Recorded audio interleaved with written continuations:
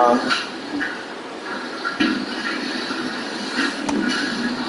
it again.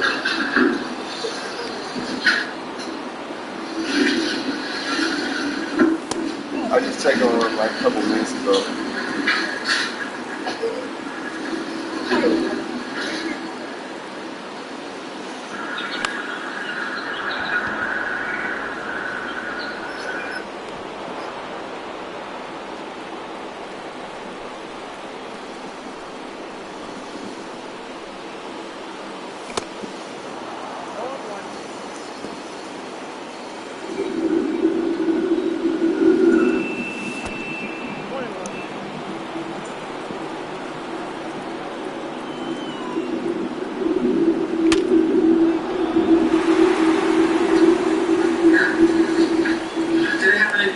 Yeah.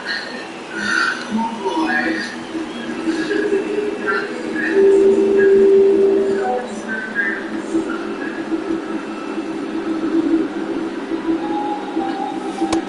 Hey, did you guys?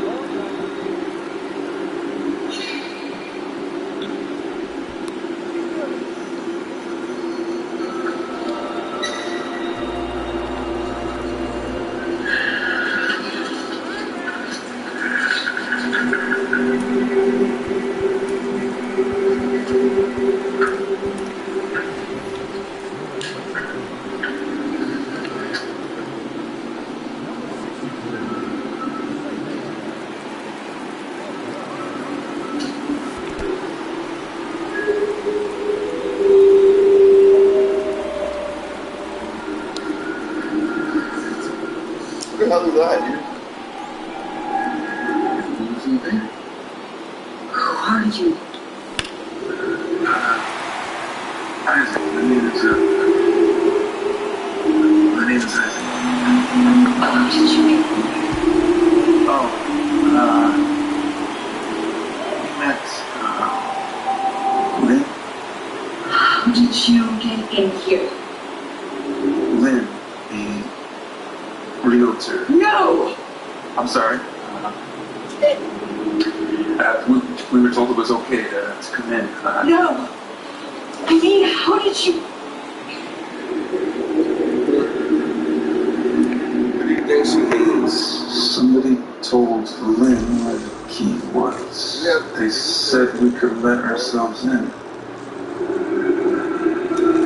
Something happened. Seriously? Use the key. You just came in through the back door. Look, I'm sorry. Did something happen? Did you hear something? See something? Lights. Yeah. A couple minutes ago, the lights flashed like a power surge or something. Isaac? What? Where were you?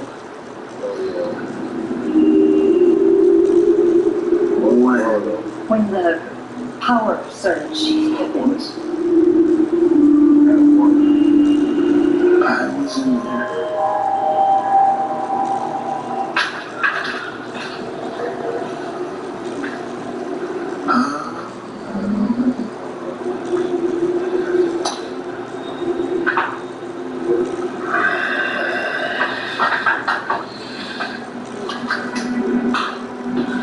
This room?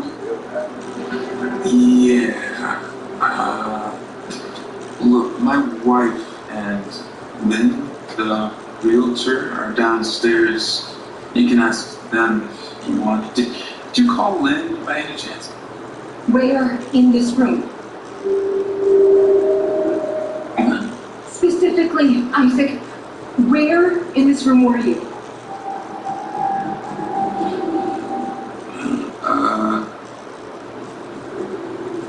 I was walking. Stop! Tell me where. Point.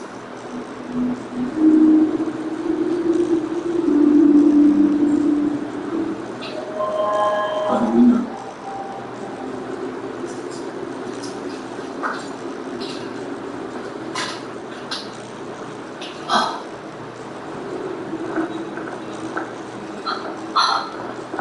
Isaac? What is that? Isaac, I'm sorry. Sorry for what? The house only needs one.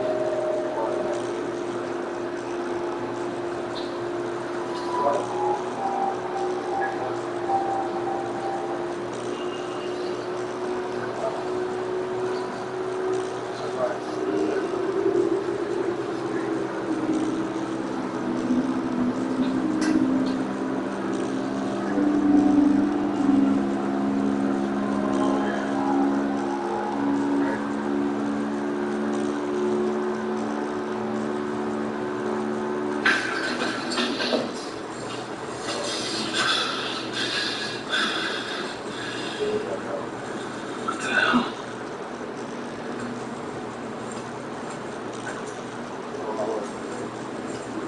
Isaac? Oh. Hi. I'm so sorry we didn't know there was anyone here. Did you see my husband over there? Hey, excuse me. I'm really sorry if we're intruding, but did you see my husband upstairs?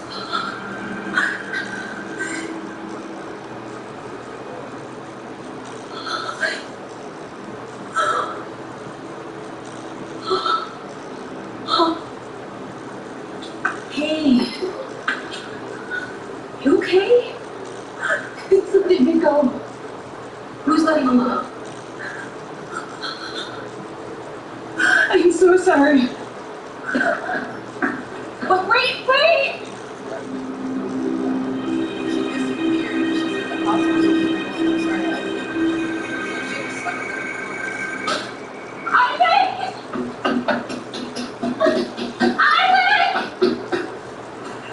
Okay? Isaac! Okay?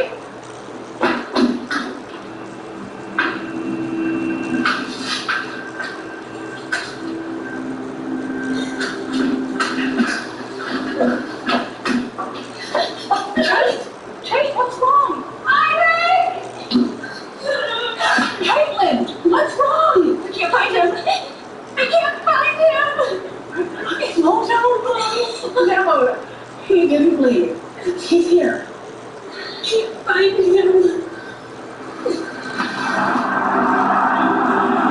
Well, we'll be on the lookout for this woman. We've got your number and we'll call you as soon as we have anything.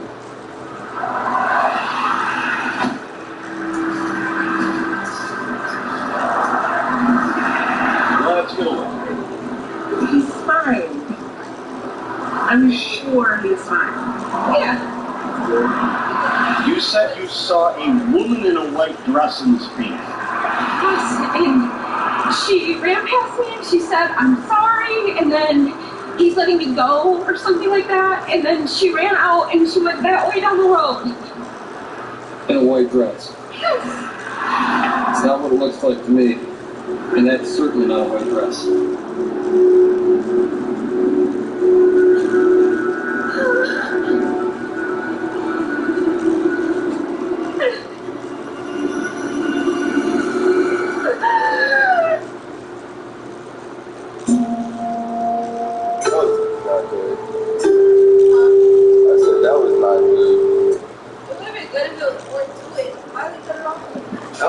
That was made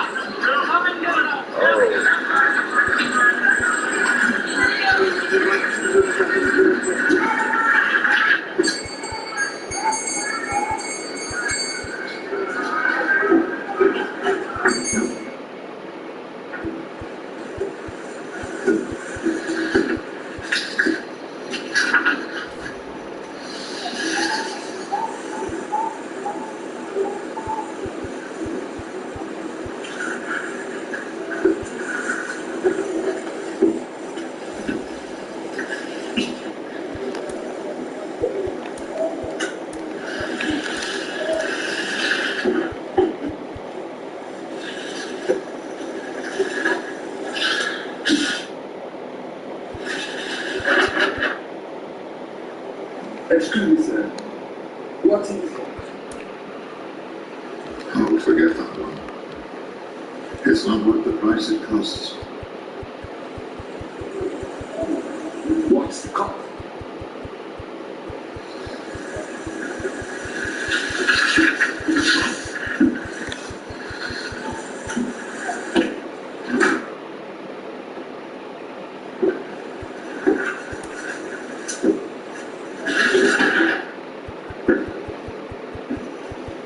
Now listen. I've sold this puzzle to many a customer, but it always finds its way home to this shop.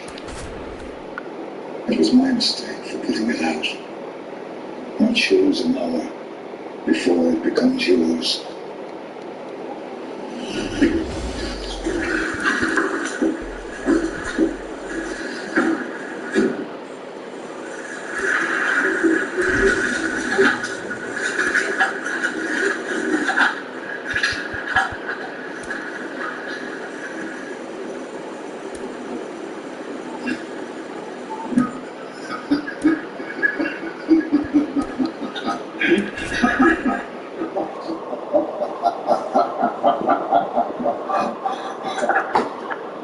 Bruh. It's again.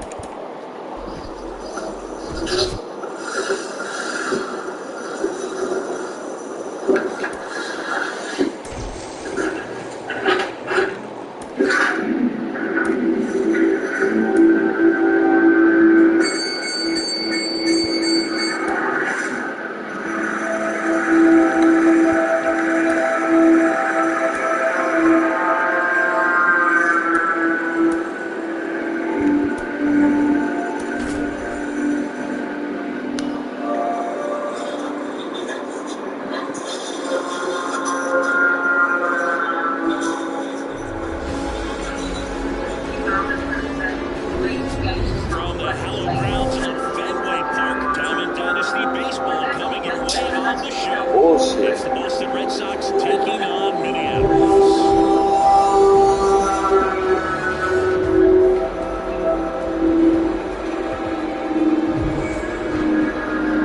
First pitch coming at you right after the break.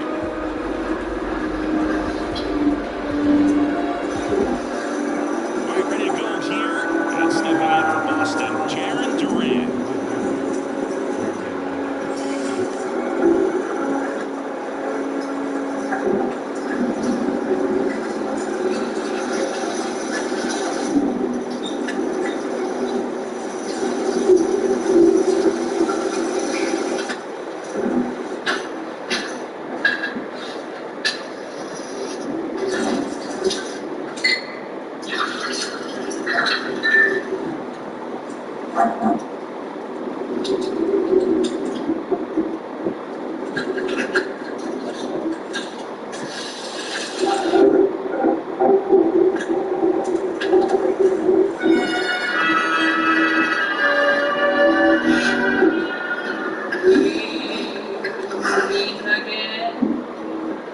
Don't know when, don't know when, but I know we'll meet again some sunny day.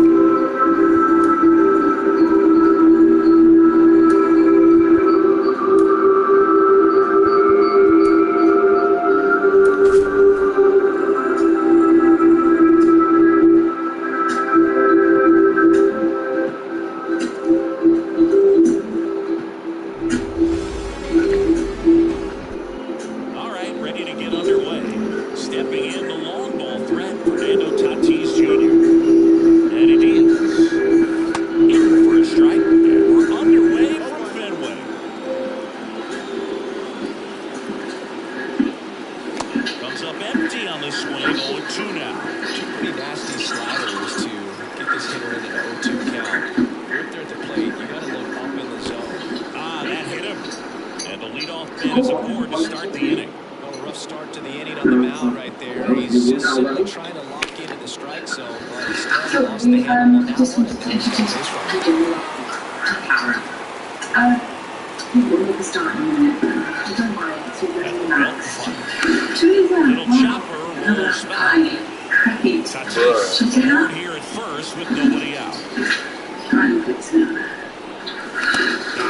Definitely not a partay for Gonzalo Okay, Marte. welcome everyone. If you'd like to grab a seat and we'll get started. And first offering is fouled off. Need across the line. Pitch. Hello everyone. Hope you had a And good it's week. fouled away. Some nice news to start. You'd probably noticed Calvin we to have first. a And new he's person back in joining there. us tonight. So I thought to begin we could introduce ourselves. Starting with my left. Next offering is outside. I'm Mark. Hello. I'm Norman. Now the count is sorry, even. my name's Stephen. My name's Stephen. Kicks and Nice to fires. meet you. Swing and a bouncer. Turner beats the second out there.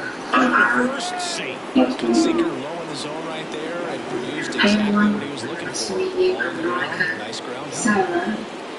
Sorry, it's Sarah. Oh, nice to meet you. On the Okay, third, and it's so through for a now the hit. introductions out of the way. Throw stops So the lead runner at if you would second. like to take 2 lead on and 2 out. share So up something next, tonight. Mike Piazza. And first offering is fouled off. Because last week, Stephen, you talked a lot, and I think we made some progress, Comes him right? empty. That's strike 2. From a pitcher's perspective. Thanks a lot. Yes. So anyone like to take the baton?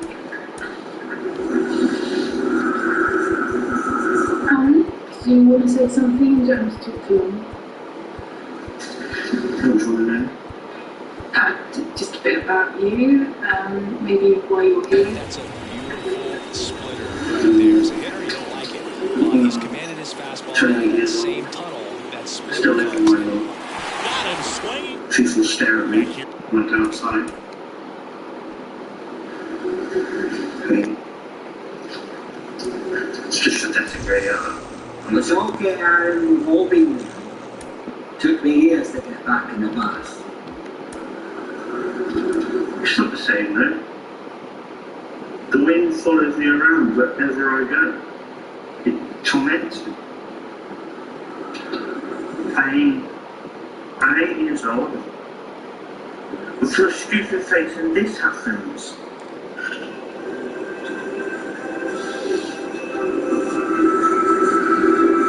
I wish I could go back to that day. I would have listened to my mum.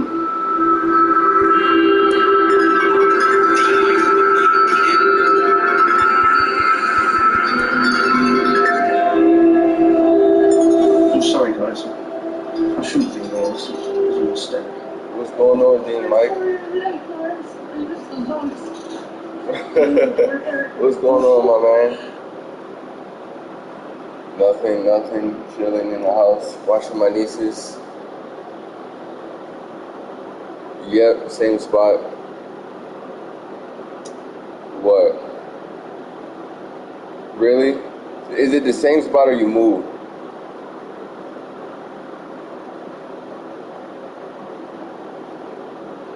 Really? Oh, so near like the Chick-fil-A and the Littles and stuff. Yep. Wow. Everything's going well. Can't complain. My sister's having a baby today. That's why I'm watching my nieces. My sister. Yeah, she's having another one. That's where my mom is right now, down there with her. Where is it? I didn't even ask. I think either one or two places, Mercy or GBMC, either one of those. Really? Yeah. How you been? That's good. That's good.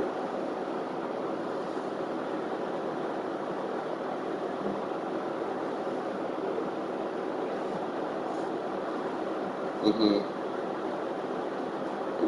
What were you doing at Towson? Teaching or like classes? Oh,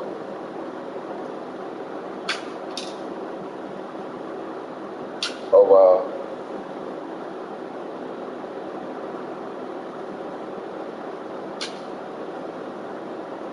Okay. Wow. Wow, that's what's up. That's good. Yeah, I know, and it's crazy because I've been thinking about you. I've been wanting to call, not been wanting to call you. It's been, you ever like think about somebody and then like you're gonna be like, oh dang, I'm gonna call him in a second, and then something happens, and then yeah, it kind of just never. It was kind of one of those things, but I always think about you all the time. And I had to send you some photos. My mom was going through some old photos of when we was in the Maryland State Boy Choir, and it got some photos of you, I think, me, like all of us together, like Max and everybody, like all, like I think it was like the fun day that we were having or something. We were taking photos and stuff. So, yeah. Really, really, that's good. Wow, wow. That's where he lives, Cali? Oh, wow, man. I got some exciting news. I got an internship at what do you call it?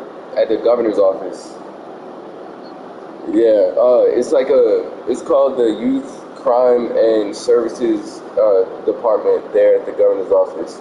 So I'll be working there. Yeah, I'm back at grad school at Stevenson for criminal investigation. So, yeah, really, man. I was thinking about staying on dorm there, but I was like, no, I'll just stay here since I'm literally so close and everything's online. There's no need.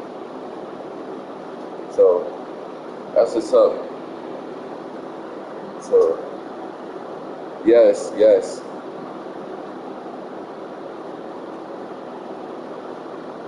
Got you. Thank you, thank you. I'm glad to hear that you're good. Thank you. I got you. Thank you. All right, bye-bye. That was my old dean from WAU.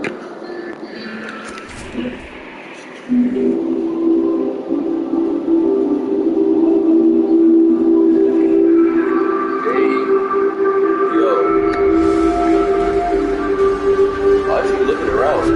And welcome into the ballpark. Happy to have you with us. MLB The Show brings you Diamond Dynasty Baseball. It's Minneapolis and the Boston Red Sox.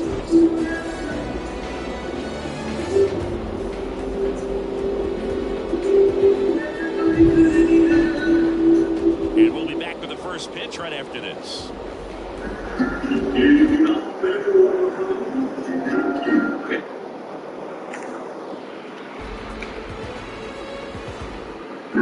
Okay, all set to go. Fernando Tatis Jr. to hit here. Line and pitch. That misses, and we are underway.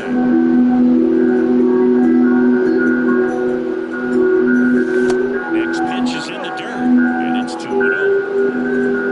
Paxton deep.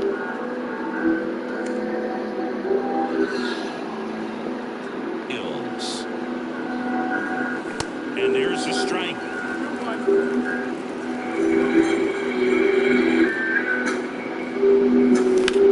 To third. Knocks it down. Gets it there in time, though, so they get the first out of the inning. Well, when we talk about how the ball is coming out of the pitcher's hand, the way it comes out of his hand as an infielder, wow, really impressive. Durant turns to the right on the move. Brings it in with a nice run and grab. 2 away now.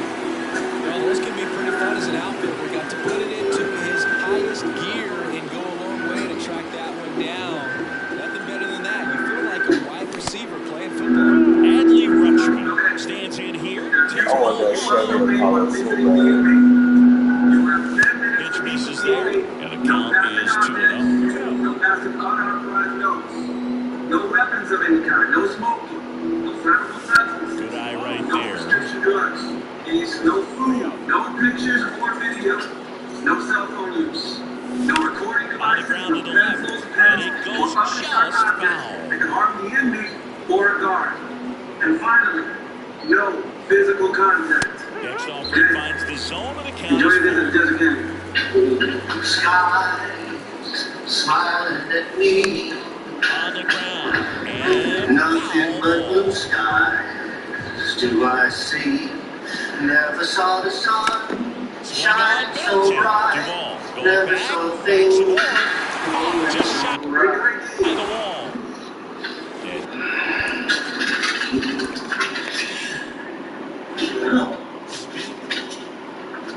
Business is good. God bless America. Now, you see what happens when you apply yourself? What am I always saying to people? You have to be proactive. Like this guy. Take a page out of his book. Well done.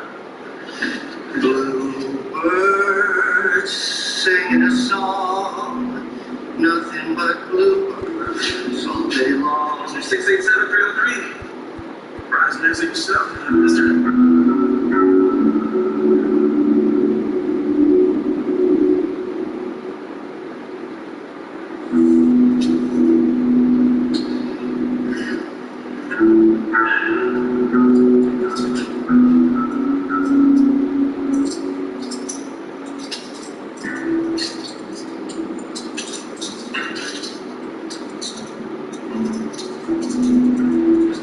I don't want to keep your visitor waiting. You never know when it's going to be your last one ever. Let's go.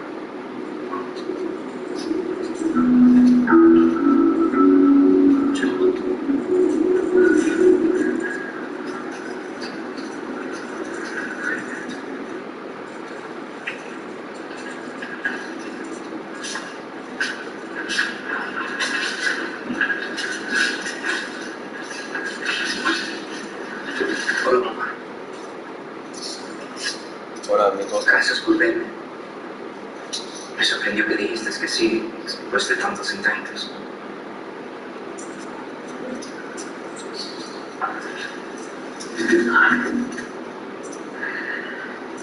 Trae los archivos de tu caso y unos papeles que tu abogada quiere que firmes. Bro, Muy importante. Dice que no le devuelves la llamada, que niegues a verla. ¿Por qué? ¿Qué haces? ¿Quieres morir?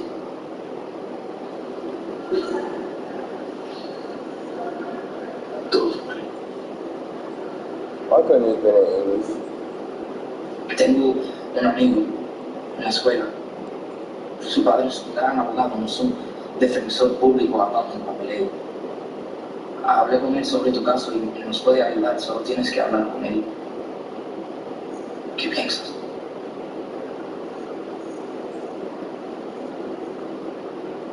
¿Cómo está mi carro?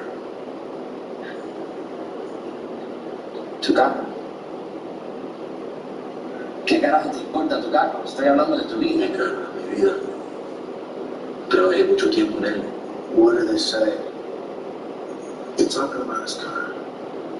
What? Quieres poner la aguja en tu brazo. Este hombre te puede salvar, liberarte de una manera, darte otra oportunidad. ¿Oportunidad para qué? ¿Qué piensas que haré diferente? Ser un mejor padre. Ir a ver un partido de pelota contigo.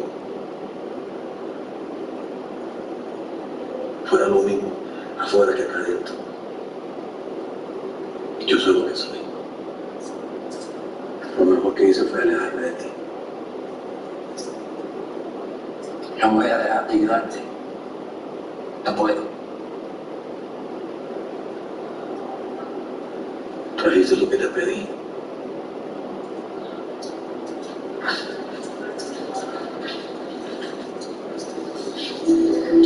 Me fascinan los cigarros mexicanos.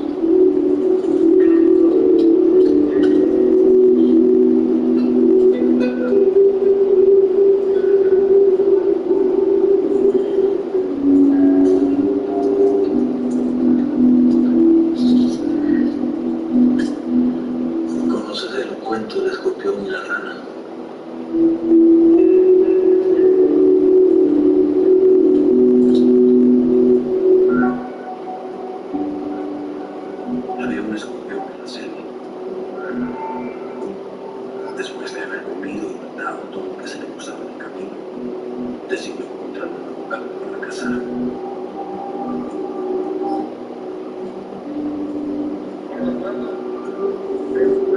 A medio camino el escorpión llegó a un río. Caminó arriba y abajo del río para encontrar un lugar seguro donde pudiera cruzar. Pero no lo encontró.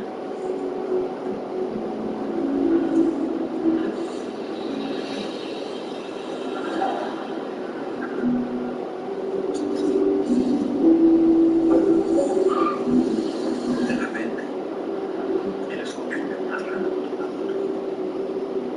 El escorpión le llama la atención y le pide su ayuda. Si lo ayuda a cruzar el río en su espalda, estaría eternamente agradecido. La rana le dice que no, que tan pronto el escorpión se suba a su espalda lo picaría. El escorpión en su mente convence a la rana que necesita cruzar el río o morirá de hambre. Que si pica la rana cuando cruzan las aguas, los dos morirán. La rana considera la lógica de esto y acepta ayudar. Así la rana nada a través del río para ayudar al escorpión. El escorpión se sube a la espalda de la rana tan pronto que llega a la orilla del río. Los dos vuelven nadando.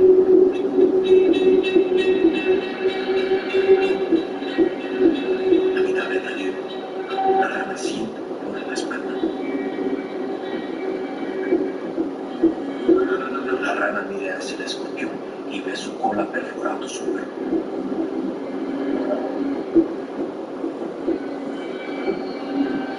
¿Por qué me estás picando? La rana preguntó.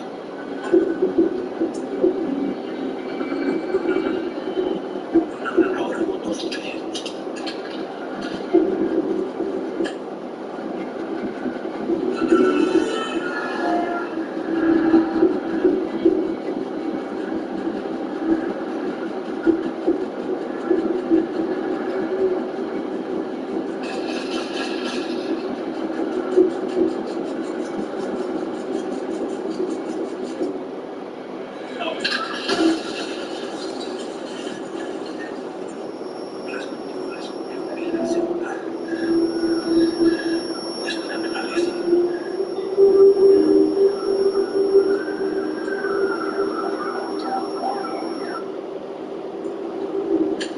¿Estás diciendo que yo soy la rana?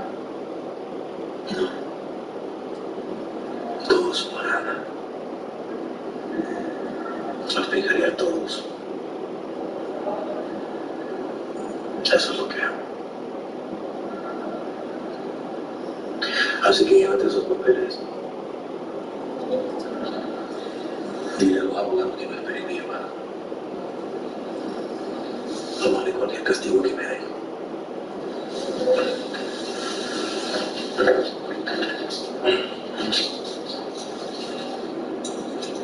No vuelvas a este lugar. Olvídame. Déjame ahogar en el río.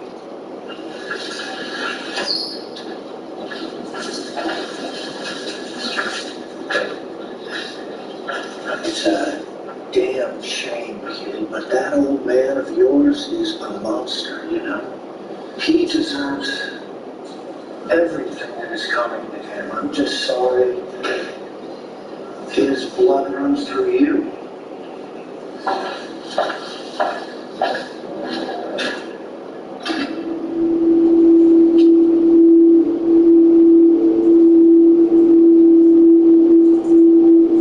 Where are we going?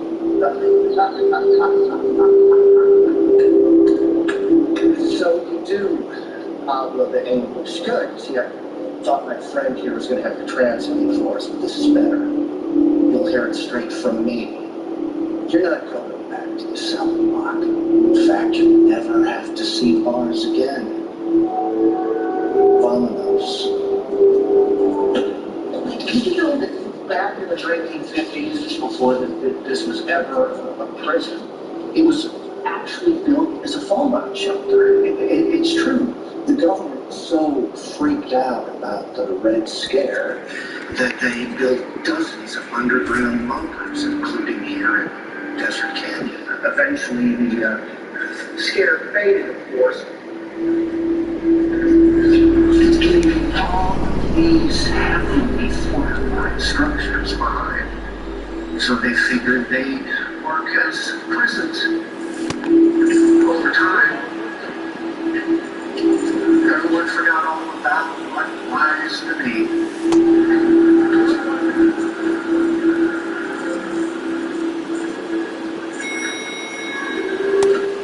Everything. Someone complicated. No one missing. You'd be amazed at what a few strokes of a keyboard can do. You see, in here, you're just numbers in a computer, and this morning I deleted you. So I can put you pretty much anywhere I want because you don't exist. Isn't that fun? I've done it before.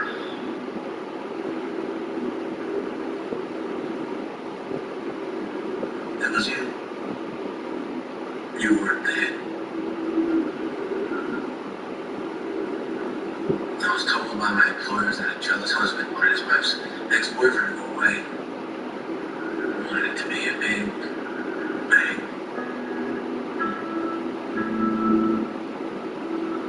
And then your wife showed up. And I was told that you were a professional. A flawless record, they said. That you make people disappear. Well, now I'm making you disappear.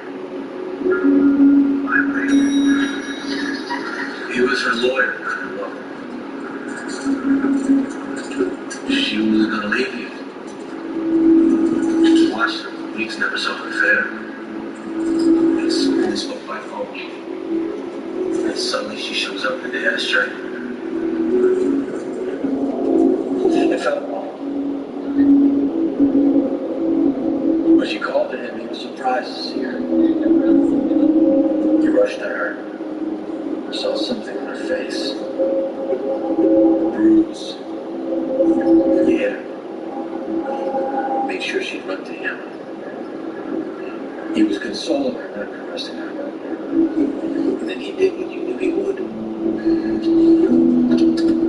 He put her in his car. You scared she was gonna call the feds? Tell her about what happens in this place. She knew your secrets. So did the lawyer. And so do you, which is why you're disappearing, just like they did. I think I've heard about enough of you. Let me show you your new home. Oh, and you'll be glad to know that you'll be safe down here. As I have the only set of keys. Now it's time to say goodbye.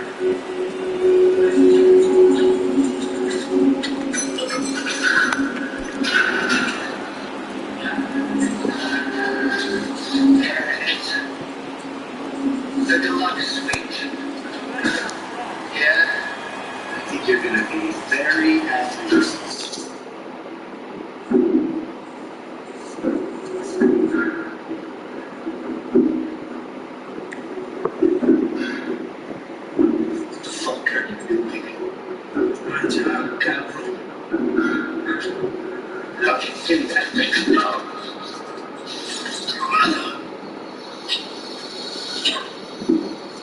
Just breathe.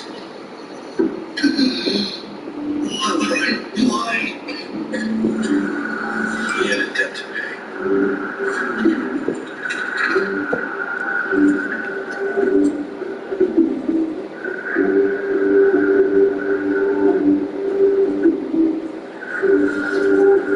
You paid the commission for one count, not two. Well, that debt must be paid. Okay.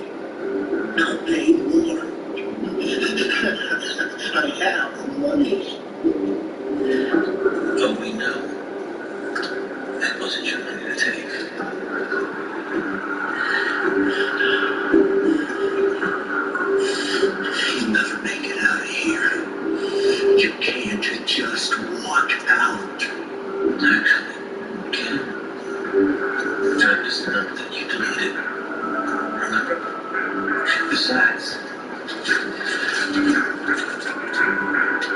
I was just visiting. Me fascina la música mexicana. Please.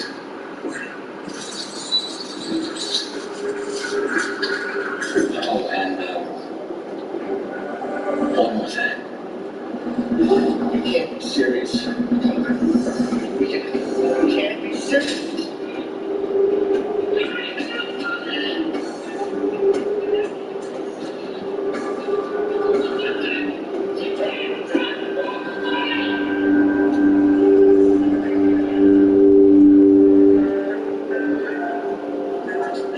Please let the Hawk know I did what was asked of me. I hope this puts things right with the commission. It does, man. I'm a Cardinals fan. Yeah.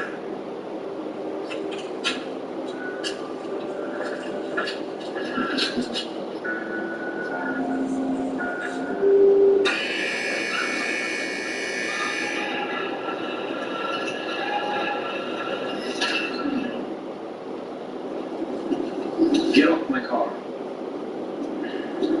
The glasses. Nice touch. Thanks. Yeah, they're my dad's. Hey man, that was fun. We should do it again. Can I be the inmate next time? Maybe you could be like my uncle or something? Yeah, sure, kid.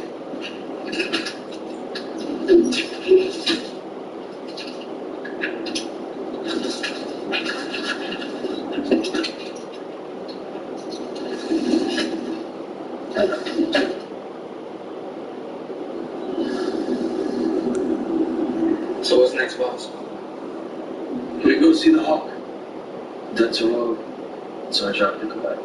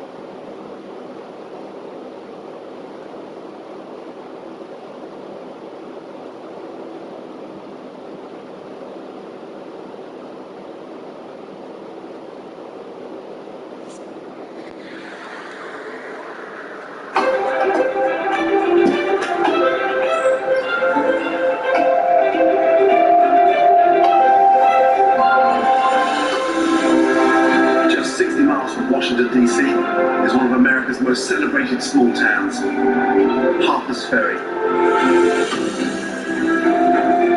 Situated between the beautiful Potomac and Shenandoah Rivers is the town's inn.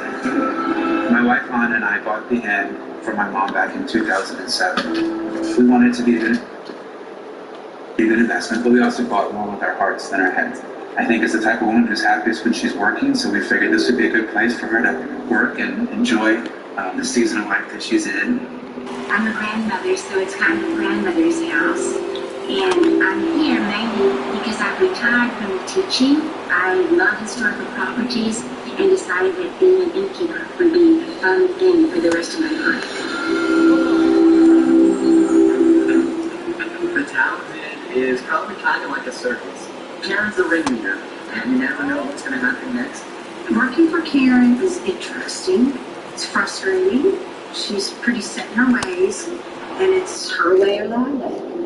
I think what makes someone a good mom isn't necessarily what makes someone a good boss or a good business owner. Karen, as a businesswoman, she don't have no experience. And it's Karen treats the place as rooms and her home, but more her home. I mean, her bedroom is in her office. You know, she'd sleep right there, pretty much in the dining room. I ask Karen, is this your home or restaurant or is it an inn? You can't have it all three ways and expect three money. Carry words, clothes, old shoes, books, baskets. Don't even get me started on the damn baskets. There's baskets everywhere.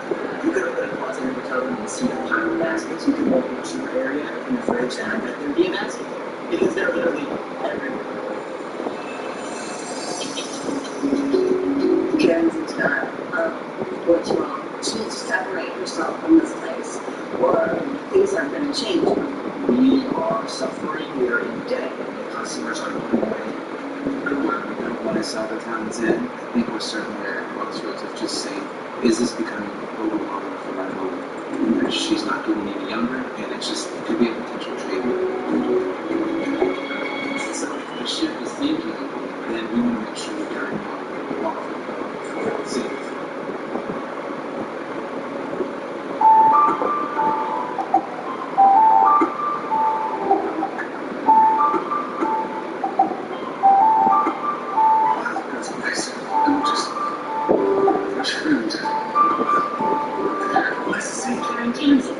Good to see you.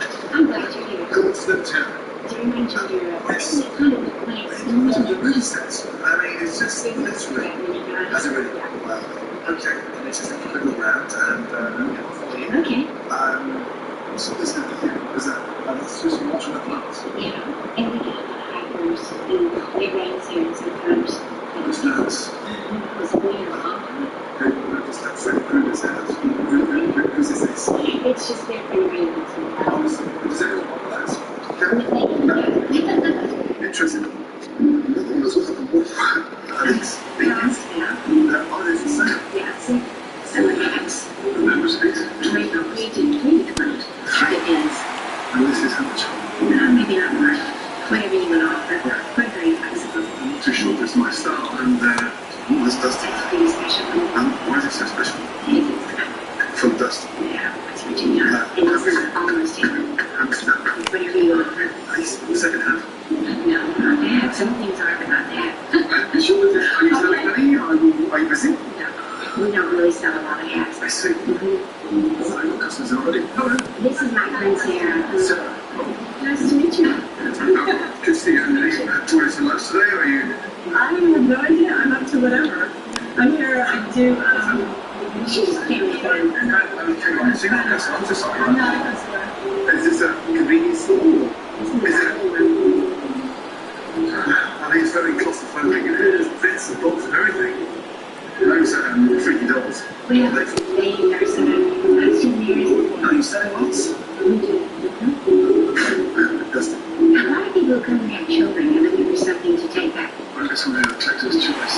What's this one? I don't know. You didn't know that yourself. How much does this room make a month? I can't give you an exact figure because we close the purchases in with the restaurant sales. Yeah. But I would say 15% of sales. 15%. Mm-hmm. They drinks in this cider. No, actually, we use that in a restaurant. Jeez. Well, we sell it. It's good in summer, June, July, and August. Now my daughter made that. What are they? They're pads for little children. Just full of dust in the hair. And what's this? Yes, handmade. That's is that $60? Who buys this? People with children. I hope people with children. It's full of dust inside. Well, you have to wash it before you use it. Oh. And what's this? This is Sarah's journal. So she keeps a journal. Yeah. Wow. So it's almost like a novel. Yes, and she puts sermon notes and telephone numbers and prices, and she calls it her brain. A big bathroom decorated with baskets. Yeah, she decorated baskets in my washroom. Oh dear. Okay. Wow. So, what's that there? That is a bottle there. You can put like a water bottle in it. So it's a job You know, I couldn't. It looks like a job strap. I hadn't thought of that. You got a point. What's that? That's our bread, and then behind that is a closet where our potatoes are kept. Are the loads for sale too? If someone asks for them, and hikers do sometimes, but normally it's just with the breakfast. We have toast. Are you expecting in a few days, believe it or not. Unfortunately, I have a date as well. You couldn't. Are you serious? 2nd of November. Okay, you're right. Today's the 6th. Oh, that's very Yeah. Let's go to my room. What is that? Oh, these are my famous baskets. Yeah, I love baskets and I love them. These baskets for sale. Prices vary from $1 to $30. Stop heads. $30. Some of them are very unique. We'll tell you what, families come in here. They go for plate and they buy these baskets on the way to the mountains. They stop. This one's full of bugs. I guess I wouldn't buy that one, would you? $12. And that's with the cockroaches. We don't charge extra. Well, that was $12.99. It's reduced down to $5. Oh, bugs in there as well. Bloody hell. Do you get them as gifts and then resell them? No, I just buy them when I find them places I love. What the hell is that? Easter basket. Oh, that's an Easter basket. Oh, bunny. And how much is that? $1. Well, can you go any lower? No. Huh? We don't deal in cents. Aye. Karen, you're starting to scare me. Seriously, you want a basket case? That's a good one. Honestly, there's dust everywhere up here in the bar. When was the last time this place was dusted? Theoretically, every day. Every day? Yeah. This is my room. This is. The... Wow. Bloody hell. Oh dear. And this is it. Wow. Wow. We have 5 rooms. This one is 130. Oh, shit. What happened there? You're taller than I am. See, it just lays up there on top of the... No, see, there you go. The pole's too short, my darling, look. So, you see? Look, that's there. And this has been here since 2007 and it's never fallen down. I'm ready. Flipping there. Oh, shit. Oh, Let's leave it there for now. Let's get some light in here. Okay, I'm going to unpack it. That's private. What do you mean it's private? This is my bedroom. Yeah, but this is all private. It's got a lock on it. It's like a storage closet. But if I'm paying for the room, I'd like to get into a wardrobe. You're not paying for that. You're paying for everything else. What? Yeah. And we've got these little things you can put your suitcase on. You know, What's in here? my clothes. Your clothes. Seriously? Seriously. It's very inconvenient when there are people here and I can't get to my clothes, but I live with it. I want to hang my clothes in my wardrobe. 1840, we use hooks. Hooks? Mm-hmm. Why don't you give me a key to open this? I need to hang my jacket. You'll just have to use a hook. Once again, this is a rental. You're renting me a room. I'm here to help you, and I'd like to use my wardrobe. Mm-hmm. Can I have a look inside then, please? Because I'm just worried in case you put somebody in there. There you go. These are all your clothes? Mm-hmm. Literally all of them. That's it? That's it. Well, there's a few jackets in the wardrobe upstairs. So you have another? Right above us is another room. In another room that you rent out with a padlock on? Mm-hmm. Come on, you're paying $130 for the owner's clothes to stay in the wardrobe. That's a first for me, congratulations. I feel really uncomfortable about having my wardrobe full of all your clothes. I can cover it up, but it stays locked, so you can just ignore it. Can I just have half of this then? Do you mind? Oh, okay. Shall we? Shall we?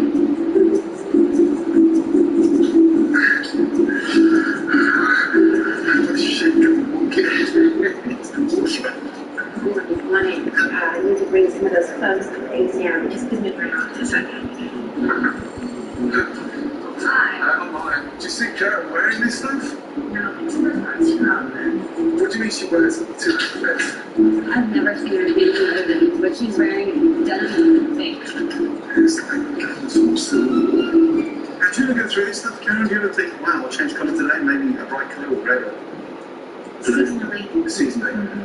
So this is your fall look now. This is how we head into winter. In summer, it's usually denim or beige. Okay, so no white after Labor Day then? Never. Never.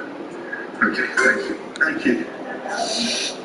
Wow, this is crazy. I mean, I've never met such a basket case like this in all my life. I mean, the place is cluttered, and it's almost like her belongings are everywhere. You turn left and right, there's even a basket or an item of Karen's clothing. What is that?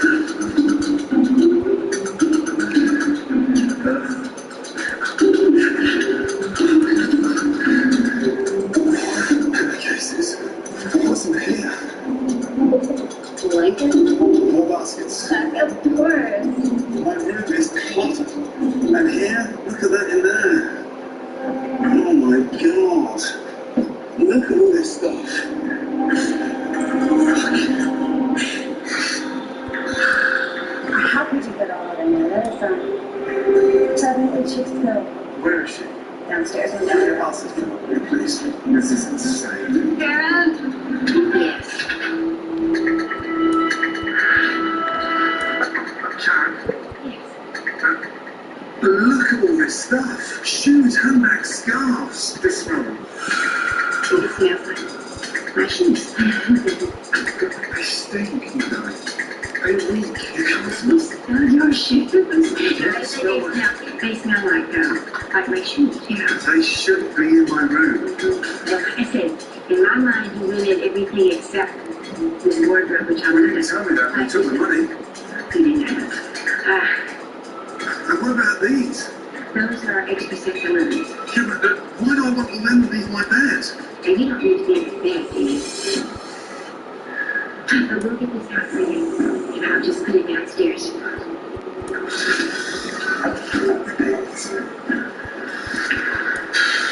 Unbelievable. I just want to sleep in a room that's not clustered.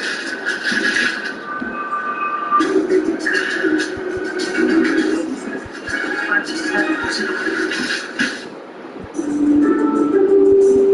have never experienced a place like this before. Dolls, hats, baskets full of bugs, a wardrobe full of big women's clothes. To be honest, I'm frightened about the meal I'm about to eat. What's that? What is that? Can I buy this? Chopsticks? Why would you go hiking with a fucking pair of chopsticks? And a little wooden spoon. I'll take that. You can add it to my tab. Brenda, I'm seating Gordon. Yes, ma'am. Right here. I'm going to start you with an ice water, okay? And Brenda's going to be once an hour at least. Any chance I can go through that hotel? No, I wouldn't think so. No. Please go.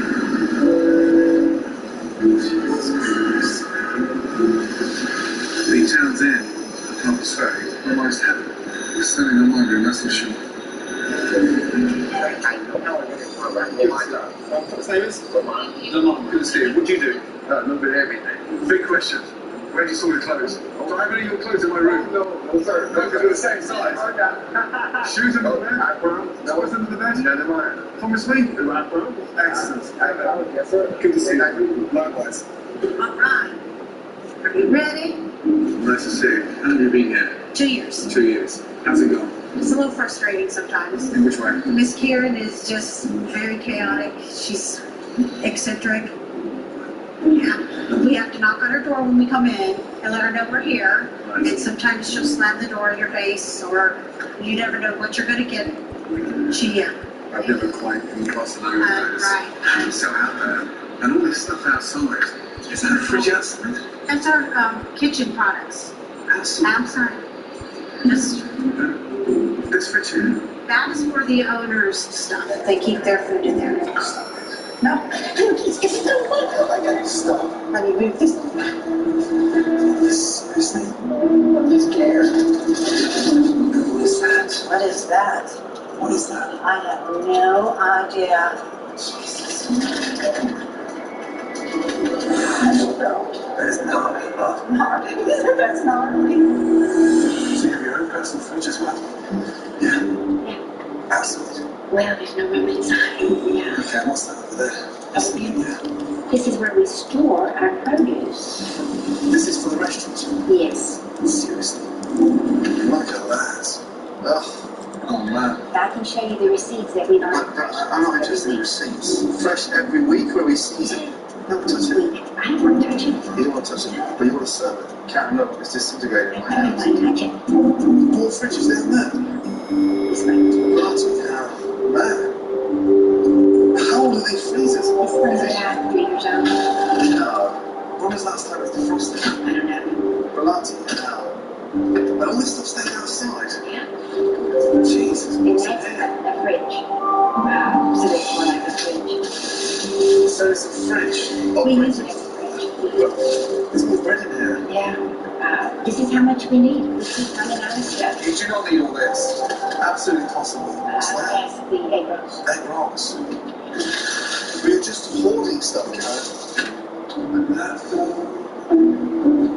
Do you smoke? I don't. Disgusting.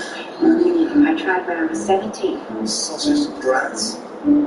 This is insane. You've never smoked cigarettes. Anything else? I graduated from high school in 67, and that kind of marijuana that I took one puff and it made me sick, and I just.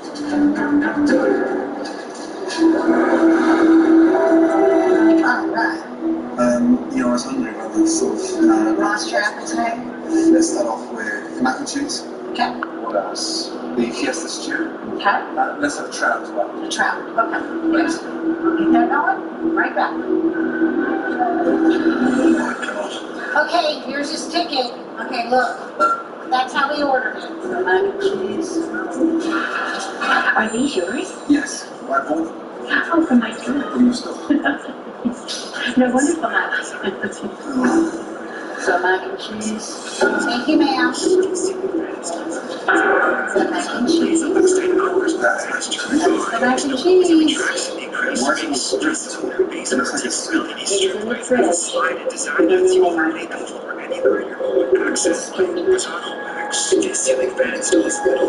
That is the weirdest, and there's such a looking mac and cheese I've ever seen in my entire life. There's no seasoning in there, there's no salt in it. Absolutely. That deserves a good bed. Mac and cheese. You said it needs to be put under the bed. There you go. Thank you. Now we're on to fiesta stew. Fiesta stew. So we have a Mexican themed stew. Correct. And when was the fiesta stew made? I can go ask. Please. Hey, Jill, when was the fiesta stew made? What's the date on it? Let me check. 11/1. Okay. November 1st. That's today. Today's the 6th. Today's the 6th. Yes. So nothing's ever fresh. Never. That's terrible. Do you want some hot sauce? No? Okay. Yeah, I'm moving to the next course. Someone to take that away. Okay. When was this caught? Yeah. All right. Trout. And Jeff said he caught it yesterday. So he caught it from the frozen food section. Correct.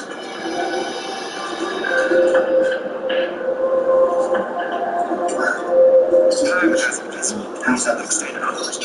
Okay. Yeah. That's a disaster. A disaster trout. It's disaster trout. What is it? It's watery, and he knows it wasn't caught yesterday or today.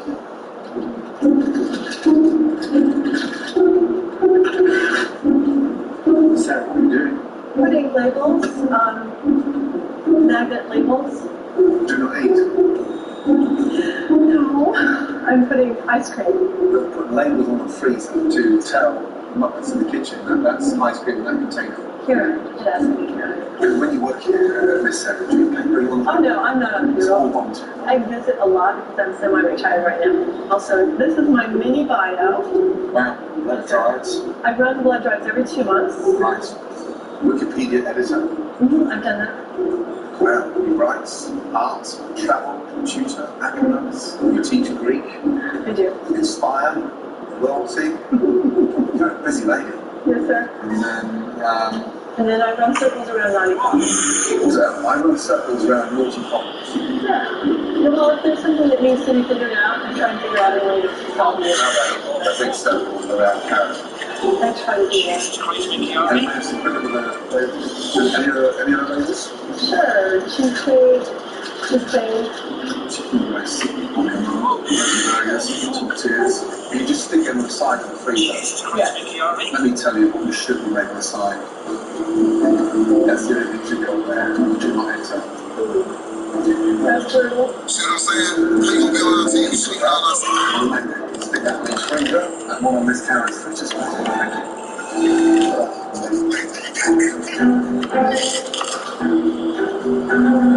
The town's inn is much worse than expected. The owner not only has fallen upon the clothes, but to the street.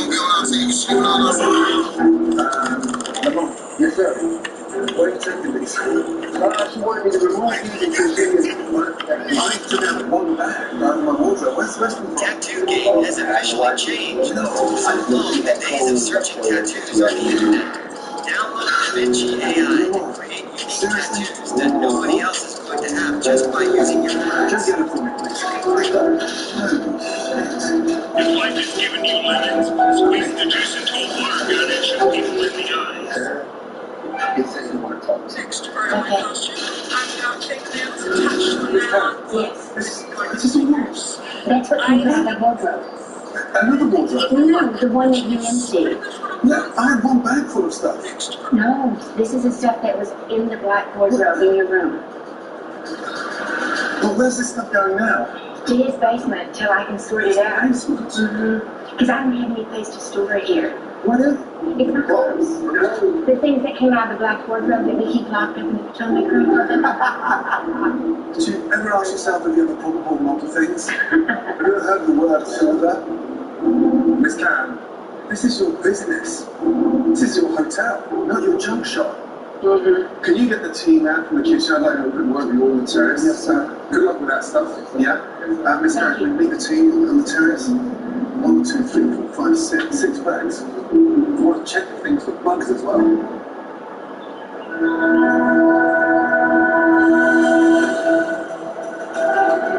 I'm in shock. Are you joining us, Miss Sarah? Yes, sir. Writing labels. No, I'm not writing labels. No, let's go. I arrive, the facade of the outside is beautiful. I walk through the door and it's just like a cluster of shit. Crap everywhere. All the dreaded reception, freaky dolls, up to the bedrooms that's like just hideous. Wardrobe packed with clothes from 30 years ago. And I had to ask Miss Karen to get rid of the padlock so I can open up the wardrobe and put my clothes in there. Honestly, the place is just ridden with this is like a Holders Anonymous. Obviously, I needed a place to put my clothes, and so that was where I put them. You can't just hiving off a wardrobe because it's full of your crap. Like I said, it's just a storage area. No, but it's not a storage area. Just like your fridge downstairs. This place is plagued with junk on top of junk. Freezers, overbearing, overfullness for the disgusting way that the fridge is kept with a moldy salad. This salad that's festered and it's almost sort of disintegrated in the centre, rotten. Can I just quickly go on the size of the menu? The kitchen's about as big as my wardrobe. Why are you telling me that with the owner standing next to me? I told her that, but we have told her. And she won't listen. The mac and cheese all separated, every mouthful was full of grease because it was so cooked in the microwave. And that's the way we do it.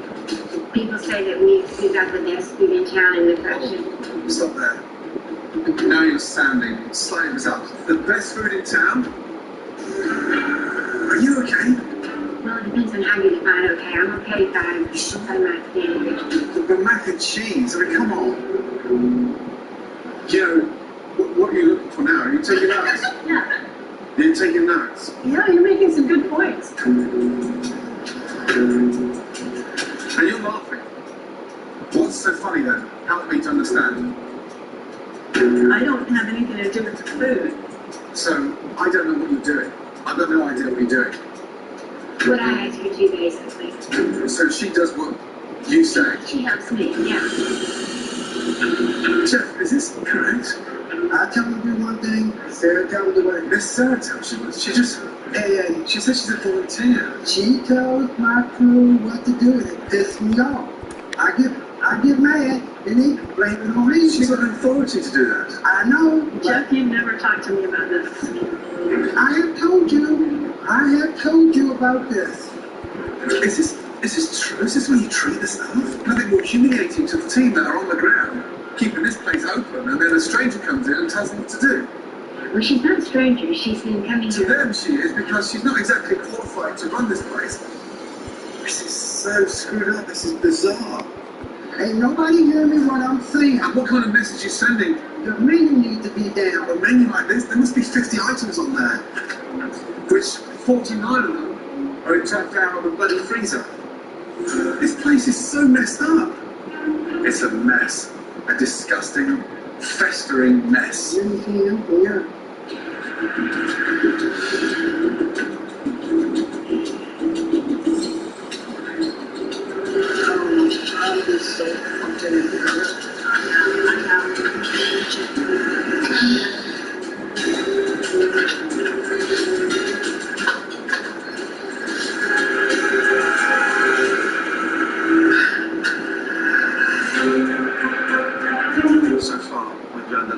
scare and hoard items, but she's also a controlling owner. Tonight, I want to see how the town's inn operates during the evening. How are you? Good.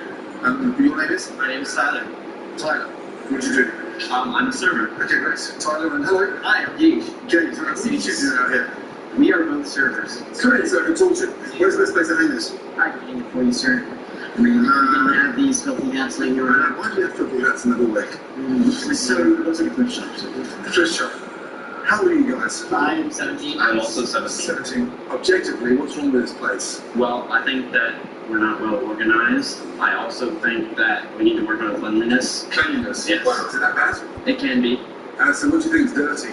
Well, honestly, probably the kitchen and some of the... Why go to the what you're asking, we're 30, so I mean, common things that we try to clean every day that we can't always keep an eye on. Show me where the kitchen is, please. Thank you. What happened here? Sarah likes to paint on the walls. What's this mess here? This is a painting, and I... A what? A painting? Is that some shower wood? Is that hygienic, you're painting the walls of the kitchen? I have no idea. So why did you do it?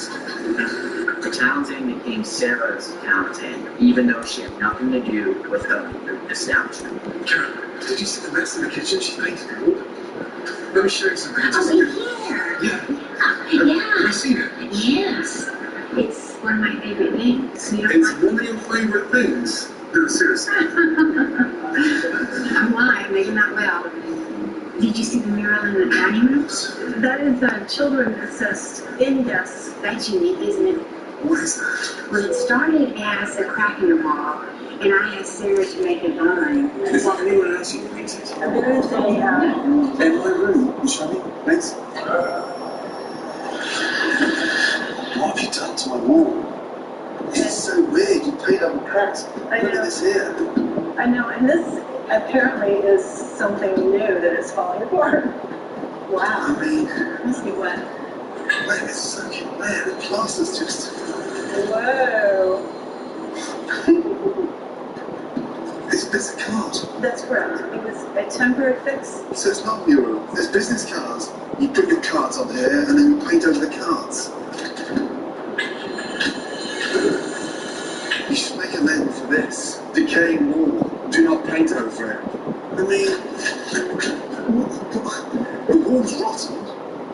And you just go paint over it. It was meant as a temporary fix. The wall is rotten. You're right. And you just paint over it. You can't just go filling cracks with painting. Looking down here, you've gone over cracks and holes. Look. Jeez. What's that in there? I put some sort of a mesh because it was a hole and I didn't want any that should come through it. Jesus. I wish you wouldn't use that word. Hole? What do you want to sing? Fucking hallelujah. That'd be better. Can you get me Karen? I can get you Karen. Please? Jesus. What's your language, sir?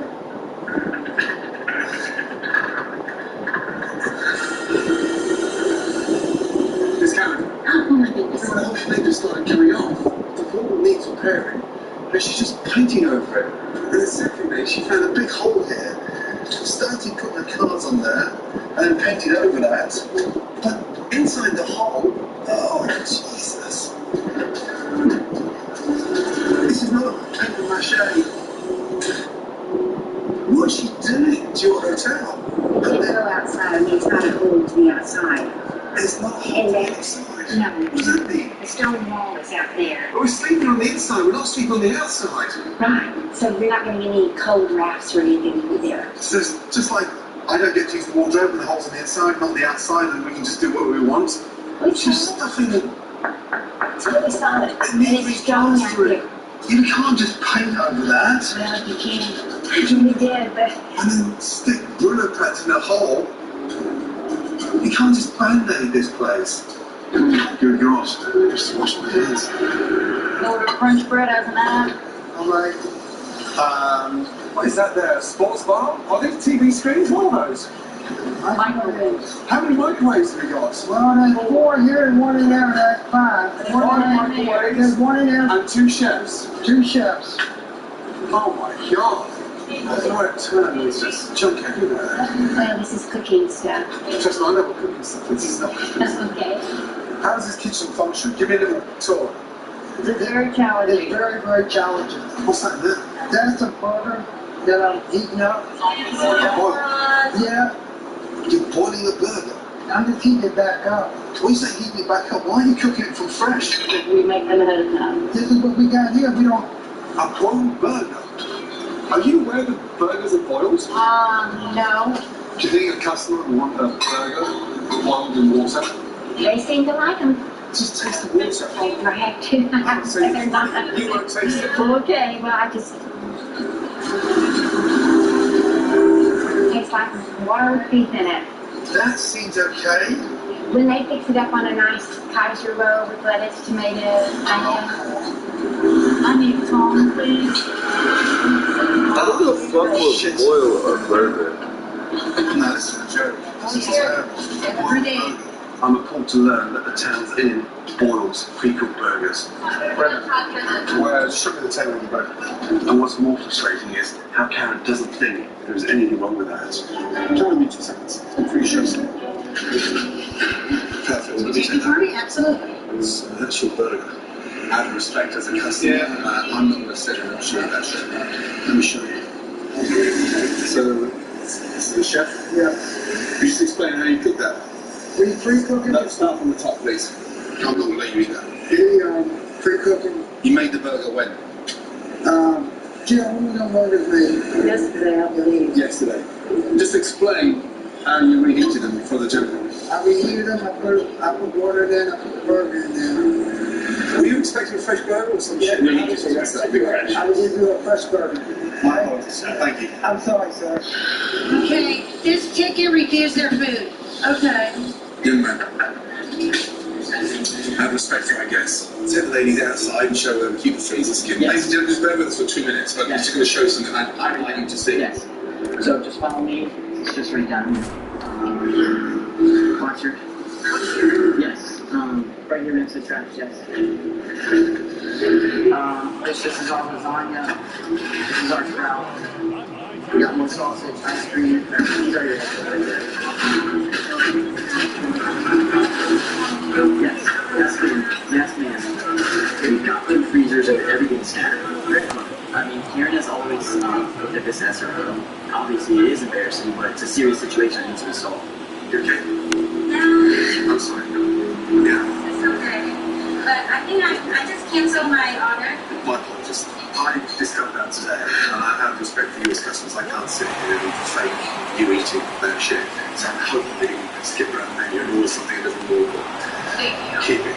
My apologies. Thank you. Thank you so much. Did you have purple glasses earlier? Where? Yeah. Oh, that is so cool because they look like they're dark brown or black. Oh, That is so cool. This is insane. Yeah. Sarah claims to work at the town center. Here's a free postcard for everybody. When I go to serve tables, she'll randomly show up and talk with tables. I've seen her frustrate people. Listen. Someone call you? I have to go. Baby, Listen. I don't need to hear your best way. They want to sit and have a romantic drink on the terrace. Leave them alone. I'm leaving. In and out. There are other tables. Okay. We're gonna need a rotisserie chicken. Leave it. That's the rotisserie chicken. You get it from the freezer. Yep.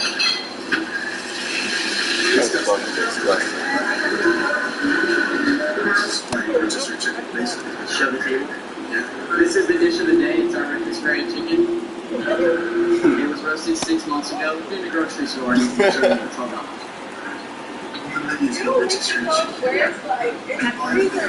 I know. And you freeze them. Maybe we heat them in the microwave. Not in the microwave. One in the microwave. Yo, she been pissing me off this whole entire time. Yeah. A menu? And we'll just do it. No, it's just pathetic. How many more guests tonight think that their chickens were roasted in house? For real. Let's just come in. Let's double check. Ladies and gentlemen, so sorry, can your attention for 30 seconds. How many of you who are going to order the roast chicken this evening would expect it to be fresh, roasted in house? Can you raise your hands, please?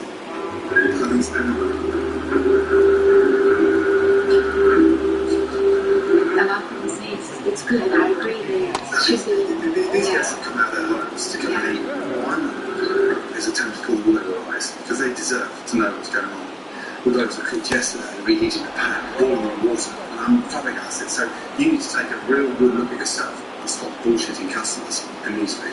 Otherwise, I'm out of here. I'm so sorry that you, as customers, deserve better. And it's nothing to do with the TV program. I promise you now, it's based on the bad practices that's going on in that kitchen. So my apologies, but I'm not allowed to read. If you're not allowed to move forward, I will. We're shutting it down. We're shutting it down. We just send everybody home. Stop. Stop. That. This must be the worst thing I've seen so far. How do you eat that? In the microwave. In the microwave. Didn't she just say not in the microwave? Just even hit another. But we used to cook them fresh, right? We used to. So what changed? I'm working here. Okay, so what happened? Stop. I'm not serving you. Stop. I mean, all the chefs are happened? I know. I ain't the one that bought the chicken. I know. I'd rather have a rotisserie stand back there. I can have fresh chicken. You need more equipment. This is what it's resulted in.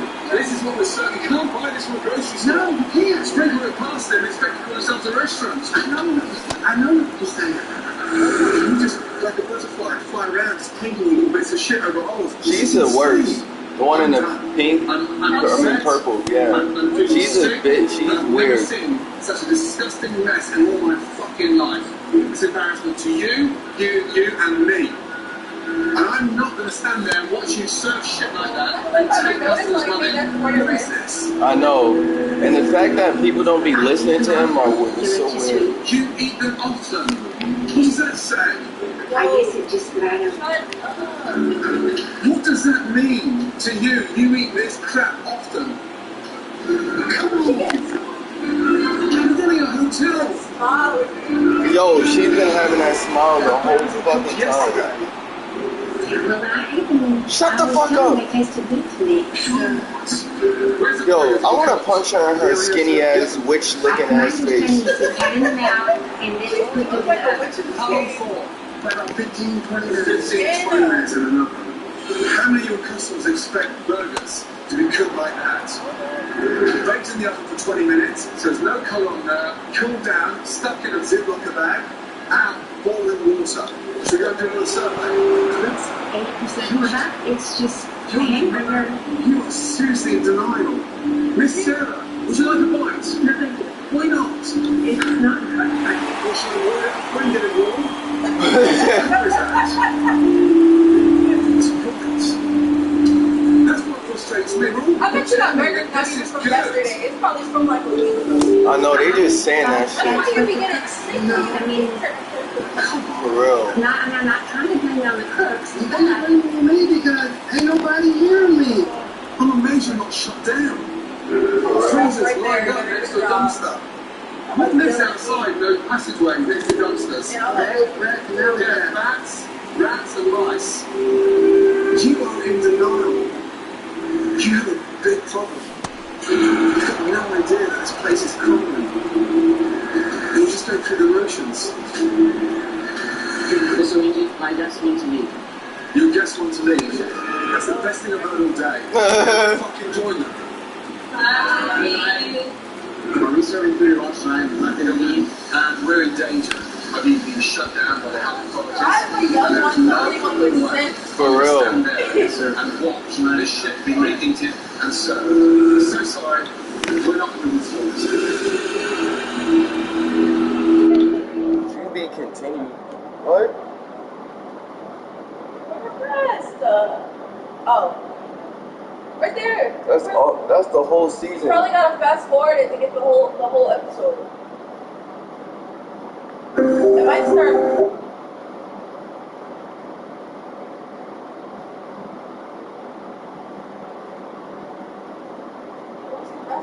Oh, I just see. We can just see it. Yeah.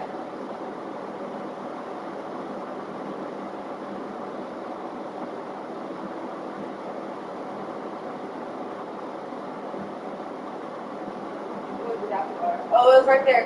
Rats and mice. You are in denial. You have a big problem. You've got no idea that this place is crumbling. Was not from yesterday. No, it really was not. I know for a fact. That burger, My guests want to leave. like it was from last Your guests want to leave. That's the Not even last week. I don't even think it looks like that. For real. It looks nice. We serving food last night in a week, and we're in danger of either being shut down by the health authorities, and there is no fucking way I'm going to stand there and watch this shit be reheated and served. So sorry, we're not doing this next.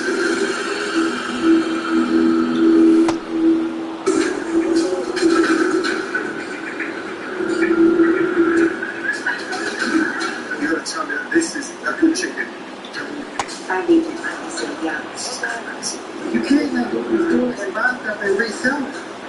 Can I? You're wearing to it. Yes, you can. Bitch, no you don't. This is how delusional you are. That this is a good chicken. What's in this one here? Stuff that I need. Margarita? Yes. Yes. What's that? Fake cream. So everything's just reheated in the microwave? Yes. We're in danger of being shut down by the health authorities.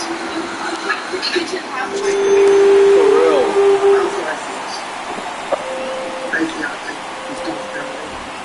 I'm sorry. I'm very ashamed that. Why are you ashamed? Like the mosquitoes got me. I'm gonna find somewhere else to work. You know how easy it is to get hired to cook?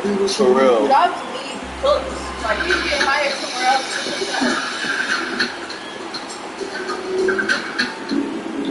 What's going on? I don't have no help, man. I told her. She won't listen. You can't perform like that. I can't. I can't. I just have to get fucking arrested. I'm gonna have to put in jail for killing everybody. I haven't been in my life. Practices are the problem, right? The sort of the way that everyone's walking around in denial. They are. In the refrigerator. You're not maintaining a level that they deserve. Yeah, I know that. I know that. So why have you become like a zombie following her emotions? I'm trying to. Have you given up? No, I have not given up.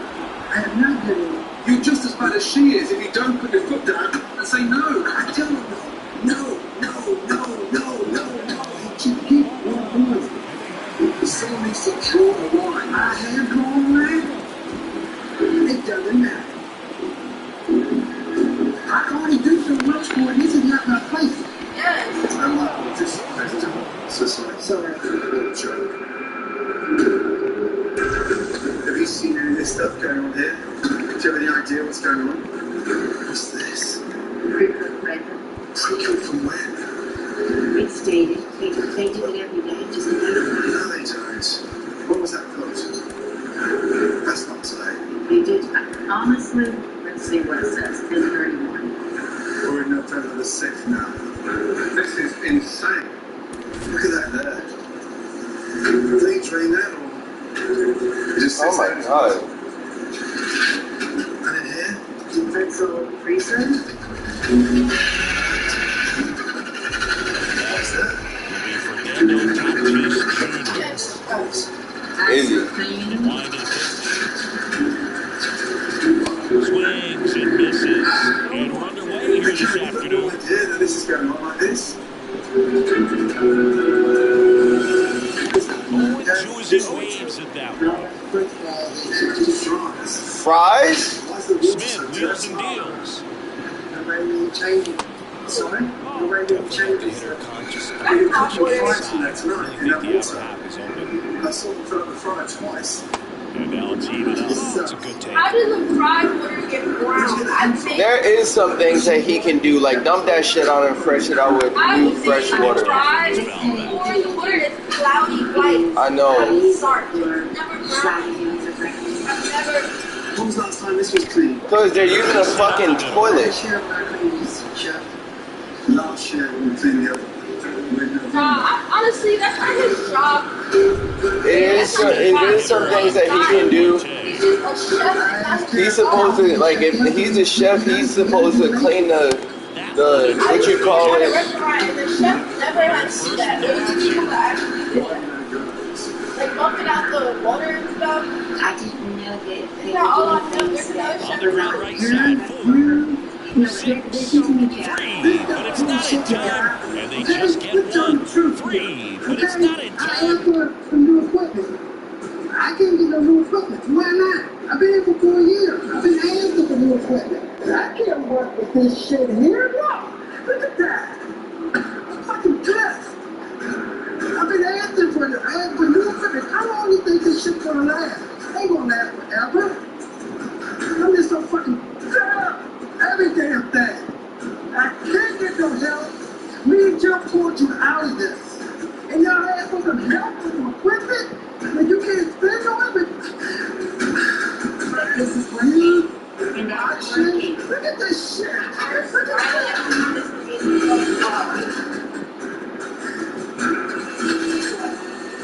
And they just get 1. I know. He swings and misses, and it's 0-1. Good pitch right there. Anytime you can get one by the bat like this. Producer came to him earlier in the day, was like, I pay you $100 to start acting like a nigger. Here's Adley Rutschman. I'm very frankly. Get ready. Well, even up with one microwave. My house has one microwave. They think they Subway with the heat. No, like my house has one microwave. If I cut it on too many times in a day, the whole shit just pops. I know. I know. You got 4. Did you work in this? Well, if nothing else, I mean, this is a great spot for him to be in. I just slap the shit out of her. If I was Gordon, I would have slapped the shit out of her. I am Gordon. I know that Gordon. I know. If I was Gordon Ramsay, that's why he'd be so mad. I'd be thinking he's mean from the clips I be seeing, but he's actually a nice person. Down front, pulls that one foul. Now it's 3-2. 3-2. You don't even think there's a problem. For real. Like, I would have stopped her. Practices are so bad. That's what I'm trying to say. That Why is one it lifted got to this? left. I can come back in. He has to take responsibility. He wanted to teach. He said you're ignorant. Ready to go for the last half of the inning. Here's a speed threat, Jackie Robinson. You know, you hear about a lot of guys who are 2 or 3 sports stars in college. Jackie Robinson, a 4-sport Thank star. God Who's somebody a else sees it. standout in Other than baseball, us, this is what basketball. we deal with on every day. It's not wrong for them. Donaldson It's in there. I'll delivers. find it. I know where you threw it. Who knows Swing what and a done to high that, fly ball Nancy? down the right field I mean, line. anybody can. Tries to make the play, but it's What do I spend on myself? Yeah, I do the best I can. I borrow money and I can walk more refrigerators. Then all Goes we across do the freezes. diamond. I know One that. up, I know one it. O'Neal digging in now. Be on the menu. The menu is what you all do. You could have told me that we do things a little different. I will tell you, Jeff, I have no stake in that menu. I thought you put me in jail I once. know that's like I wanted to tell them that me. A white girl need to step You up. work hard. I You understand? Oh, yeah. When you average 24 hours a week, and you're paid for that. He's like, well, No, I'm just no, here. I'm not even talking about that. Yeah, but that. Pitch in for a strike. I'm listening, Jeff. I mean, that's perfect location Yo. right on the lap. I'm Over and over again. I wasn't stressed. Some tough decisions they make as a hitter. She got clothes in his room. That's his clothes. Her own clothes in his room. Are you serious? Yes. It's one in the dirt. Just being in here, the smells appalling. Everything feels dirty and just. It is a house, but it's Settles underneath it, makes the grab, and that is that. New inning getting started. Power spill solo, Hank Aaron. When this thing reads 30, it indicates that it's facing a decent level of hygiene. Basically, it's clean anything Righty to the plate. that gets into the danger zone. And that one lifted in the air center field. Manson settles underneath it. And out number 1 on the grab. This is Corbin Carroll.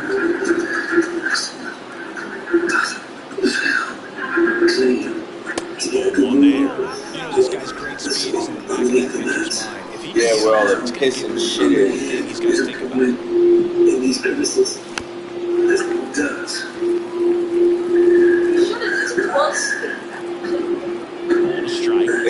be worse than a toilet seat.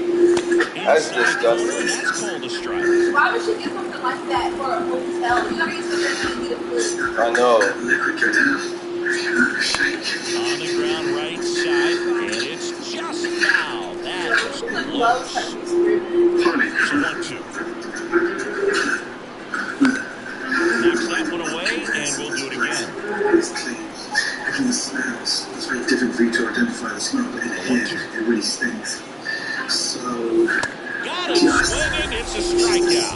The high heat too much on that one. And Chris, that's a way to neutralize his speed by keeping him on base. And the defense breathes a sigh of relief because he puts pressure on everyone if he can put the ball in play. But that's how you do it. Keep him off Like the bed, the bath, stink bugs. Soto gets under it. Puts the squeeze on it. That is the inning. Bottom of the second. You know she lives in there? Bottom half of inning number 2. Nasty. I know.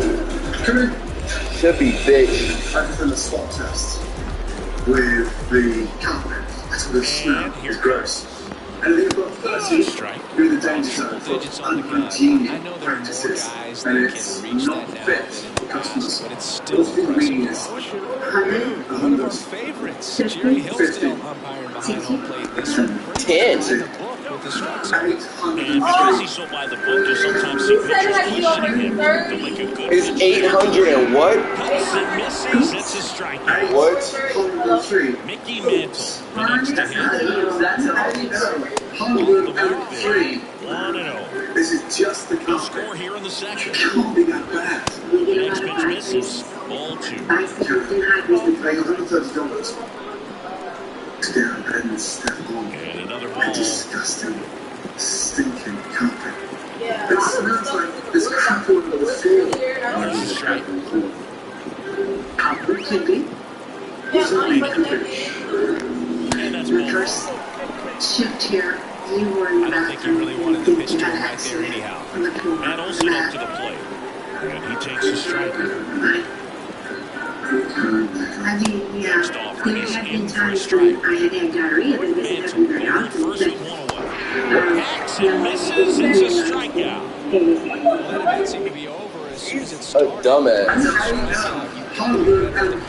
least to foul something Look. extended at that. Now it's going to be It had to be over 30. It's on Listen. Sosa makes the grab, and that'll end the inning. We'll move to the third with no score. It smells like there's crap all over Pitcher the in the floor. game, Ronald Fingers. He has a great slider, tons of movement. What does that mean, could be? My first At the plate now, shift here, that's ball you 1. were in the bathroom, and I think you had an accident on the floor, on the mat. Swing and miss. And the count 1-1. I mean, yeah, there have been times when I had had diarrhea, but it doesn't happen very often. But no, I didn't realize that there was that problem. All day, both of you have been Swing and a miss, he struck him out. Slider got it for strike 3. responsibility. You're happy to serve that food to me lunchtime. You're happy to mosey around, piss around on the walls and paint silly pictures. She irritates me the most. Your stuff, man. Yes. You two are Because she don't own it, she just is there. He's not talking about the room, it's not about the bug, it's not about the food, it's about the whole picture. Look at the page from you. Am I not allowed to yell soon? Because someone asked you, because you're not. He's trying here to help us. Stop being in denial. It's not about the rug and this perfectly dusted thing. This is not going to make a difference. The whole picture. The whole thing. What are you scared of, Karen? Admitting you.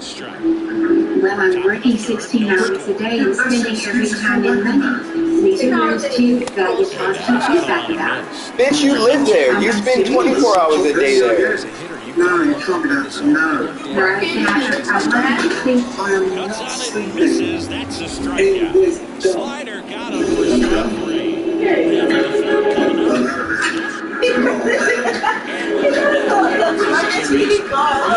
I'm out of there.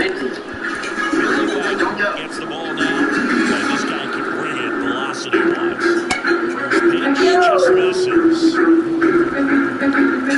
This is a travesty that you pay $100,000 I know. step on a disgusting, stinking company. The dangers of unhygienic practices, and it's not fit for customers. What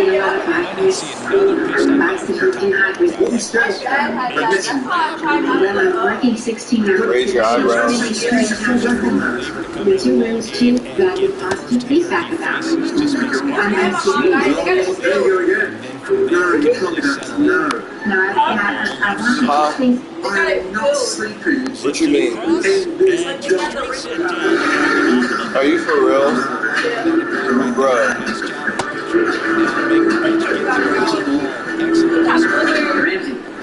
That one is lifted in the air. Sosa on his way over. Squeezes it. That's the third out. Is this your office in here? So they turn things over to the right.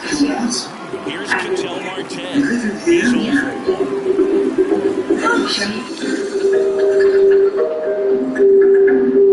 What? That's not the office sign on the door. But you live in here. Right here. This is my bed. I just sleep here. Like this. Can I just Kidding me? Every night you sleep in here. Is the mattress there?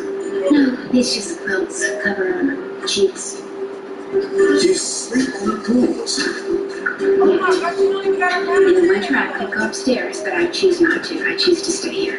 Which bathroom? Just the ones upstairs. She used the showers and What's the room next door? Oh, that's the beverage area, and then beyond that's the kitchen. The beverage area.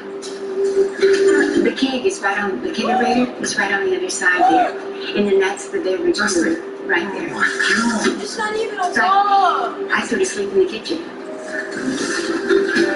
This is crazy. I love it here. There's no place in the world I would rather be. You're not doing one thing right. You have lost it completely, and you convince yourself in amongst the chaotic mess that you live in that it's right. It's absurd. This is no way for a lady to sleep and live and eat. You shouldn't live in the kitchen. It's not even a fan or any conditioned room. It's a tiny cubbyhole. Cluttered with your junk. Are you okay? I think so. I mean, this is now at the plate. what's your room? for real. Wanting anything over their head. Seriously. I can't even start to think about helping you. You want to tie him up, get the ball in on the plate so that he can't get over to it and hit it to the outfield. Oh, that hit him. Safe at first, and now we'll check on the right-hander. Hope he's all right. One down, runner at first. And now the first baseman, Adley Rutschman. 0-1 so far. I woke up not wanting to give up the town's inn, seeing how bad the kitchen was, and earlier, and it wasn't clean for over a year. My hired professional cleaning crew So it's 1 run, 1 hit. to not only declutter, Now here is but to scrub down the kitchen as well. back to work. Swing and foul straight back. These fans are ready to cheer about something. And a pop-up, right side, foul territory. And there's 1 down. Good morning. Good morning. About being good, sir. Well, it could be better, could be worse. Yes. So we Yeah, it could be a lot better. I was up at it. since I arrived, sir. I'm still convinced where I'm going with you and this business. However, I want you to do something. Something you haven't done properly in a long time. Now it's Juan Soto. And take that. Swings through that one. And start packing. Robinson on at second and 2 down. I'm not messing around. I'm not trying to mess around. Okay, but we're... You really Don't worry don't. about that. I just want you to start packing up. Quickly. He's going off speed. He needs to elevate here with 2 strikes out I'll of the load your zone. boxes. And a 1-2. Hammered on a line, base hit. Runner around third on his way to the plate. He'll score in the tie. It's 1-1. I need to start packing. Concentration. Start packing quickly. You can come through with a good swing. And there he doesn't try to do too much. I'm worried about Karen not listening to me. And I don't think she realises just how bad the business really is. I reached out to her son Jason, the majority owner of the inn, who has the most to lose if Karen fails to turn it around. Jason, how's it? Doing well, thanks. Yourself? Yeah, well. Jason's having lunch. Take a seat. First of all, what a beautiful place. Yeah, it really is. Gorgeous. I fall in love with this area, beyond belief. It looks like he wanted to kiss him. I'm shocked. He wants to kiss Gordon. And what's happening to your mum currently? Do you have any idea how bad it is? You can have a sense, but obviously I'm not here on a daily, regular basis, so you don't appreciate the answer. But she's in denial. I'm trying to explain things to her in a very calm way, and she just refusing point blank to understand the logic. I think her vision has been both her blessing and her curse in the sense that it's what's allowed her to drive through this and persevere, but it's also what puts her in denial. Have you seen where she sleeps? Does that make sense? I don't know. Maybe about this with two main motivations to let her. I don't give a fuck about that witch. But also have it as grandma sense. And it's not. We went into this looking at it as obviously we wanted to do some type of investment, but we didn't have a particular game plan beyond just for real. And we want to see it do well, not just to make money, but so that she really can have a life here. And that's just been triage since day one. That's not what she needs. So just because we're left and what's coming now? Yeah, because we're concerned for her. It's a financial burden. This lady will from your property, you'd be a lot more severe in the way that place is handled. We all want this in part with our hearts and not just our heads. It's that balance between wanting to respect her desires to make this business what she wants it to be, but also realize that if it's not going to be a profitable business and if there's going to be a cost, not just financially, but physically and emotionally, we need to shut it down. This is your mom. This is my cousin. So that's your decision, mom. So she's the head. It's affecting you personally, financially, to drag your family down. You're not her safety net. I need you to have a word and how we're not moving forward unless she's going to get it to change. I'm talking long-term change.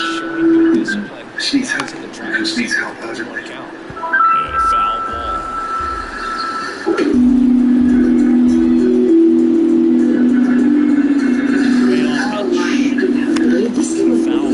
After spending time this morning with Karen's son, we both agree in order for business to succeed, he needs to confront his mum that a major change needs to happen. Karen, first of all, I spent this morning catching up with Jason. Okay, good. And just trying to get him up to speed with what I've been. You know I'm not happy. And I think deep down inside that you can't be happy in this current existence. So, I want to listen to Jason. As you know, we've been talking a lot about what's going on here, why we're here, what we want with the business, my mom, but you're also my tenant. So I have two main goals and objectives with this place. One is a financial one, for your sake, for my sake, for our family's sake. And then my second objective is to encourage and support you in your life. You're not just an innkeeper, you're a mom, you're a family. And for us to enjoy all those things, we have to make some changes here. It's not sustainable financially, emotionally, and physically. I just don't see the business like you do. I look at my window. You realize most people do. Yeah. I look at my window and there's a Potomac River and the train station you can go to. Oh, I can't look above it. Even the banks closed yesterday. And how boxes are clutter. People don't live like this. You have to get out of there and you have to start. I'm not here for 3 months time. I'm here for a short time. You really have got to take this place, please. And if you can't listen to Jason, and you're not prepared to listen to me, I'm not asking you to I'm telling you, it needs to stop. Man, oh man, I don't know. For for her sake, for my sake, for our family's sake, I can't keep renting the house out to you if we can't get a business that is consistently profitable. This you living on that nigga's done. No wonder. Your business is going to take Jason's family down. But if you don't sort this out,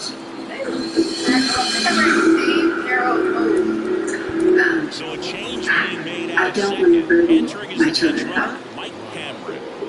Go ahead, run So on that base. Now it's the right something fielder. that is high priority for me. And the pitch. but you have to come to terms with yourself. That it's wrong. It's wrong. And you have to change. And I will. Whatever you propose, I'll try. Otherwise, It's Man, 91 slider right there. Might just order a pizza. I'm going to put a plan in place, but you can't continue the way you're doing. You know that. Thanks, Jason. Thank you. And miss. 1 and 2. This guy's sink has so much drop, and it's almost like a split-fingered fastball. Instead of just weak contact and balls on the ground. Yeah, but And that one gets past the catcher. And on the wire, After carrying out the belongings, my team started the renovation process while I found a place close by for Karen to move into. or like 6. Something. Hi, Karen. Are you well? I'm very well, thank you. Good. Listen, team want to show you. I know. Come in, I don't please. know why. What a lovely place. Do you like it? I do. What's our other one? Is just guys. Well, it's not ugly. It's not changed, is it? Yes. When I saw where you've been living for the I last know. 12 months, I was appalled. You shouldn't be going to bed on a piece of wood. Yeah. The first one she didn't. If you're going to make a change, then you have to step back. That means step back from the business. That means giving yourself some space.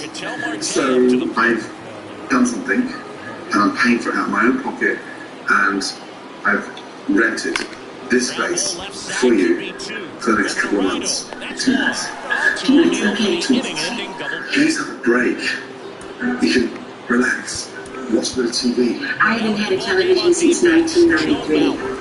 So this is really a big change, yeah. So, It's 1993. please, you know, watch TV, read, relax, and just take in the view. And if you decide to move back in there and you convert one of the rooms and start an ensuite bathroom, that's all fair enough, but then you need to separate the difference. In plenty of time at first. One away, bottom of the I feel sixth. comfortable. Have a look upstairs. There's a beautiful bedroom there and a full-size bed.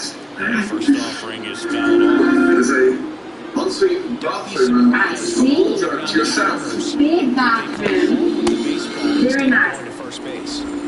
He did that out of his own money. That one the other way.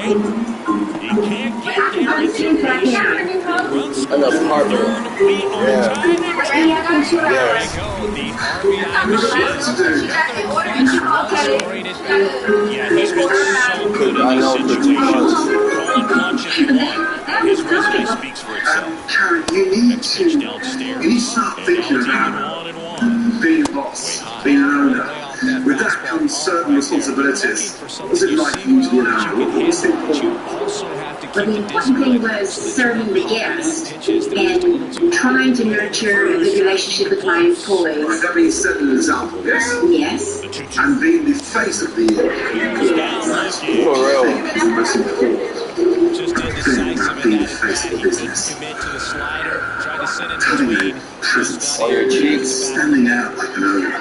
Okay. You need to walk this historic town looking like an innkeeper, polished. Now, I feel bad about asking a lady to glamorize herself, so I'm not trying to be detrimental, it's just, I'm going to send you off And it gets by him. for a makeover. Okay. When was the last time you had a facial, got your hair done, a new dress with a bright colour? I don't think I've done it since I was 13 years old. When was the last time you went for a blood? Alexis Diaz gets handed the rock out of the I pen. mean, I have a blow dryer, but I never go to a salon. When was the last time they didn't announce that? Never. That's a strike. Never. Correct. That was never a priority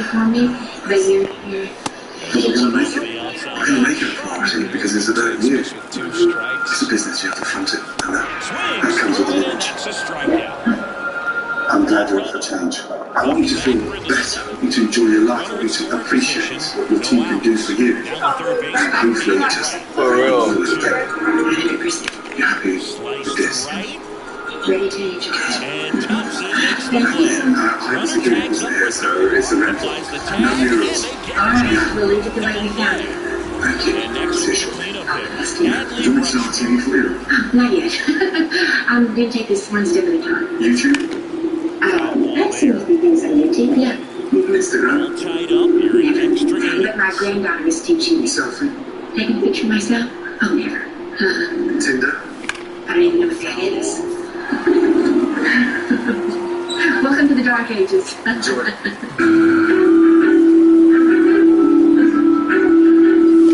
Next offering is foul back. One of the toughest makeovers my team has ever taken on.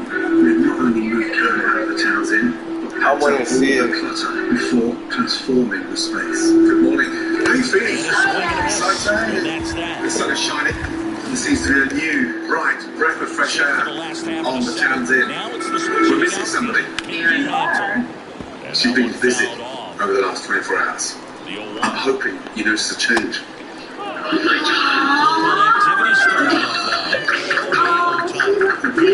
She literally looks the fucking same. Now, somebody's looking like an owner of an inn. Yes. You look amazing. For someone with an She looks the fucking same. Radically different. You look amazing. Yeah. Are you ready to go inside? I've been dreaming of this moment. Follow me. Let's go. Come on, follow me.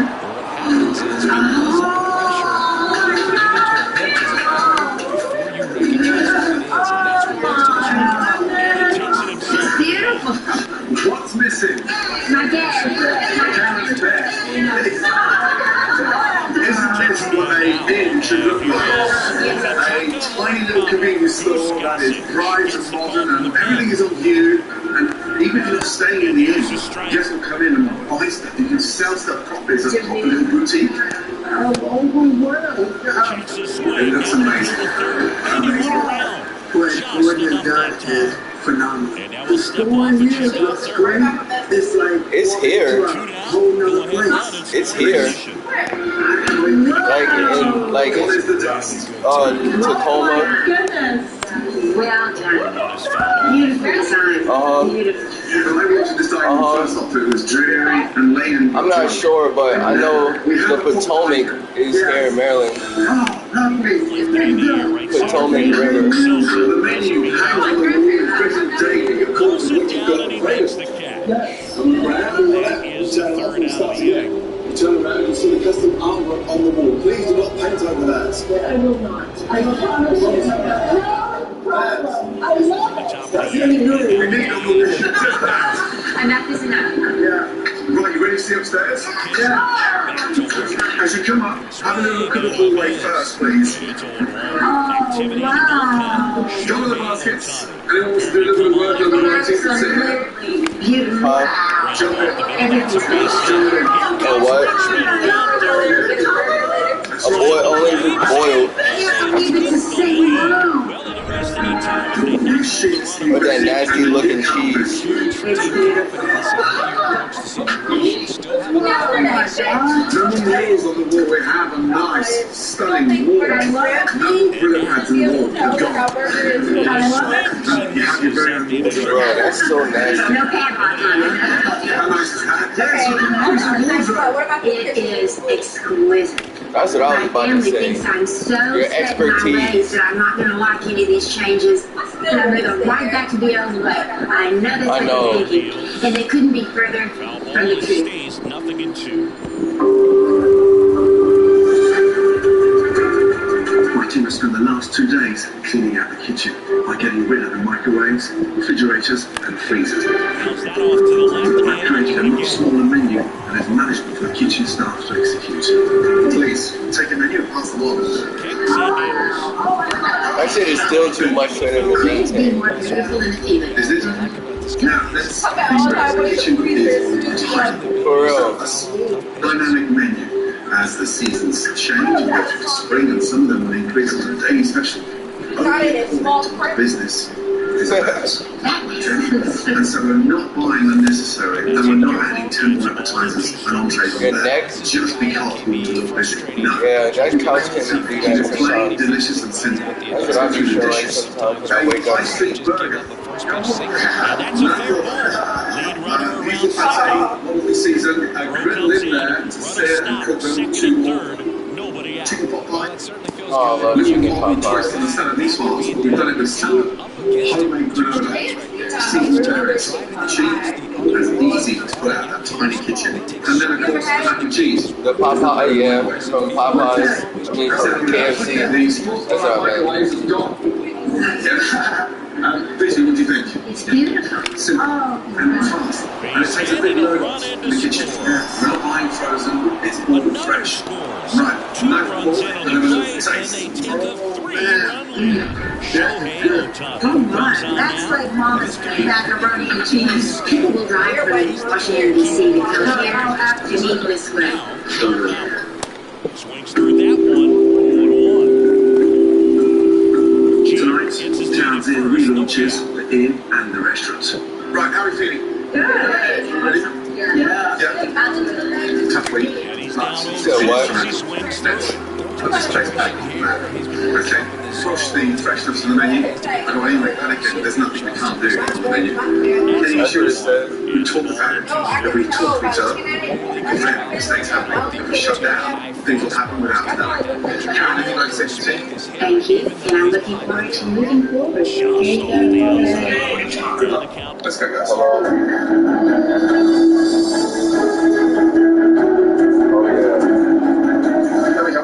Good to see you. Well, the town's in. Look at that dude checking in, it looks like. Immediately, the guests see the changes in the dining room and the rooms. Yeah, it's beautiful. Yeah. Oh, look at this. Very nice. I love this one. This is pretty nice. Look at this. You have a nice armoire. Throw stuff in here. I like the changes. Looks good. Yeah, it's all great. I can definitely say this is way better than the It's definitely an improvement. Cheers. Restaurant town. That's a burger with french fries, BLT, and a mac and cheese. Right. The kitchen is functioning more efficiently with a smaller menu and is preparing the dishes cooked to order. And Karen is overseeing the inn as an owner and successfully treating this So place West like Virginia. business the first time. How's everything so far? Aren't you like to see the I got 5 minutes on the burger, chef. And we got 2 orders of fries. Right, nice and crispy the fries, seasoned beautifully, yes?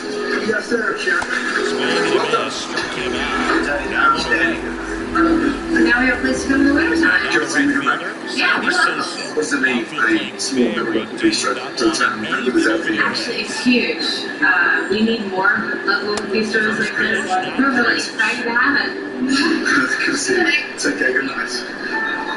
Thank you, Good night, thank you. It's okay, good night. Happy customers. Wow. Get that front foot down early, maybe, and just spread out. It's really late right now. Don't lose that passion. Yeah, continue enhancing this kitchen and stick together. And you're strong together, kitchen. Yeah. Okay. You need to get that. You need to get that black man some counseling. Fuck that white woman. Look after each other. Live well, okay? Still only one out here in Tonight proved that this place can work. The potential is. The locals are dying to see this place at the forefront of this amazing town. The area is historic. Make sure your in follows down that line. Karen, I know change is going to be hard. I know you're going to resist. You can't afford to go back. You've got to go forward. I know how much this means to you. And I know how much genuinely is at stake if it doesn't work.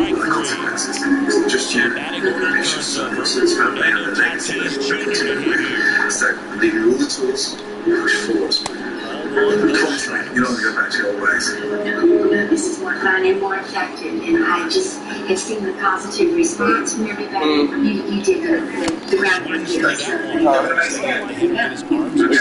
Amazing motivation here. Move those clothes back into normal placements. Get rid of this stuff, let it fly off the shelves, and start. Get this place back to back and enjoy that little cottage. Take time out and spend time around it. And just that business. So it looks better or worse? Or the same? Alright. Gordon's visit has been extremely educational. This is good. This is right. This is what it should be. Thank you. I want him to be successful, and I think it will be now. How much is it a night? Good night. 130. 130 a night. That's what he said. Gordon Ramsay said it on the show.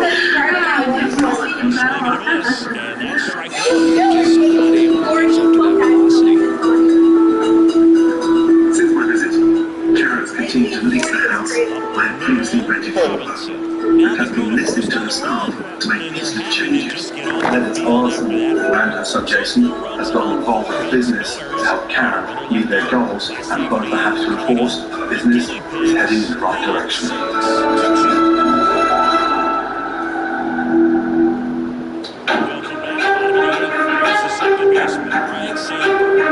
Nestled in the heart of scenic New England lies the small industrial town of Southbridge, Massachusetts. It's home to the Vienna Inn and Restaurant. Husband and wife, Jonathan and Lisa Kronk, have owned and operated the inn since buying the property back in the year 2000. Jonathan had this crazy idea of creating the Vienna as an Austrian restaurant and bed and breakfast. She said, "You've been drinking." No, not yet. We try to transport people and to give them that feeling of being in Vienna without having to walk. When people come in and they stay here for the first time, they think that Jonathan and Lisa are very gracious hosts, charming, perfect married couple. But if you dig a little bit deeper, and you stay a little bit longer, you find out it's a different story. Lisa is an emotional person. She does get upset often. She will just, explode. She can't help but be upset. She's so upset. And down on strikes he goes. And there's two away. Sometimes she's not so nice to me. Swing and a miss. There was one time I called her psycho bitch, and she was being psycho bitch. Clean up! Yeah, I'm done with this. I don't feel like Lisa's not that bad. When she's crying, I don't feel like she ever leaves it.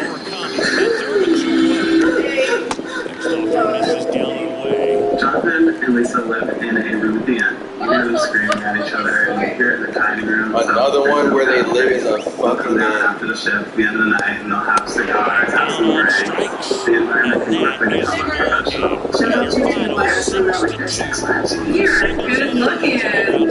We don't get that many locals at the Vienna. There's like a lot of things that people think in town about the Vienna, and I think it's become a little taboo. You have those rumors going around. People say, "Ooh, the Vienna, they're all swingers. It's a big brothel." It's just ridiculous. It's ridiculous. That being said, we're very friendly people. Very friendly. People from the outside think that Vienna's doing very well and we're very prosperous, but somewhere in there, we're losing. They're dragging us down with them, and if they want us to help them, they need to help us. The Vienna is our home, has been for 13 plus years. And, it's hanging by a thread.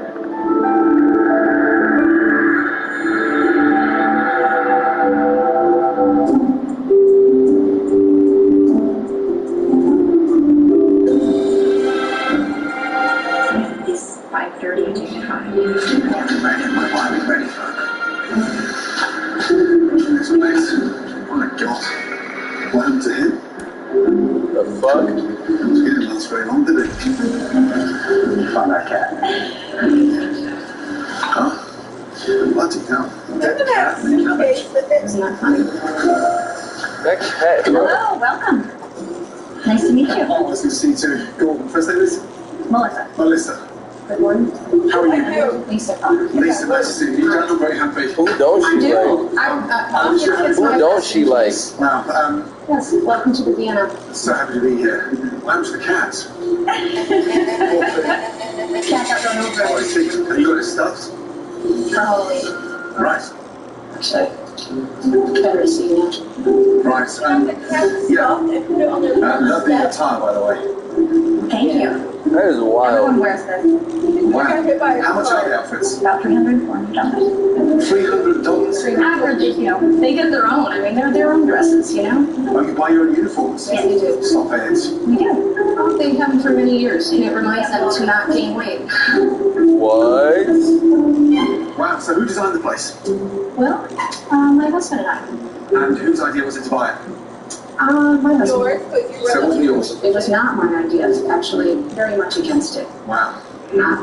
Why were you against it? It was very overwhelming. I had 2 small children. But probably after I lost my mind the first year, I think we started to get a hang of it. And who's Austrian? Are you? My husband's half Austrian and Polish. Right. I'm not nearly as exotic. I'm very American. Right, and he's the chef, right? So he runs the restaurant kitchen and you run the inn. Correct. And whose idea was the violin from the table? Mine. Where'd that come from? That was actually from an estate sale down the street. A dead man's violin? Yeah, why not? I don't want to sit across the table with my wife and look at a dead man's violin. Well, a bit freaky, no? No, what would you rather look at when you see the Vienna? Her. Who's her? My wife. Oh, your wife. Yeah. You have to have something to make up that coincidence. Bruh. What would you suggest? My wife. You're gonna put her on the table? That's kind of scandalous. I'm confused. Dead man's violin. What about some flowers? Bloody hell, is this place always as clustered as this? Who's that there? A Prussian family, of course. That was infuriating. Like their family all was murders.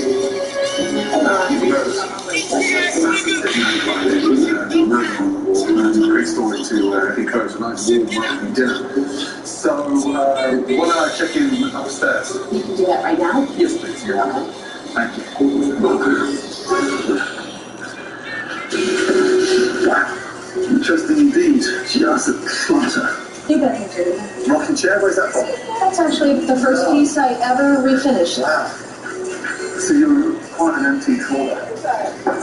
Room service. Oh, room service. Come in. Come in, man. Now, You see the video I sent you? The music video? Yeah, right. And then you have a little salad. The music video? What's that? The little parsley. Excellent.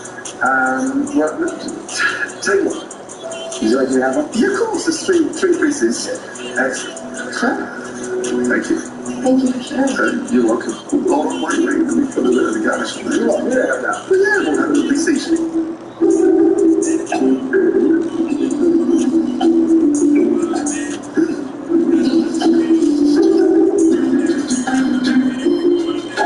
What did you think about that thing? Celery root, really don't like it. The pulled pork, maybe just a bit more salt. Wow, and what did you think of that? I think it's a nice little surprise for people when they come in to liven up their appetite. The bowl was very watery. It was very watery, And the bread was soggy, soaking wet, are you? from the celery root. Thank you. Very sick. Please pass on my comments to the chef. I definitely will. There we go. Oh dear. Okay. Wow, and who designed these bedrooms? I designed everything. You designed I wallpapered it as well. Seriously? What's this? That's another closet. What do you mean? I don't have a closet in my bedroom.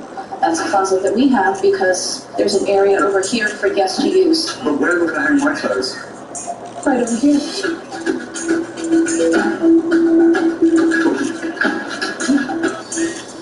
You don't need an entire closet. So if you need clothes out of your closet, you put it in my bedroom. Do you have a key on you? I do. Can I see inside? I'm just a bit free with locked doors in my bedroom. Gosh. Yeah, I'm sorry. Thank you. It's right here. Oh, it's there.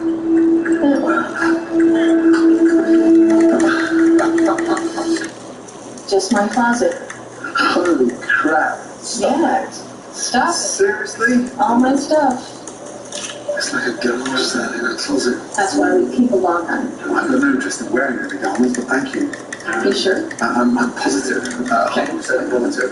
Bloody hell. What's the price of this room? This one is $220. $220. Okay. Yeah. And I have to share my wardrobe with the owner. And what's through this room here? Well, that actually goes to my bedroom. So do you just walk in when you need to get some clothes? From here? From your bedroom to my bedroom. Well, I only do that once or twice a week. And what's this?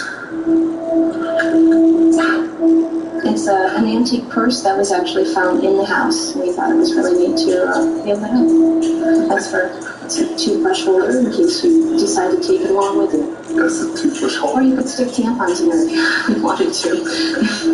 We do usually have those. Oh, they're not in there right now. There you go. An old lady's case. Mm-hmm. Just trying to think of clever ideas to make this feel a historic thing. Historic. It's definitely historic. Bloody hell, how old is that? You need that? No, it's just fascinating to see what's in my basket. Thank you for that. Oh dear. Everything looks dated. I mean, first impressions, it looks very, very tired.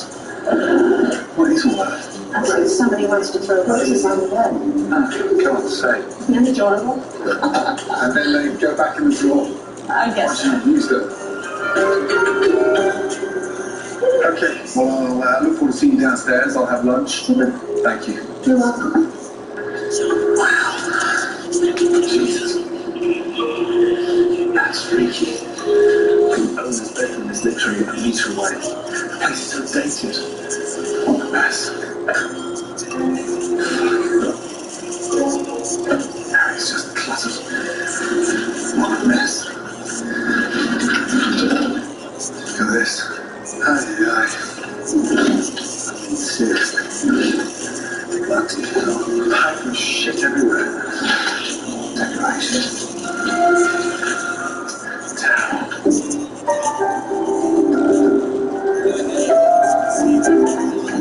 Thank you. Whatever you prefer.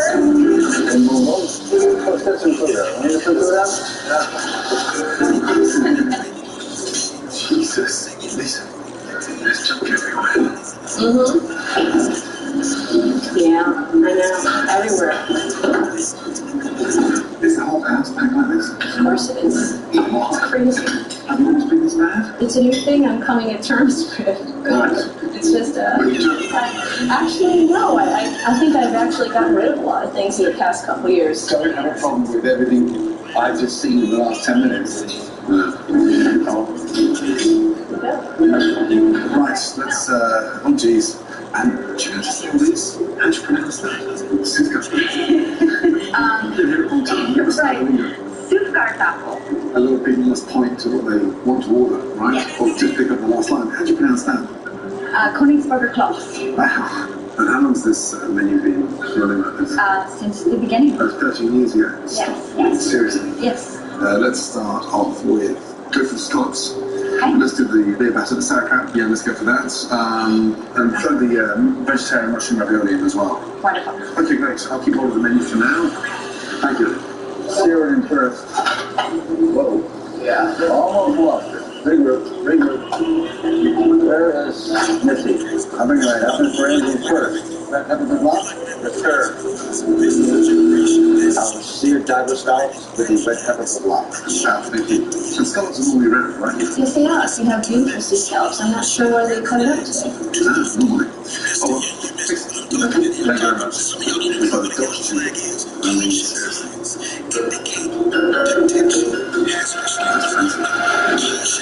So the level, does you give any comments back to yourself? Comments, yeah, shit. Thank you. Terrible. Well, have Val take care of it for you. Who's Val? Me. I like the way you talk about yourself in third person. Dear diver scallops. Alright, like shit. It's like shit, really? Wow, okay. Any specific kind of fish or just no? These here are the sauerkraut and baktig. And these are edible fish? They are. You can't much. Yeah. Okay, great. Thank you. All right.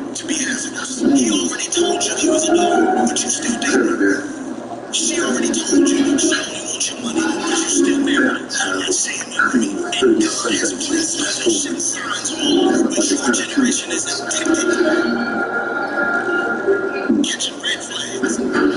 I have here is the mushroom cream. Taro cream. It was a fucking mess. There she is. Wow. Yes. Delicious. I mean, you're kidding me. No, fucking delicious. Seriously. Really good. You never found something like that. You had me going there for a whole second. I thought it was all about the food. Maybe next course. Darling, the flowers are absolutely delicious. The flour? And this menu doesn't change every decade. It's the same menu that's been on for 13 years. Jonathan doesn't change much. Oh, sorry, I asked you questions. These are answers. Go on, you. Jonathan doesn't change much. I'm sorry. You answer Melissa's question first, and I'll go back to this. You said this doesn't change but once a decade, and I said Jonathan doesn't change much. Right. You've been here a long time. You've seen the place in decline. What's the big issue? A little disorganization. Things unclear. Yeah, nothing consistent. Yeah. And, you know, one puts the other on edge and we get the brunt end of it. Lisa's listening to every word you're saying. I can barely hear you. No, it's just all the missing. Okay, I'm sorry. No, do whatever you need to do. What's the worst thing you've ever done to you? Smack me in the back of the head in front of the customer. Seriously? It's not hard, but still demeaning. So there was under season? Over season? Under season. Where? Everything. Wow. Where's Lisa? I will grab it for you right away, Mr. Gordon. And grab Jonathan too as well. I will. Yeah. And anyone else in the kitchen, please. Okay. Excuse me, this, Jonathan. Yeah. Can we meet up in front with Gordon? That's the most edible thing in here. Right. Hoorah. First impressions. I look outside. Historic inn. Unfortunately, he's misspelled that.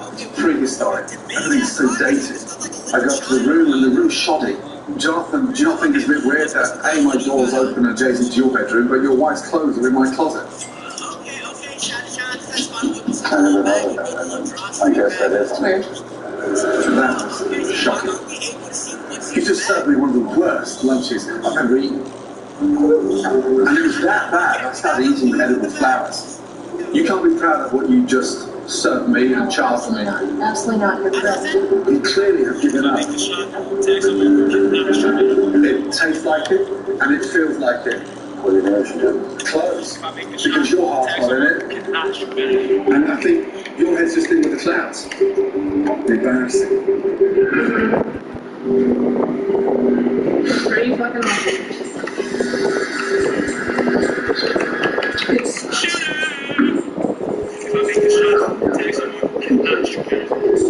I mean, you knew he was coming. I did. Really embarrassing. I really thought we tried harder.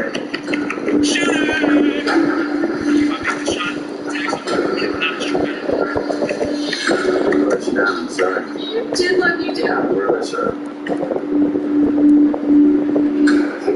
I always try to tell you that we need to change things, we need to make them sexier, if you never want to listen. I've always wanted to change, and you always say I'm too random, and it's not. I'm not random. I'm trying to show you ideas and things that we can do differently.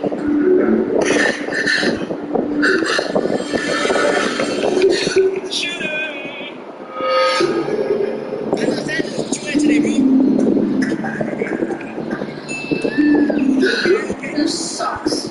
I'm gonna cook roast beef. Can you pull my ankle? It hurts so much. I'm never gonna walk tonight. Oh, God. Don't worry about it. We'll be fine. We'll figure something out. Doesn't fucking listen to me, does he? Oh, you're so good. I'm not really that upset. I'm just crying because I want to right now. I've heard rumours around town that the basement is known as a swingers' hangout and is used for late night parties. So before dinner service, I want to take a look at what's downstairs. Look at this. My God.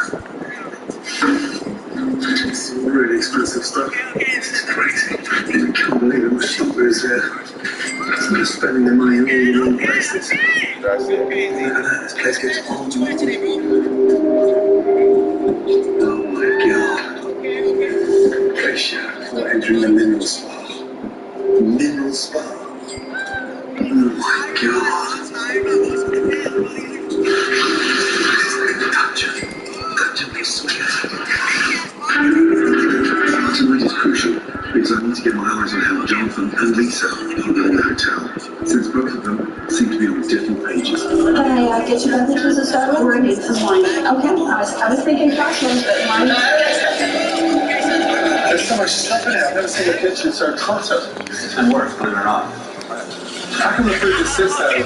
But at the moment, our timing is really not all good. What are these for, Tom? Little pre-meals, little cracker, piece of cheese. Pre-meals. I give it to you. Get rid of it. Italian trash. Oh, you can't serve that on a plate for customers to eat. You can't ask them to dip into a fucking bowl with a cracker and then a flour. It's just, no, it's a bit fucked up, do you know what I mean? It's not your place, but it's just a bit weird.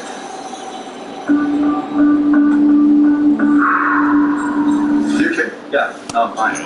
I'm okay. When were the chickens roasted? 2 days ago. That's the last of them. Why do we roast them 2 days in advance? They're delivered twice a week. They're cooked off the delivery day. What kind of impression do you think you're sending out to your customers when that chicken's roasted 2 days before they come?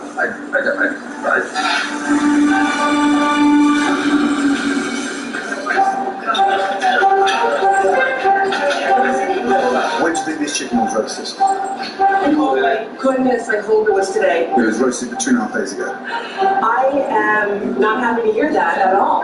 That was going to be dry as a dog bone. But anyway, try to enjoy. I don't feel well anymore. I think you are to try. They've been coming for 12 years. You need to just seriously just focus on getting this night done. They sit there all schmuck. I want to kick them out right now.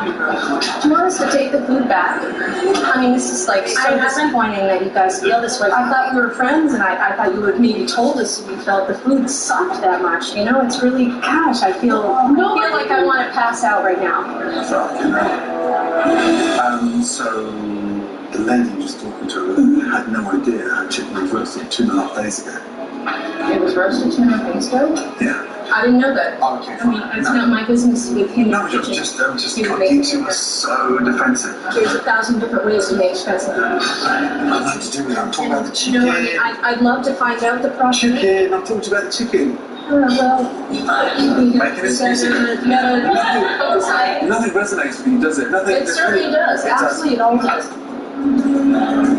What in the hell? I just wanted to keep it together tonight. That's all.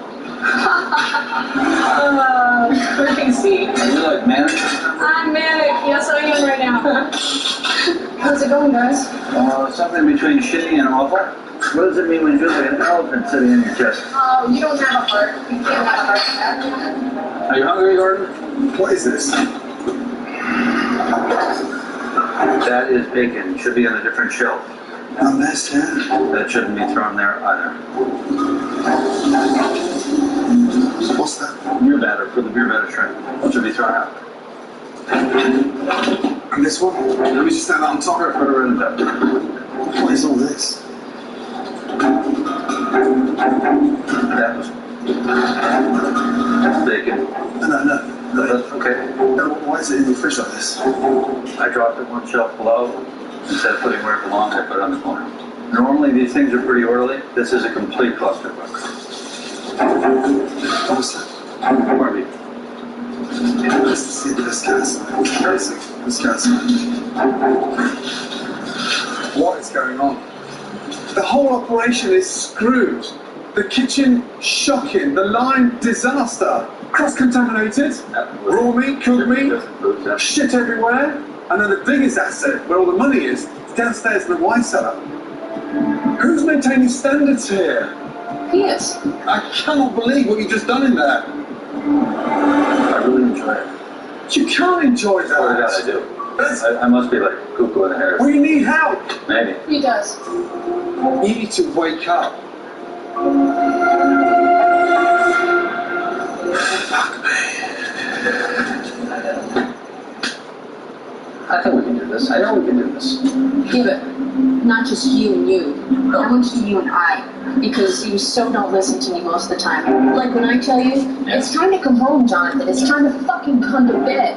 And you just say, fuck you. No, you know, fuck you now. Fuck you, Jonathan. I love you so much, and you're such a great guy, but you suck as a business partner. You really suck. Thanks. Do you want to recreate this? Do you want to... The right side. No, you know what? The worst. Why has it always been your way? Because you know more than me. Apparently I don't. I'm as stupid as you think I am in that word. Thank God. Good enough. Fucking me. Okay, give me a drink. I couldn't get this down fast enough. Oh, it looks pretty good.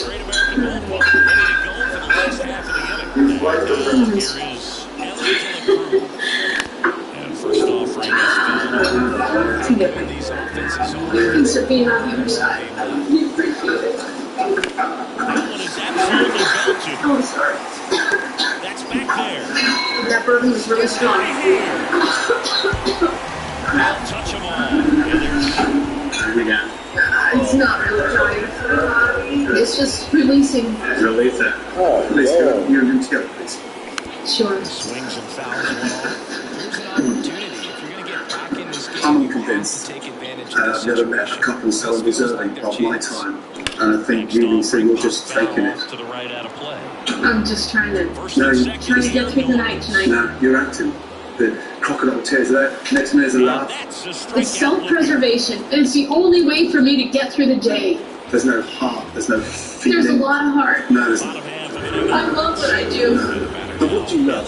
Drinking with your friends? I don't do much drinking. I'm not the party girl. She's the party boy. So there's no parties way on off the servers downstairs in the basement with the customers? Not in the past, like, 10 years. John, What? you've lost interest. That was 10 years when there was a video of it. So the first thing we're supposed to do is to pack a bag. We need to get out of here. Still packing.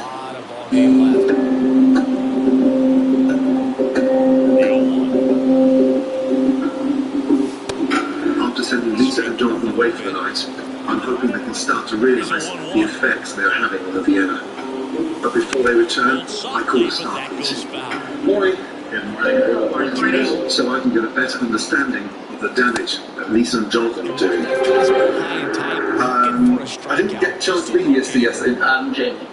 Do the housekeeping here. Okay, great. Let's get one thing right. I'm here to help. Having done my research, I mean, the one positive feedback I've had is about how good the staff are, because I know, just how bad things are. And having witnessed that service last night, I'm appalled. Is it always like that? Yeah. Screaming? Yes. We can hear them in the dining room. I've had tables that have asked if everything was okay in the future. We can't be expected to be professional all the time when they're not professional. After our shift, they'll sit down at the table and expect us to wait on them, hand them drinks till midnight. If we leave, they get upset. So guests stay here and they're drinking downstairs in front of us, sometimes with the guests. See, there's no separation between business and personal. When you're sitting here entertaining your table, she'll find something wrong that you're doing, and she'll come and point it out at you right in front of your table. She's just rude. She texts me sometimes really rude text messages like, oh, you forgot this, and you forgot that, and why didn't you do this, and why wasn't this? That's crazy. Another problem that we've really been having is we don't have an actual payroll system. There's no payroll system. And they'll say, yeah, okay, if you want, you just never ask me for your salary. We have to ask for it. Yeah, I got 20 bucks right now. That's all I got right now. Yeah. Tomorrow morning, I'll see you. Drip-feeding your salaries. My bank does not take the checks. Neither does mine. When was the last time we had a staff meeting and discussed this? I'm sorry, I don't want to go into all this. Here's what we're going to do. They're arriving.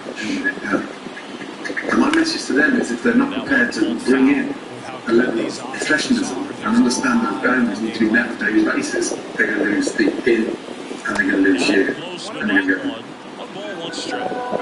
I let myself continue to be abused. They need to know that it has to change. And it can't just be pushed out. I checked the team, they're not in a good place. And they need to down their boundaries be respected. They need to be treated a certain way. Let's go. Jenny first. I'm really concerned about the abusive texts you send in. Why would you send in abusive texts? Oh, you would send me a picture like, oh, you forgot this, or you didn't do this right, or You told this. me that you worked at a lot of other places and you knew how to clean. Toilets aren't clean and stuff. It's really important. Some of that stuff doesn't work. So it's like I'm sitting there scrubbing and nothing's coming up. And you'll be like, well, go do it again. And it's like, I'm trying to do what I can. None of these talented individuals get paid on time. I want to know why they don't get paid on time. Because I don't have a payroll system in place right now. Well, that's a fucking disgrace. That is disgusting. And then you want them waiting on you until all hours of the early morning while they tidy up after your crap, and then you can't even be bothered to pay them on time. It's a mess. No, you are a mess. I need to say something though, that almost every single person here, we've given them loans. You're lending them money to buy uniforms to work in your goddamn business. Right? It's absurd. Why? Why? Absurd to pay for a uniform? The business should be providing the uniform. Maybe we need to do that. Yes, you I never do. thought about it that way. Whose business is this? With how good these offenses are, there's a lot of game left. Like where people can come and relax, escape from their stressful lives. Escape from their stressful lives to hear you and Lisa scream at each other. Are you fucking kidding me? We don't always scream at each other. I mean, we do. Maybe I just... This place is. You live here, so you've got no idea how many times you do it. The love, affection, and respect that I've shown you is extraordinary. And the sad news is, you both don't deserve it. I'm sorry. I will change. I just hope you guys want to continue. I just want to say thank you for your honesty, loyalty. There's some other important people that I'll introduce you to this morning. Thank you. And he handles it himself. Thank you very much. Thank you, guys.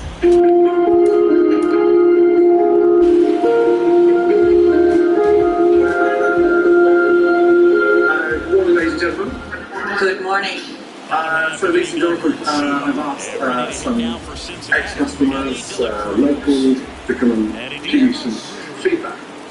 But then there's a stay there with the The room we stayed in, it had tools and screws and instruction manuals So it's not just... for the air conditioners and stuff. Yeah, that's right. You're right. Madam, give us an insight to your experience, please. I do have to say, my husband ordered scallops and they were raw.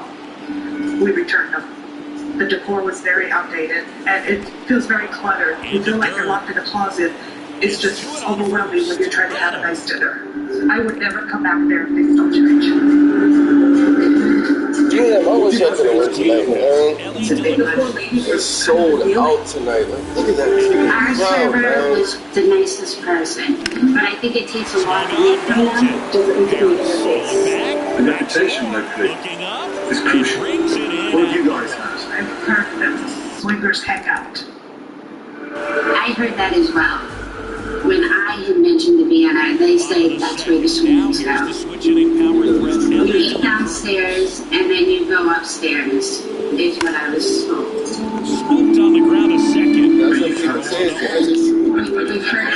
We've heard it for 13 years. But is this due to your late night drinking and the party? I don't think so. Fact or not, that's Yeah, it's just because you're living there. But what I'm trying to say is that... That's not true, because the bar where people drink, they don't say, oh, that bar is a swingers bar. They say that because right. And then you're... People misunderstood that wrong, and that's where it all started. I'm just saying, you're a business. What's your problem? There's no crossover. The mixed messages you're sending is your own fault. Because you've been clear.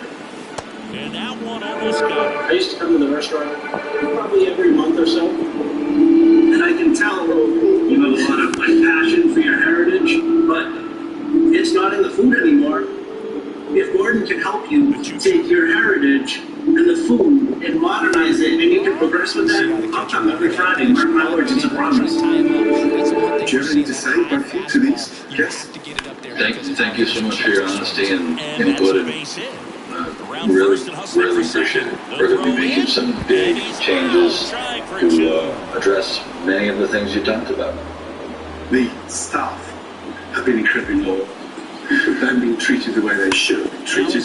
I'm undecided about these two, but I'm committed to that team because I see what's at stake and the jeopardy they face going forward.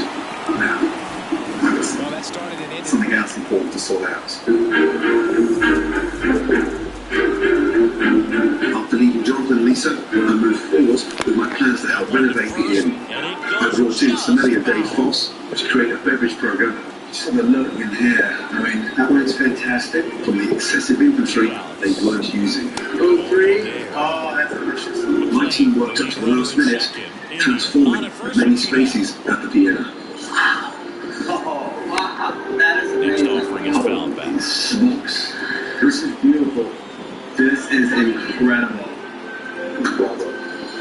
The Vienna have no organisation for managing their day-to-day operations. So I gave them a state-of-the-art system to help with all their hotel operational needs. Welcome to the Web Pro system. This will help transform your business. It will link up to the POS system and it will give you data that you've never had. That you organise from the inventory to the wage costs, to the salaries, to the POS systems, to the checking in and the checking out system. And the good news gets to now book online. So this should relieve a huge headache. I can see that everyone was thrilled with the changes at the Vienna. Just have a good look round. But as I watched Lisa, Where's the stuff from? I noticed she was dissatisfied with the renovations. I was just seeing if it was 100% cotton. Is there a pull-out? No, it doesn't need to be a pull-out. And right now, I'm worried where Lisa's headed going into the relaunch this evening. Righty delivers. In the air, Good evening. I can help you with your back presence. Get your checks in. Well, it's time to relaunch the inn and restaurants. Yeah. We have an article. I provided the staff with brand new uniforms that go with the new updated menu that includes white pairing and beer flights. First is going to be the grapefruit, then the second is going to be the pilsner. Please get out of here, Lisa. Pop along. Can you slam on? No light bulb. Oops. Excuse me. No light bulb in the house. Don't worry about it. Okay. Who's complaining about the light bulb? Oh, just making sure that they have enough light. I was trying to turn it on and realized it later. Doesn't matter. It's focus on the big things. I always like this over little details like that. I'm like, damn, things feel right.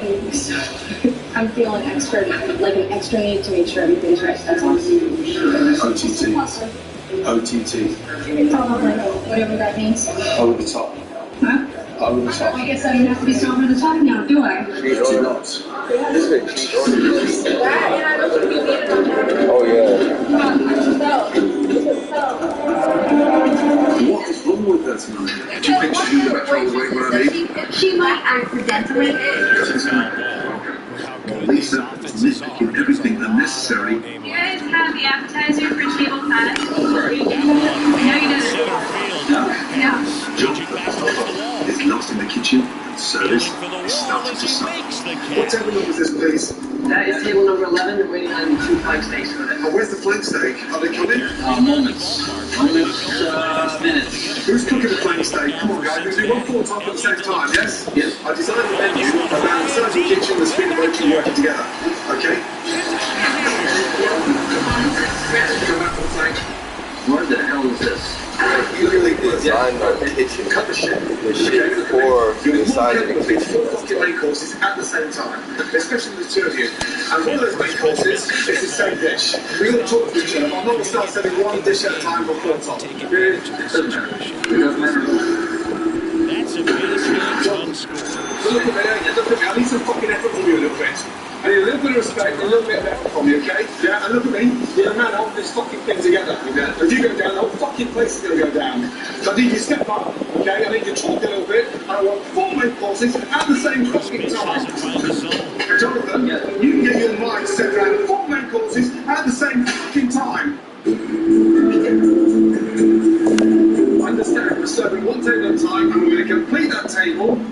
4 main courses, 3 main courses, 5 main courses, we'll talk together. What's coming next? It's going to be sausage, 2 carrot soups, and fried cheese. The table 7. Okay, so we're talking now. Yep. Cheers. Thank you very much. You're flying steaks. Your wine is coming right away, okay?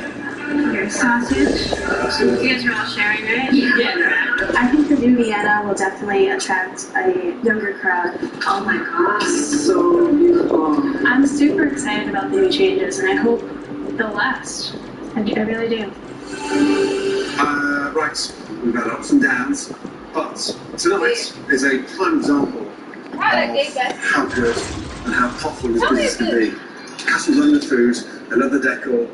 I'm leaving with all the tools to get this place back to where you want to be. Hello. I do want to ask you one thing. Sure. Hey. Is there anything that's happened this week that you're not happy with? Yes, I had expected the bloomings are going to be done, not the Coney, but it was the room I didn't expect. Okay. And the room. Yeah, she's here right now. Still has problems. Can I just tell why? you something really important? This is not a makeover show. I know that. No, But you're complaining about. I wasn't saying I didn't love that room. It'd be a great shame for you to sound ungrateful. Oh, I'm not ungrateful. I am just The new management system today, you got no I'm coming idea. across wrong if you think that I'm being ungrateful, because I'm really not. It sounds like that. No, not at all. I can't come in and wave a magic wand and transform 15 bedrooms and put a brand new kitchen. You now know what needs to happen. But I need to tell you something that you're not going to like. I arranged for a new stove. You did? To come.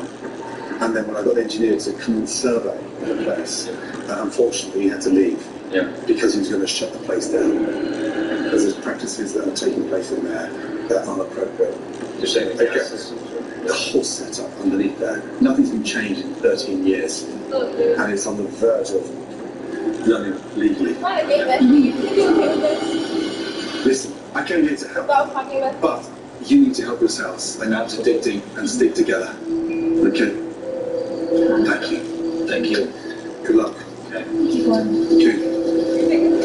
Thank you. That nigga getting dick in the butt. Safe travel. That nigga getting dick in the butt. He's getting dick in the butt. I don't know. That's So weird. you wouldn't care if the nigga, look at him. So you wouldn't care? Ain't he gay? Soon after I left, Yeah. Lisa and Jonathan reverted to the old Vienna. This is something that belongs here. I mean, That came with the house. I wouldn't care if he's gay. Insane. By changing the decor and bringing back the original menu. It's worse than it was. It looks horrible. They choose not to take my advice about running the inn properly. Listen to me about what should be going on in the kitchen. And as a result, their reputation in town remains the same.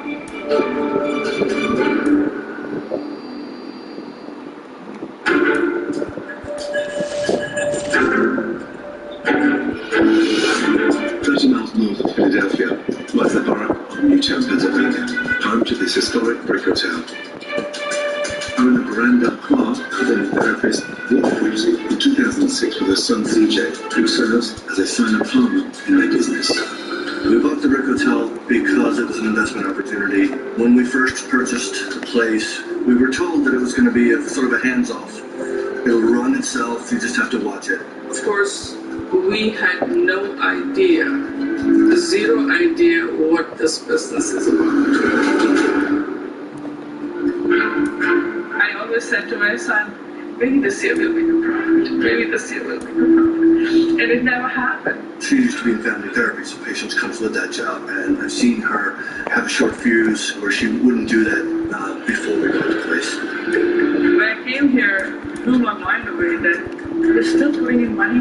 So I cut out a lot of stuff here, and it really annoyed and irritated people, and they basically started the dislike render plan.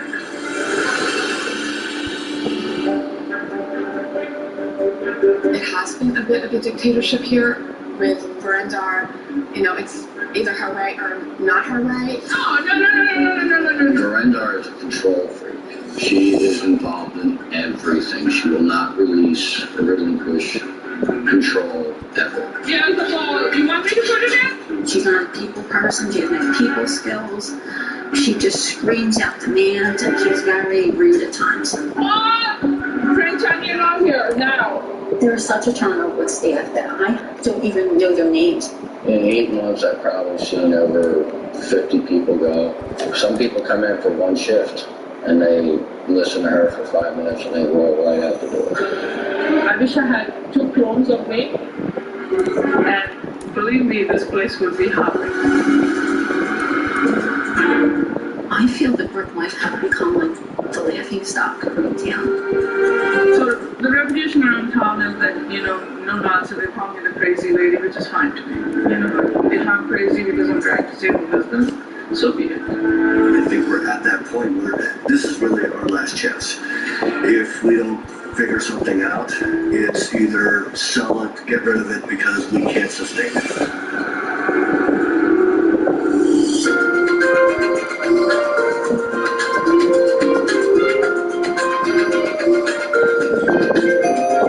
Before I came to town, I heard the Brick Hotel had a high turnover rate, so I had my team reach out to former employees so I can get some information before checking in. First of all, good morning.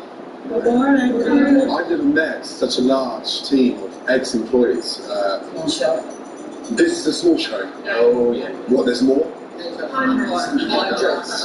Hundreds. I would say hundreds. How much turnover is there with staff? So when I left, I've been through almost 15 managers. 15. 50 managers. 50. And the biggest problem with the place is what? Brenda. She's been cruel. I watched her, and she's mean, and she can be a bully. And I've seen her reduce people to tears. Wow, that's terrible. You know, there's so much neglect between not only the staff and managers, but her customers as well. Seriously. I couldn't take it anymore. I worked the holiday season, and it was kind of like the last straw for me. And what made you quit? I worked all of those parties through the whole month of December.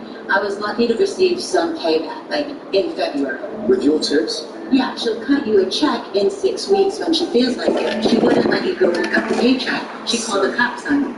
You said she called the cops on you? Oh, Ron. Numerous times. Seriously, called the police because you wanted your money? Yes, you're threatening. Yes. Seriously? I mean, it sounds like a dictatorship as opposed to a boss that's there to support. People loved it there. It was very homey, the opposite of now. All the locals came. We had a booming hotel business. Wow. It was such a great place, and then the quality just steadily went downhill, and I think she had a complete lack of respect for the staff and didn't understand that your staff is a huge asset. What a mess. Please. Have you met her? Oh, no, I just arrived. Seriously, coming to finish this morning. You are in for a treat. I was curious just by the way you were speaking, because I thought he hasn't met her yet, has he? No. So, calling the cops, you know, high staff turnover, standards dropping. I haven't got much confidence. However, I'm going to tackle it head on. You don't look very optimistic, do you? Thank you. Wish me luck. Thank you. Take care.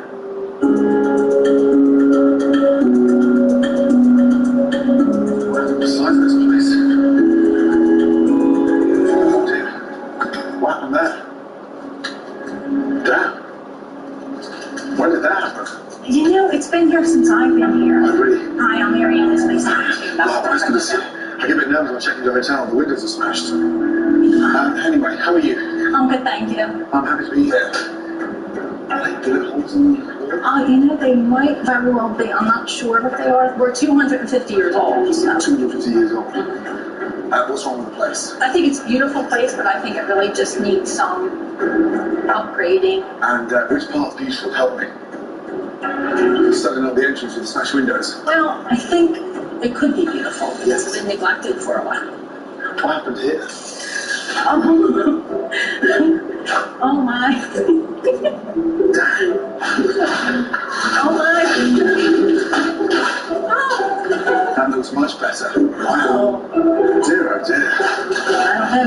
not going to be too happy. You just ripped the wallpaper down. That was fantastic. And what time is the owner calling in? She might be here. I can check. I'd love to meet her. Oh, he's bringing Verendor up. Verendor. Hi. How are you? Good, how are you? Yeah, very well. I live in Paris. Smashed glass. What happened there? It's been there since before I bought it. How long have you been there? 10 years. 10 years. And you didn't think about replacing it? First impressions, person walked through the door. It's original. Have you been drinking?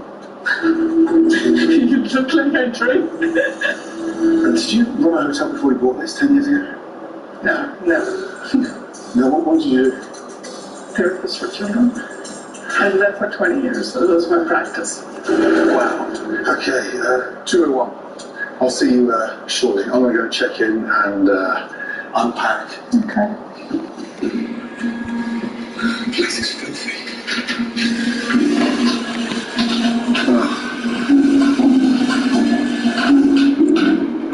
Come on, man. Marianne. I need a rag, napkin, or housekeeping, please. Oh, mine. What? What's up? Oh, Jesus. Let me get housekeeping for you. Housekeeping? I couldn't find brigade. Hello. Are you a housekeeper? I'm not. I'm looking for. I'm Caitlin. Caitlin, please me. So my hands are dirty, so I'm just going to shake. Excuse me, I don't yes. shake hands like that. Sure, no. When was the last time this place was cleaned? There's dust and shit everywhere. Delay is here every day, so I would assume Right. cleaning. I mean, under here, look, I'm not talking about a couple of weeks of dust. I'm talking years. And behind here as well, look. Hi, Slayer. Hi. Oh, jeez. How are you? Hi. Are you good? Yes, I'm fine. Fine, right. What do you do? Housekeeper. Stop. Which house? This house. Come over. Look at the mess down there. What's that? Fabulous. Let's get the place clean. Fabulous. Let's just have a little test here. Look at that. Look at that. Do you have a program that you clean floor by floor? A program? No. No. Where is my room? What is that? Is your room? No, what's that up there? Who sits here? Is it a fucking tea party for rats or Stuart Little in for dinner tonight? What the fuck is that? Oh, what is it, like pet corner? We drop the cats off for dinner here? Jeez, man, who does this? You guys do it? Come on.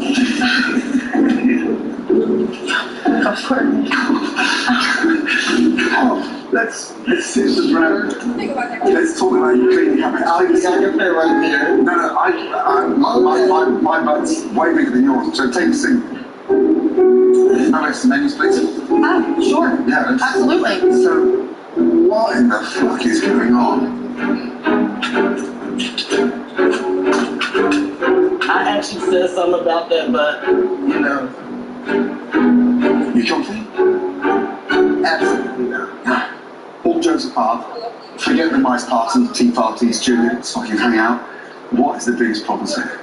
Because I'm Things like this, the mold, the mold. Whoa. We got rid of the dust. What do you mean the mold? Where's the mold? Oh, right. Yes. Take me to the mold. Okay. Thank you. Let's start this way. Where? Let's go this way. We'll go up. Mold.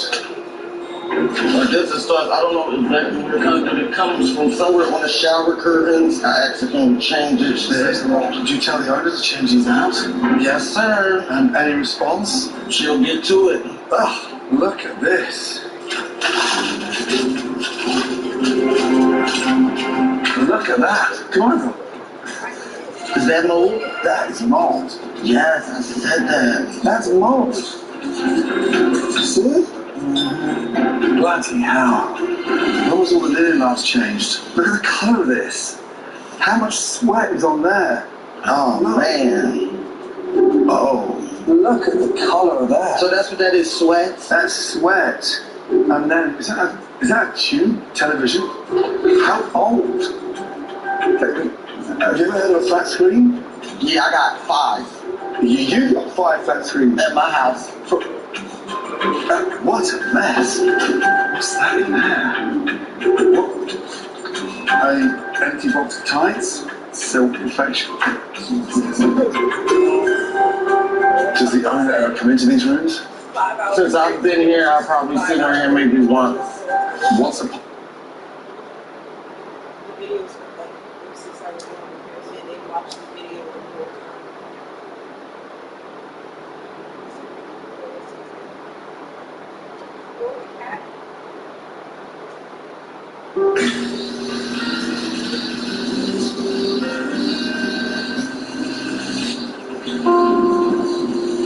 Have you ever been in love? And I don't mean just in love, I mean truly in love. You cannot wait to see every day. You cannot wait to go to bed with them. You laugh at everything they say. Life just feels better when they're in the world with you. That kind of in love. You probably aren't in love with your car, right? Because that's how it is. 10 years ago, there was this dude called Daniel who fell in love with his car. I think I've seen that. He was kissing the car and shit. Have you seen that? Strange Addiction picked that up. James, the greatest friend.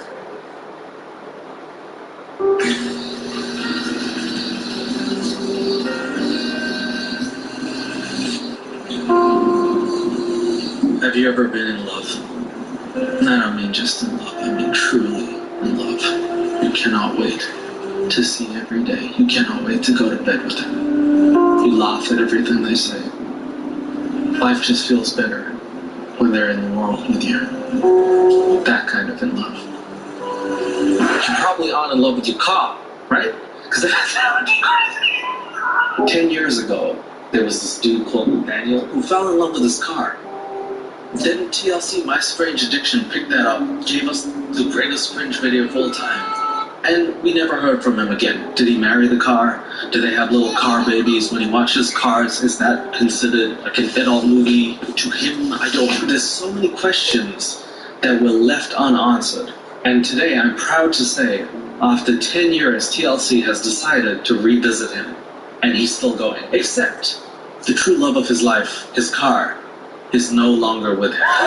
But there is one surprise. And today we're going to deep dive onto Nathaniel, the guy who fell in love with his car.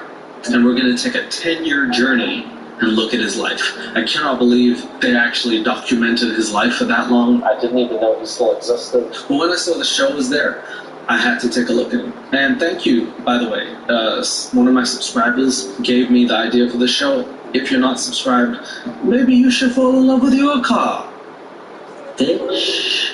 So how about you subscribe, and then you can give me great ideas like this. I can't believe that I'm watching this, but today we are going to deep dive, take a look at the guy who fell in love with this car, Daniel. I want to start off by saying I tried to do some research on him, but he is very hot and almost impossible to find other than the show. Honestly, I don't know how they find the people here. The best I could do was look at him when he started and when he was 29 to now when he's 39, and we'll take a look and see if anything's changed. So this is Nathaniel at 29 when he falls in love with this car called Chase, which is a very ironically funny thing that the car is called Chase. It's like calling your car Speed, or maybe if you're someone who drives your car, calling yourself Vin Diesel. It's hilarious. My name's Nathaniel, I'm 27 years old. He looks like a Nathaniel, does he? My name's Nathaniel, I'm 27 years old. Just Nathaniel living out in the countryside, doing country things. If he's out in the countryside, is he in love with, like, is tractors sexy? It's not a question I ever thought I would ask anyone. Is tractors sexy? Is Transformers sexy to him? Oh, wow. There's a lot of questions I have for good old Nathaniel. Serious relationship with my car? They don't even give you like 16 seconds of preparation before they go from my name's Nathaniel, and then they straight up, and I'm in love with my car, and they show me making out with his car. Oh my God. Look, not even warning, or maybe, you know, a more beautiful image. You know when you think of your friend and they get a new girlfriend or boyfriend, you're like, oh, good for you. Imagine if the first thing they did was each other. like in front of you. This is disgusting. Man, I already got a picture of a guy tonguing his car in my head. This is not what I planned. God, there's the sound effects too. Morning, baby. Let me put my piston rod in your piston rod. Oh, God. He's gonna give the car a lube job. This is disgusting. I'm sorry. I was thinking to myself, I will not judge this man. And it's been 22 seconds. I'm so sorry, Nathaniel. I'm going to judge you throughout this. Nathaniel is in a committed relationship with a car. Trust me, I've heard that and also seen it in that order. He met Chase in a resale lot about 5 years ago. He met Chase. Implying that the car, like Lightning McQueen, and First things I noticed, even at the airport, was her breath, but I didn't know how to bring it up. And I don't think she realizes it, but I do. And if I told you I was the same height, maybe I would have a chance. I'm a bad person, okay? Yeah. Okay, right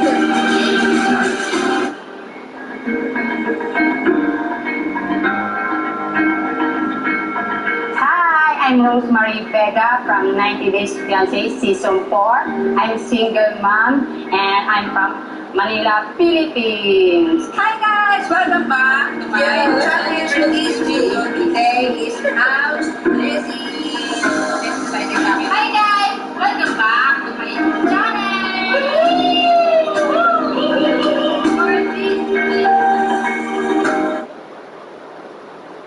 Now, this video, we are going to be analyzing Rose's new relationship with Greg and comparing it to her old relationship with Big Ed. Rose's new boyfriend, Greg Cherwinski, is a 53-year-old Australian businessman, and would you look at that? He stands at 5 feet 10 inches, so not a necklace ankle biter like Ed.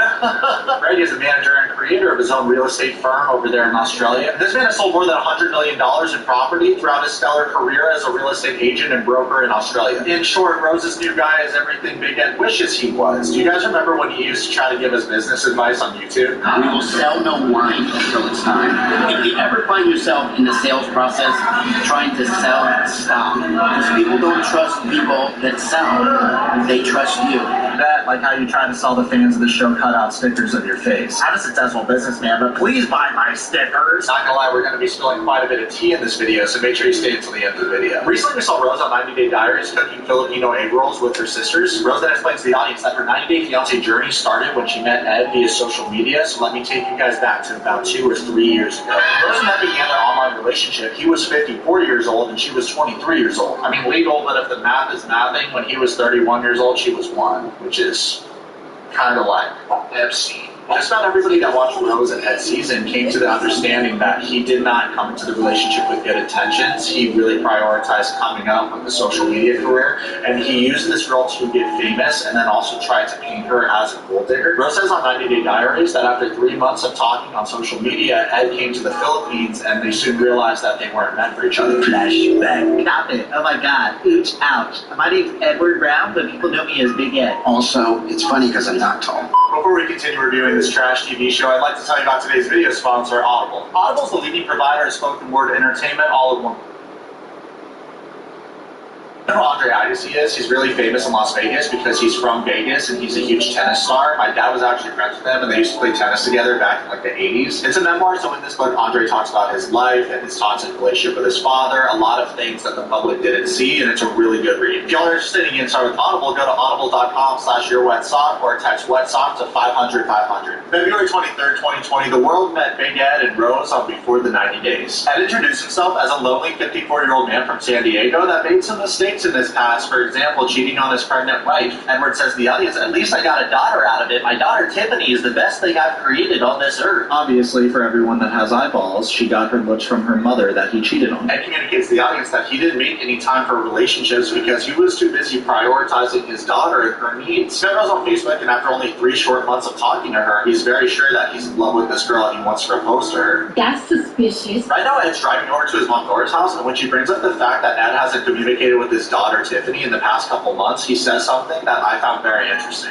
I'm so wrapped up in being in love and excited that I finally met somebody after 28 years that I haven't thought about how this is, affected Tiffany. So this dude spent the first 10 minutes of his segment trying to convince the audience that his daughter's really important to him, yet he didn't consider his daughter's feelings when it came to his relationship with Rose. Present day Ed and his daughter don't speak, they don't have a good relationship, so when he's trying to convince the audience that his daughter's the most important person in his life, it's highly jokes. Next time we see Ed, he's putting mayonnaise in his hair in an attempt to look younger for Rose when he touches down in the Philippines. Mayonnaise and instrument. No, Patrick, it's conditioner. I found out that mayonnaise makes it smoother and less dry. Anyways, Ed then informs the audience that he lied to Rose about his height. He said that he was 5'2", but he's actually 4'11". You should stand up because we can barely see you on the screen. He's gonna be the first in history that's lied about being 5'2". I've heard of guys lie about being 6 foot, but never about being 5'2". Ed says to the audience, I hope that Rose will accept me for me. I think it's really funny how he's like, I hope she loves me for me. How do you expect someone to love you for you when you're not being honest about who you are? You have 4,000 friends on Facebook?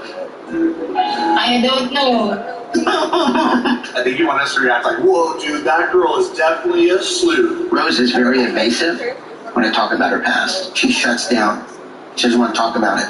And that bothers me. Whoa, that's so sus. She has that many friends on Facebook, but you know what would be more sus? Is if she was accused of sexually harassing coworkers in the workplace. And then adds that he wants Rose to take an STD test because he's a germaphobe and he's afraid of bacteria, and he's basically insinuating that this girl's dirty as because she's poor from the Philippines. Fast forward, we meet Ed's friend Rich, who has known Ed for 14 years, and he says that he's never been serious about a girl until Rose. Ed then shows his friend Rich lingerie that he bought for Rose and an engagement ring, and his friend's like, whoa, aren't you moving pretty fast there, brother? Rich then proceeds to ask some very intelligent questions about Ed's relationship with Rose. Does she want more kids? Did she tell you that or not? Shorty wants another child. She wants a girl. It's looking good, bitch.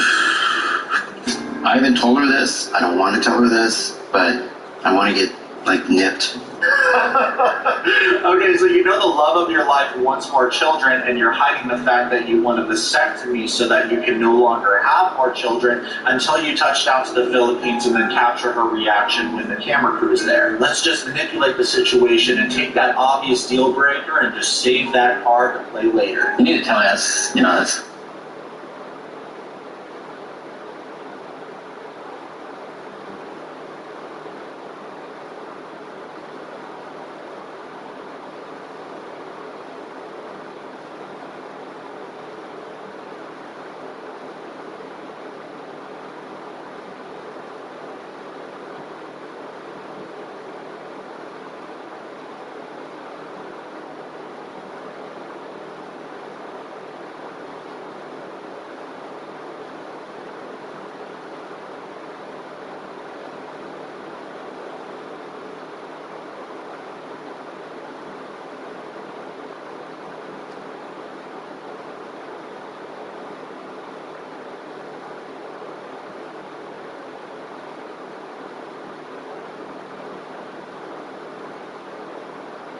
When you get bored, it's easy to want something or anything to happen, just so life can be a little more exciting. I made that wish once, and it came true. But now I'd rather wish I hadn't. I would much prefer a whole day spent doing nothing but what happened in 2020. Me and my friends were using the Randonautica app, which generates random coordinates in a set area.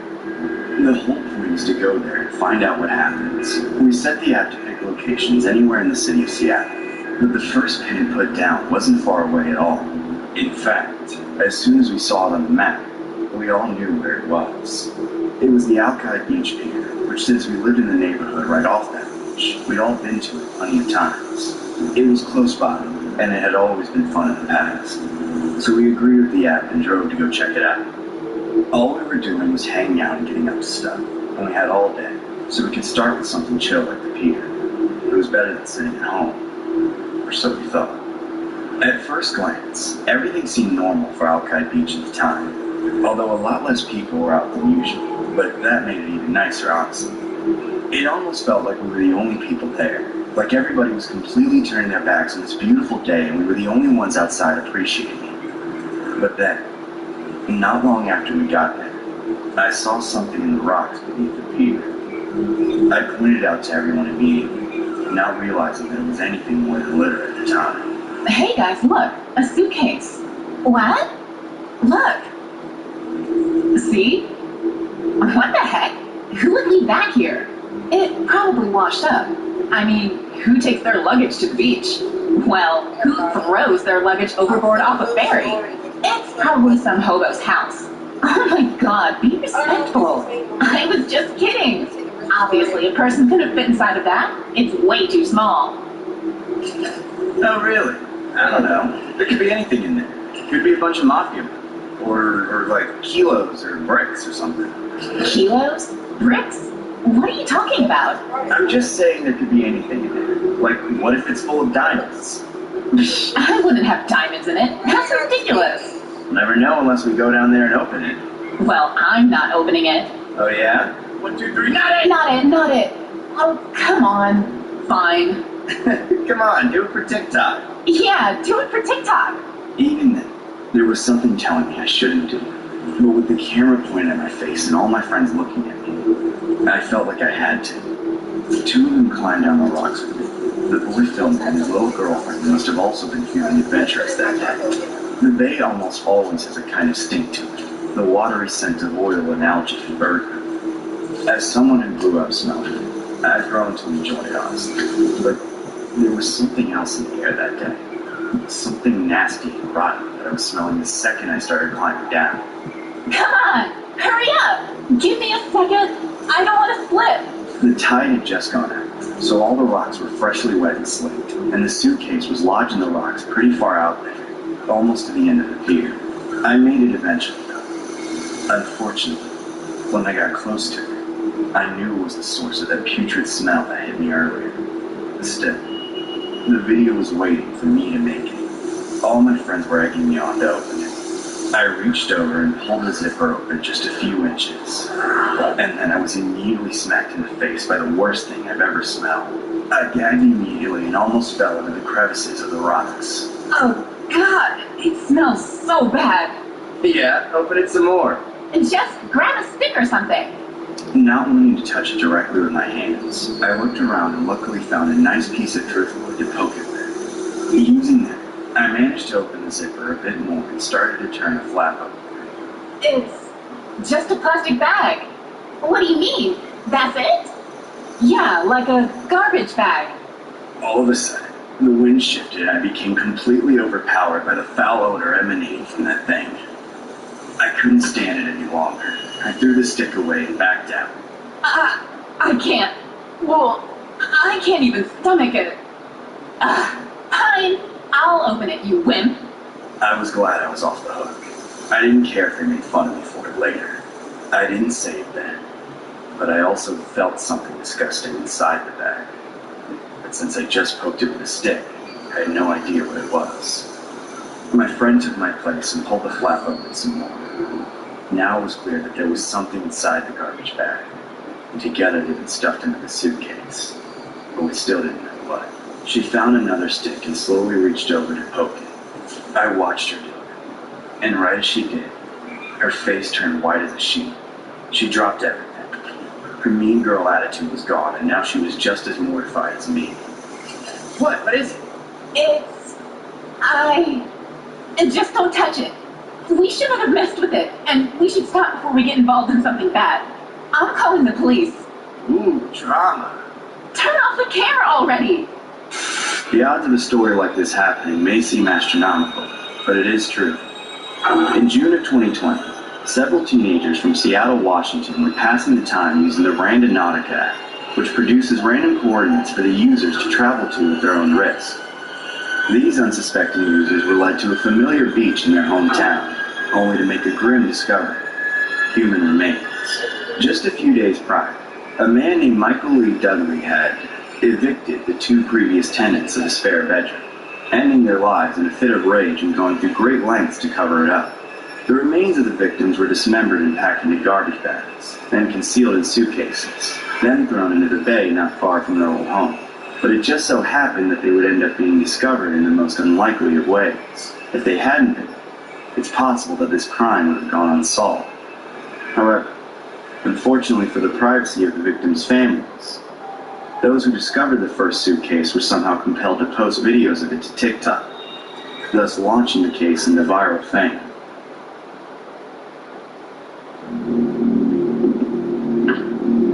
The was coming down the stairs after tucking my traumatized daughter into bed. The apartment looked much better now. It was a mess when I got here from the grocery store. The furniture was scattered. Everything on the dining table was lying on the floor broken. I knew something was wrong when I found my door unlocked. I had to lie to my 5-year-old daughter that it was all an earthquake. What else could I have told her? That it was her own father? My husband Alan and I were pleased at the beginning. He created this TikTok channel where we shared our lives with thousands of people. Alan had a massive knack for acting and often impersonated Al Pacino from Scarface. I always wondered why he loved that movie so much. Because it was violent, or because it was about a man who wanted to write his own fate? You want to mess with me? Okay. You want to play rough? Okay. Say hello to my little friend. His fans loved him. We even uploaded funny videos of us together. Our fans admired us, saying we were the perfect couple. But suddenly, it all changed. Alan became unreasonably suspicious. His crazy fits began with jealousy. Any guy who would casually talk to me will become a threat to Alan. I tried to make him feel secure, but his madness grew daily. There came a point when he started getting drunk and shouting at me.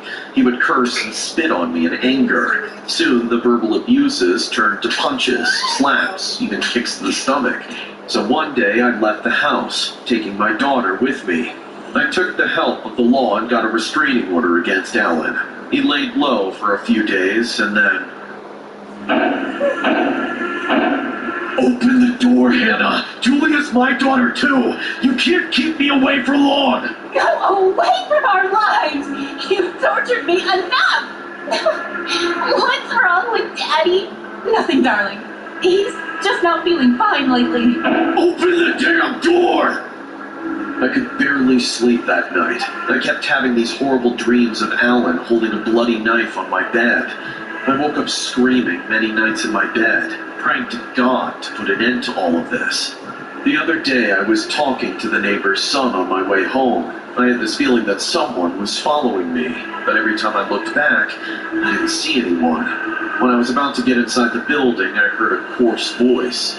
Who was that guy, Hannah? Yes, it was Alan. Again. I looked at him with anger and yelled. Were you following me? You didn't answer my question, Hannah. Who was that guy? I should have reported you to the cops right then. You should be in an asylum. I turned to leave when Alan grasped my ponytail and pulled me closer to him. Stop it! You're hurting me! I get it, Hannah. You're just mad because I didn't kiss you every day, right? I didn't show enough love. But I'm changed now. I want you back, Hannah. Please, let's just go home, okay? Everything will be... Let me go, you freak! I poked him in the eye with my apartment keys and he let go of me. Don't you dare come near me or my daughter again. There's no way I'm raising her under the same roof as a psychopath like you. I ran into the building and closed the door immediately. As I stormed upstairs, ignoring the elevator, I heard Alan scream from the sidewalk. I love you, Hannah. You're just mad. You can never leave me. We're the perfect couple. Everyone says that in our TikTok videos. After that incident, I went to the cops, who gave him a final warning. Maybe that's why he charged into my apartment in my absence and vandalized my home. I heard a knock on the door when I was thinking about what to do next. Who is it? It's me, Roger. Open the door, Hannah. I opened the door and Roger was standing on the other side. He looked concerned. I couldn't hold my tears anymore. Oh, Roger! Was he here again? Yes. You need to change the lock, Hannah. Roger got me inside and we sat down on the couch. Roger is the only friend who's well aware of my situation. Where's Julia? In her room, asleep. I told you repeatedly to file a case against him, but you didn't. He could have been behind bars now, and you all will be safe. I'm so tired, Roger. Well, to me, you look beautiful as always. His sudden attempt to make me smile worked, though. Stop it. I know you're a good friend, but you suck at lying. We shared a laugh, and my heart became a little less heavy. Roger kept talking about going to trip with friends. I, too, could use a little escape. We were discussing all of that when suddenly I heard the main door click open. Roger and I quickly shifted our gaze to the other, and Alan, finally. So this is your new boyfriend, Hannah? You left me for this guy? Alan, you need to leave, man. Go away before I call the cops. But Alan let out a creepy smile, and I saw him taking out something from his jacket. Fear increased my heartbeat, and... Oh my God! Alan! What are you doing? No! Alan, please! Please, stop! Think about Julia. She will never forgive you. Please! Don't do this! The story you just saw based on the horrifying murder of Anna Abulabon and Rayburn Barron. The man responsible for their death was none other than TikTok personality Ali Abulabon, known as @GinKid. Ali was arrested for the double murder of his wife Anna and her male companion Barron in their San Diego apartment at 3:10 p.m. October 21st. According to preliminary hearing testimony, the fallout of the Abulabons' marriage was precipitated by incidents of domestic violence and indications that Abulabon had been cheating on his wife with other women. After alleged marital troubles, Anna took the decision of ending their marriage and asked Ali to leave their home. Though it was agreed that Abulabon would move out of their apartment, prosecutors allege he secretly made a copy of the apartment key. Ali later told investigators that while his wife was away on the morning of October 21st, he used the copied key to enter the apartment, vandalized the unit, then installed an app on his daughter's iPad that allowed him to monitor live audio inside the apartment. While listening to the app later that day, he overheard his wife and a man giggling. Ali then went to the apartment with a loaded gun and shot Barron 3 times, in the neck, cheek, and back of the head at close range, and also fired 1 bullet into his wife's forehead. Abulabon was stopped on the highway an hour later after he picked up his daughter from school and was arrested for the murders. During his trial, Ali Abulabon snapped out and his inner demon showed him as the deranged psychopath that he was. And that led to another outburst.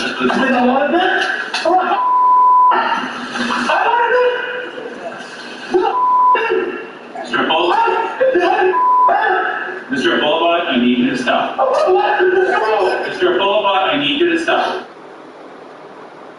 Back when TikTok was just becoming a thing, I downloaded it and started following some of the dance trends. My account was pretty small, as I was only followed by people I went to school with and only followed them back, plus a few celebrities. After a few days, I only had about 50 likes on my most popular video. I wasn't torn up about it though, as I really didn't try very hard. So, understandably, I was surprised when somebody duetted that video. At first, I was worried they would be making fun of me, but I was surprised to see this fat bald guy with huge ears that looked like he was almost 50 years old just watching me dance, nodding with approval and talking about how good of a dancer I was. His name was Buddy, or something like that. Y'all seeing this? I don't get this. You know why I don't get it? Because when I was this girl's age, ain't nobody could dance like that. Nowadays, y'all kids just be dancing your hearts like nobody's business. But I ain't hating on that. I like it. I like it a lot.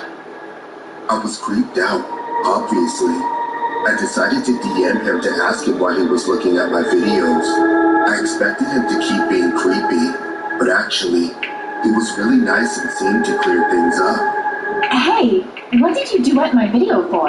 How did you even find it? Oh, I'm totally addicted to this app now. It showed up on my For You page after like 6 straight hours of scrolling. It's that algorithm, I guess. Hope that's okay. Oh, okay. Yeah, that's alright. Don't forget to touch some grass. LOL. Thank you. Thank you. He said he was totally addicted to TikTok and had been scrolling through it all day, which made it make a little more sense that my almost completely unseen video would randomly pop up for him. After I tested him out a bit, I left him on red, figuring the conversation wouldn't go anywhere else. A few hours later, I went to bed. having pretty much forgotten about it. However, before I could get to sleep, I heard my phone buzz. I was going to ignore it, but then it buzzed 4 more times. I worried my friends were trying to reach me with something important, so I rolled over and checked my phone. My stomach churned when I saw more DMs from that buddy from earlier. Hey, do you remember when we met? It was today. LOL. Can we talk? I don't know if you're asleep, but I'm really lonely right now if you wouldn't mind keeping me company. Unlike before, when he was acting normal, he was starting to show his true colors, his creepy colors. He asked me to talk to him and keep him company. Me, a teenage girl, keep him, a 40-year-old man, company? In the middle of the night? What business did he have asking me to do that? None. But it got worse when I read the messages and didn't respond to them. I immediately texted one of my friends about it because I didn't know what else to do. Don't ignore me. I just want to talk. Okay, maybe I want to do more than that.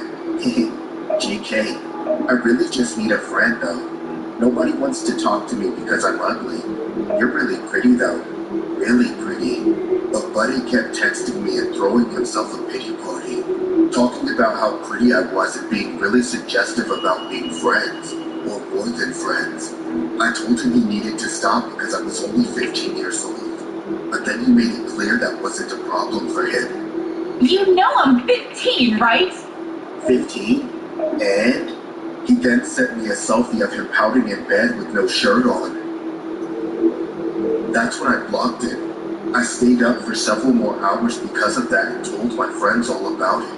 Then we made fun of him until I could find it funny enough to not be sick to my stomach about it.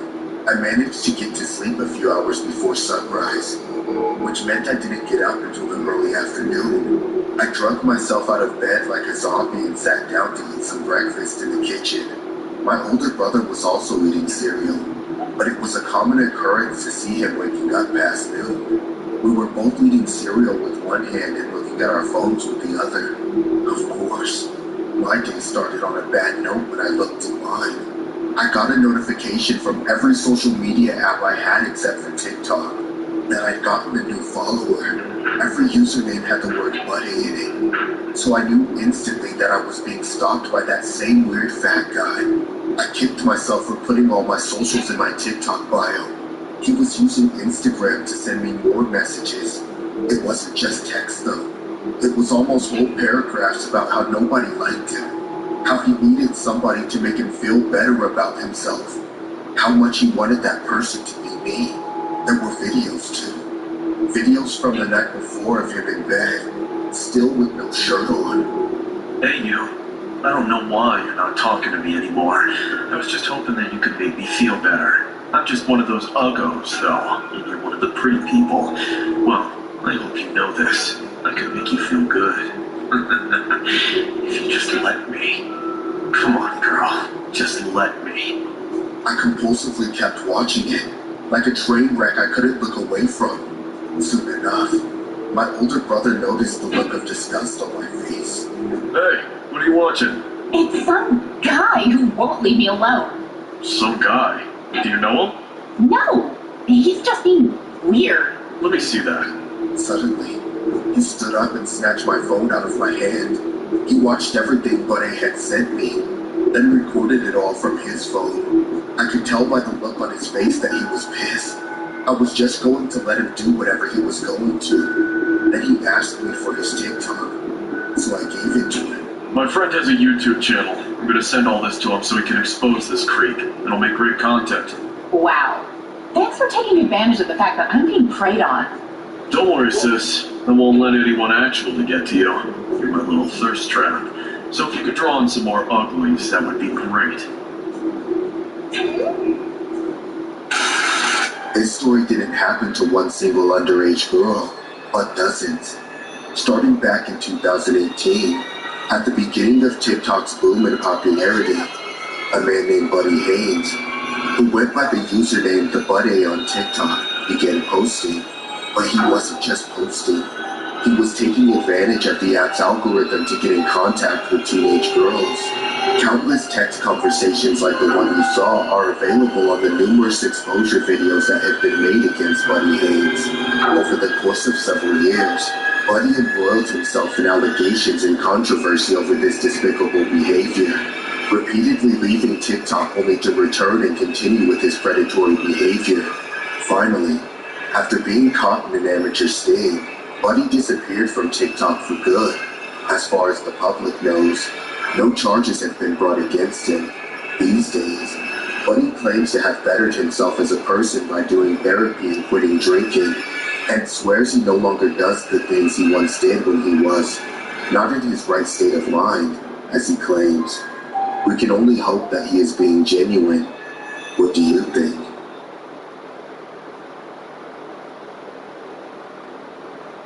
I was surfing the internet one rainy night when I stumbled upon a weird website. The picture of a boy and a girl hugging with a huge smile made me think it was a dating service. It had a very odd name, Snuggle Buddies. I mean, I used to have Tinder many times, but this one seemed new. It said a woman can be hired on an hourly basis to come to your place and snuggle with you. Now, who would want that? There were lists of women with profile pictures. Each had different hourly charges. I have been single for quite a long time, so I had a thought. I wish I had stopped myself right there. There was a girl named Millie. She was cute and had a welcoming smile. Also, she was only charging $15 an hour. I had some cash in hand, hence I called the number below. Hello? Hi. Is this Millie? Yes. Are you lonely? I can give you some tight hugs. I immediately disconnected the call. My heartbeat got faster. Holy smokes, this website isn't fake. What do I do now? I live alone in a third-floor apartment where no one cares about anyone. Suddenly, a message popped up on my phone. It was from the same number. Send your address after making the payment for the first hour. I will be there in a wink. With a nervous breath, I gave her the address and paid her $15 through Venmo. Again, a text popped up. Thank you. Can't wait to see you. I jumped from my computer and started cleaning my room. I took a quick shower, and when I came out with my towel on, someone knocked on my door. Crap, she's here! Coming! I almost stumbled to the door, completely forgetting that I should put on clothes first. As I opened the door, I saw a middle-aged woman wearing a bright pink dress with red stilettos standing in front of me. You should hold it tight before it comes off. I looked down and blushed in embarrassment. Sorry! Come in, please. Her waist was so big that she got stuck on the door frame. Damn door! She stretched her hands towards me. Can you pull me in? I grabbed her hands and pulled her in. She looked so much older than the pictures, and her flaps of fat landed on me as we fell to the floor. God, you're heavy. What did you just call me? She got up and stared at me with anger and hatred in her eyes. For the first time, I looked at her face from such a close distance. She had too much makeup on her. What the hell are you staring at, huh? Look, this was all a mistake, okay? I didn't mean to waste your time, but can you please leave? How dare you? Do you even know who I am? I am the prettiest girl in the world, and you're telling me to leave? Sure you are, but I just changed my mind. Look, I can give you $15 more for all this trouble, and... She didn't let me finish and pulled me towards her and started hugging me. All you need is to be loved. Here comes a tight hug. Oh, let me go. Let me go. We're snuggle buddies. Come on, let's go to your bedroom and lie down together. What? No! She started pulling me into the bedroom. My life began flashing in front of my eyes.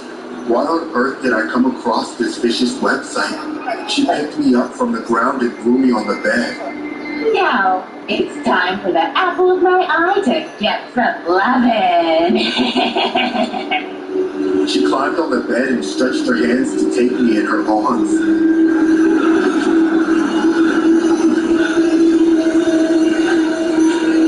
My back hit the wall. I was sweating in fear. Slowly, she grasped me like a python. Her flabby big arms crushed my head into her belly. I could barely breathe.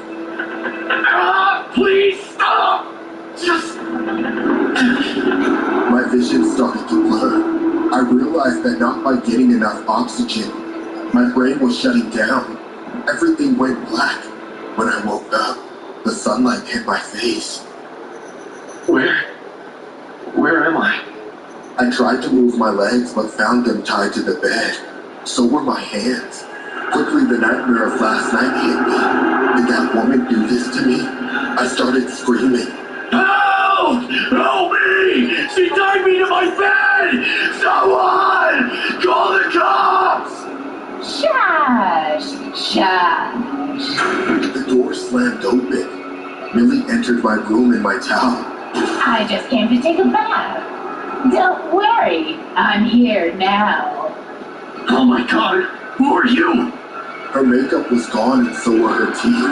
Her white streaky hair looked like a bunch of baby snakes.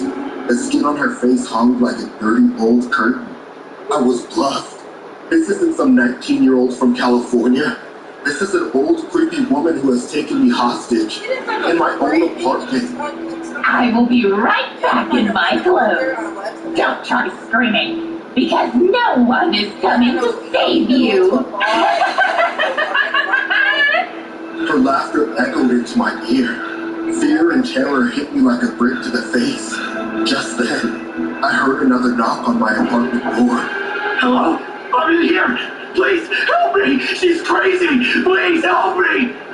I heard someone's voice from the other side of the door, followed by the thudding sound of huge feet rushing towards the door. I saw Millie running to the door. She tried to close the door, but whoever was on the other side got in. It was my landlord. He came for the pending rent. Seeing a huge, crazy woman running towards him, he got scared and ran away like a little kid. But the chaos had already woken the neighbors. People started coming out of their apartments for the first time. I believe you now. You just got lucky. Within seconds, Millie left the apartment. My neighbors untied me and the landlord called the cops. I explained everything to them and showed them the pictures of Millie from that website, but she was never caught. I had never used any dating sites since. I still wake up in a cold sweat dreaming of that gigantic woman crushing me in her arms.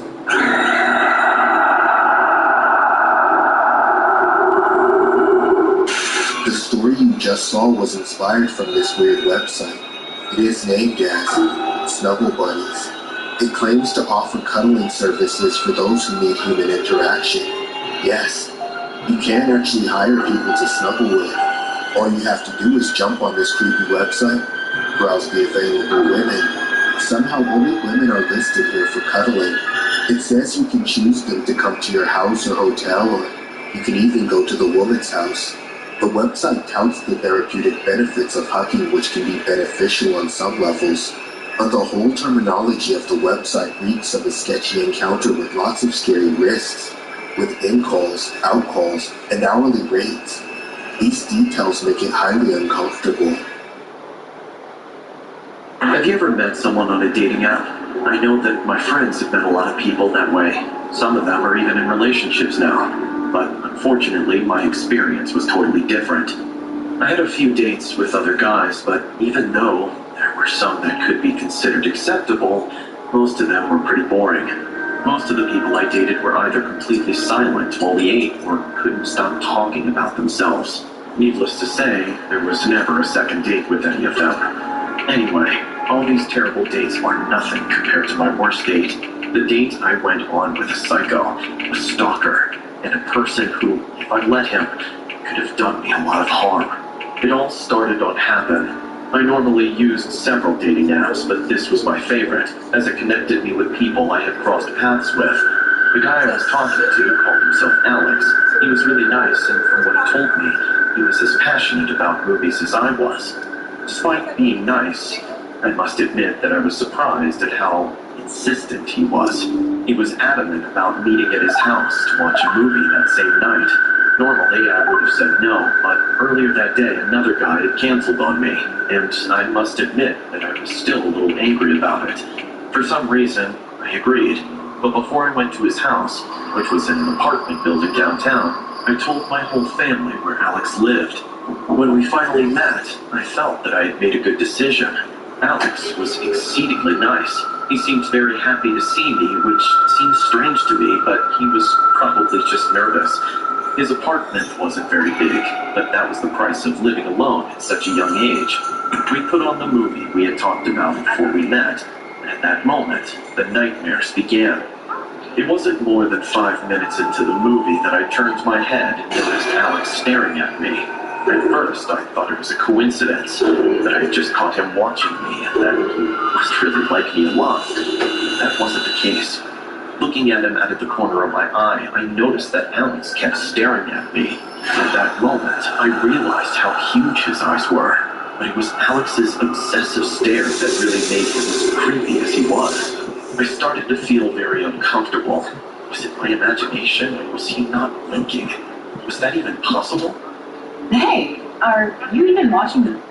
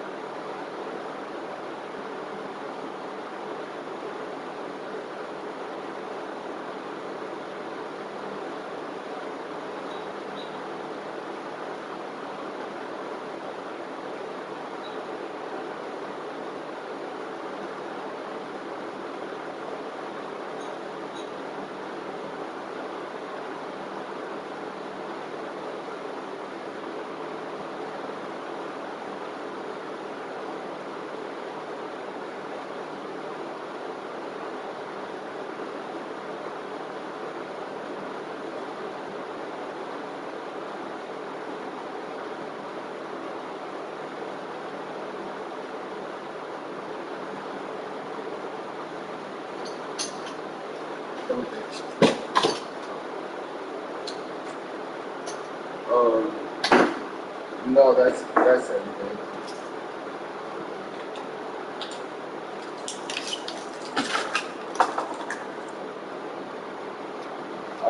You said thin crust or epic stuffed crust?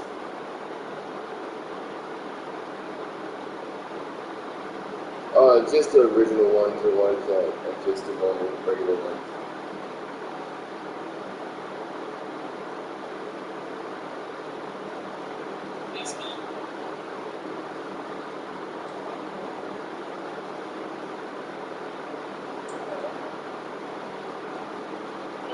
No, just ring the doorbell. Okay.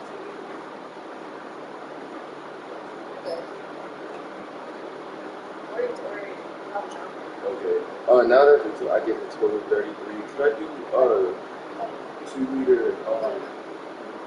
Can I get actually let's do 30. Can you do a 2 liter iced tea? I'm sorry.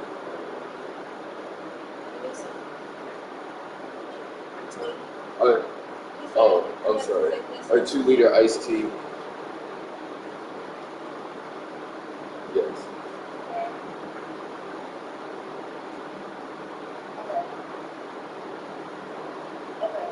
Okay.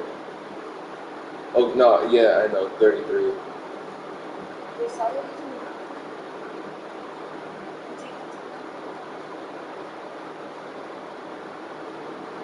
Yes.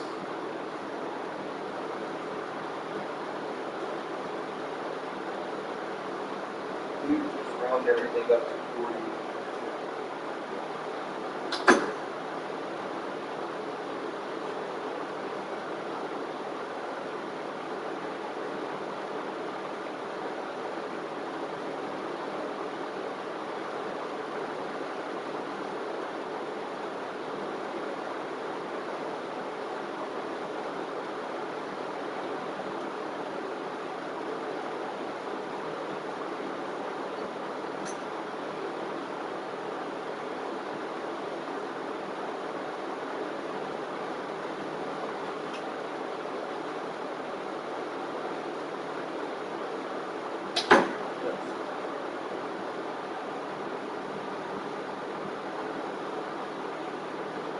Zip code is 21117. 21117.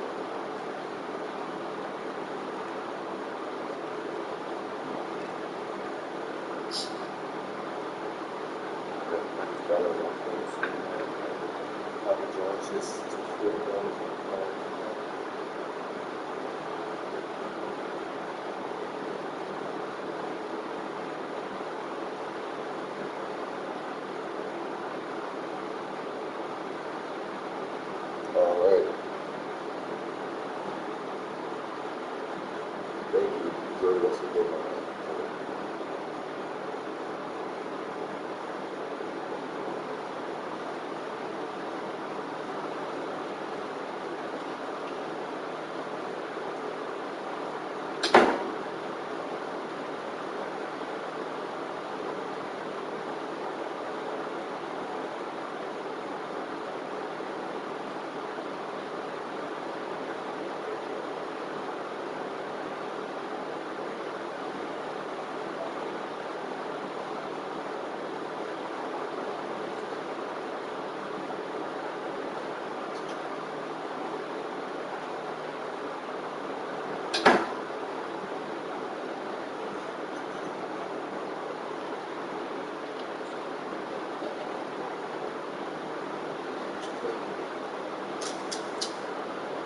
Movie?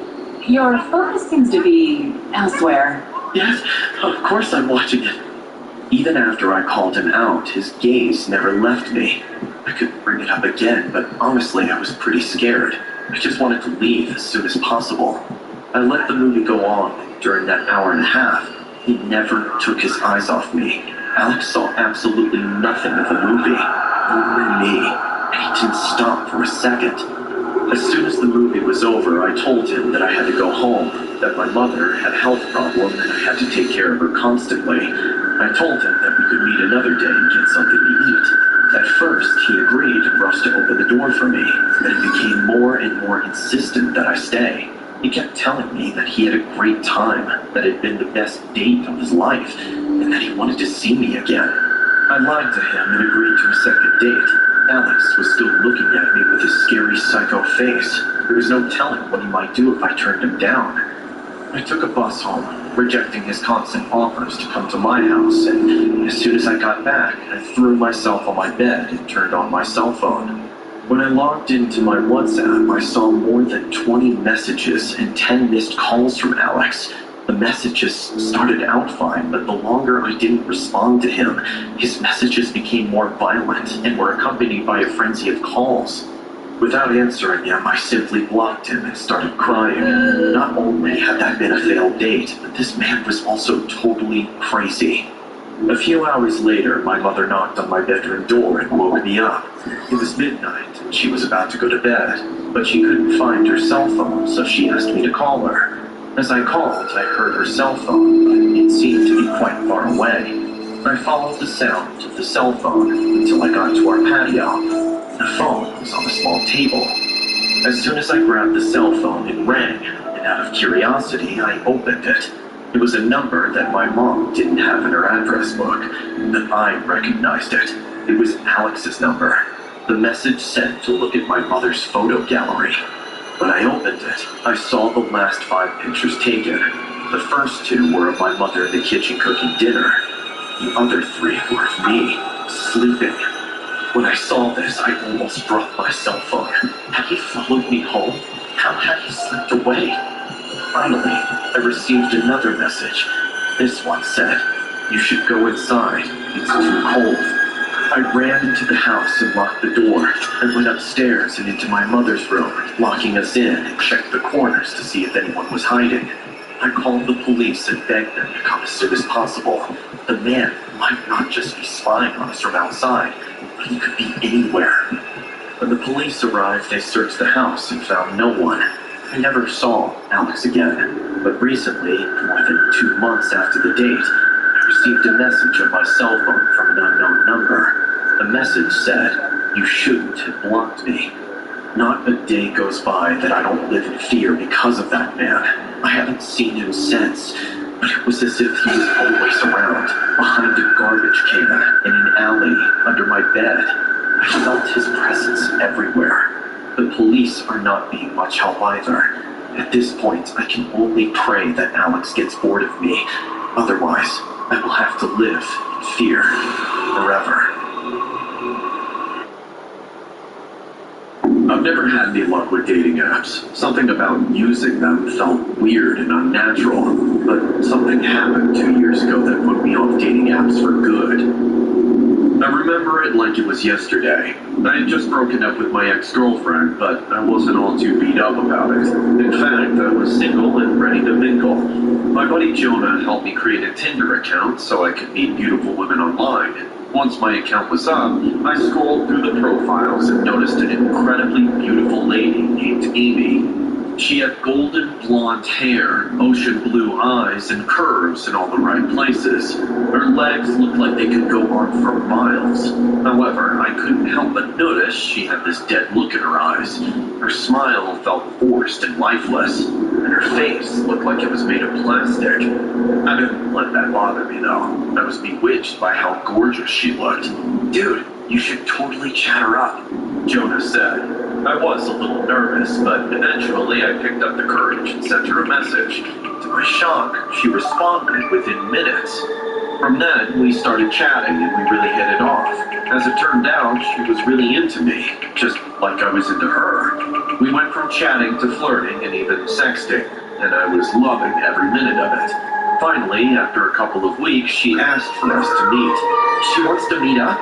Dude, you really hit the jackpot with this girl. Who knows, after your date, you might even get lucky, Jonah teased. I suggested we meet at a really swanky 4-star restaurant in El Paso, but surprisingly, she didn't want to go there. In fact, she wanted us to meet at a bar just on the outskirts of town. I wasn't complaining. In fact, I was a little glad because it meant I wouldn't have to spend a lot on food. That day, I went to the bar and sat at a table while I waited for her to arrive. The place was a real dump. There was no one there but truckers and hookers, and they all stared daggers at me. More concerning was that it was taking Amy way too long to get there. I texted and called, but she wasn't responding. Then, when I was finally ready to leave, she walked in. "Sorry I'm late. I got caught in traffic," she said, as she took the seat opposite me. Her excuse didn't make much sense. This was El Paso. There was hardly ever any traffic. I thought of calling her out on her lie, but I didn't want to start our date on the wrong foot. "That's okay. I'm glad to finally meet you." Something else was off. The girl that sat at the table looked almost nothing like Amy. In fact, she looked Hispanic, while in her pictures, Amy was clearly a white lady. The only semblance she had to her pictures was the blonde hair, and even that looked tacked on. Was I being catfished? I became a little worried, but I decided not to overreact. I'm sorry to be so forward, but you look a little different from your profile pic. Oh, you noticed? I haven't been feeling very well. In fact, I almost called to cancel, but I didn't want to disappoint you. Oh, I'm sorry to hear that. I hope you're feeling better now. Yeah, I feel great now that I'm here with you. So, what would you like to eat? Actually, I have to use the ladies' room real quick. I need to powder my nose. I will be right back. She walked off to the bathroom. While she was gone, I took the opportunity to look over Amy's profile again. And just as I thought, this girl looked nothing like her. But then, I noticed something else even more disturbing. Something was off about some of the pictures. Amy had more than 5 fingers on one hand in some of them, and in others she had rows of teeth like a great white shark. They were simply too tiny to be 32 in number. Then I checked out her Instagram and noticed the same thing. In fact, some of the faces in the background were blurred. I immediately called Jonah up to let him know what was happening. Dude, I'm on that date with Amy now, but she looks nothing like her pictures. In fact, I noticed some of her pictures looked crazy weird and photoshopped. What? For real? Send them over, I'll take a look. There were 27 of them. Behind that fact lies a grim story of tragedy and a terrible snowstorm in the mountains. Soon they were up to their waists in snow. Eventually, 5 of them died from exposure, and the others have come back to tell another tale of death on the mountain. In the middle of one of the worst snowstorms they've ever seen, the villagers of Hofsgrund, a small German town near the edge of the Black Forest, begin hearing desperate screams from the darkness of the mountain. And then, suddenly, a bang on the door of a local farmhouse. It's 2 young English boys, and they don't speak German, save for one desperate-sounding phrase. Boys ill on mountain. Help.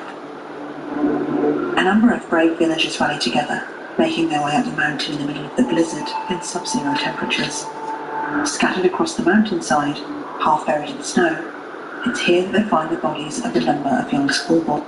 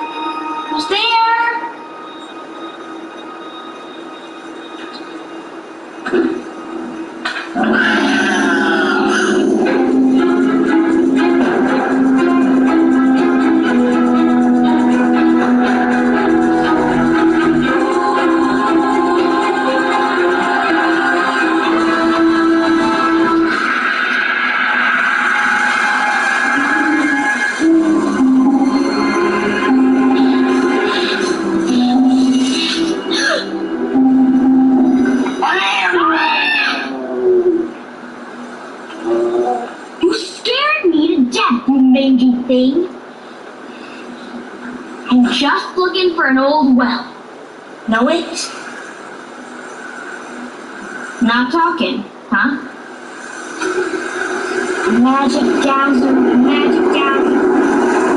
show me well!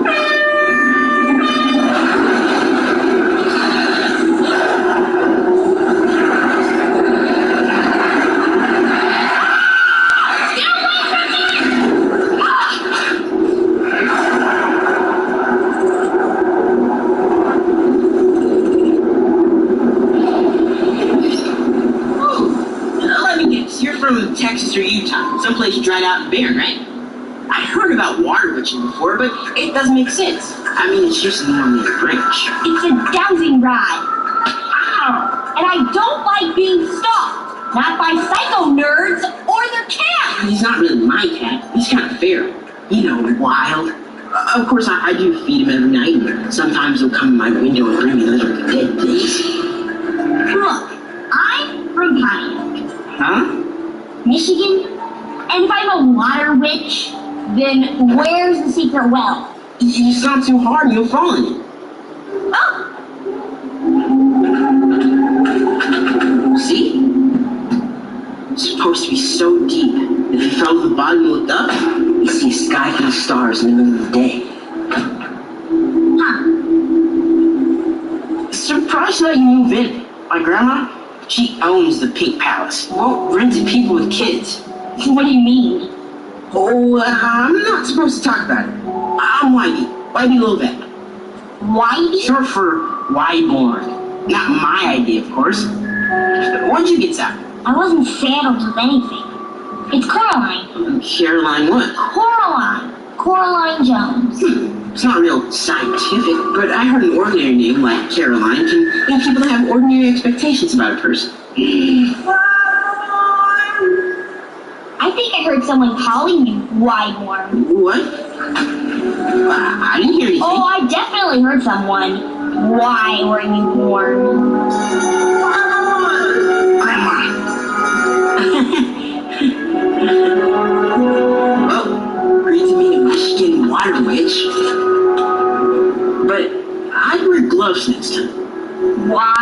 Because that dowsing rod of yours, it's poison oak.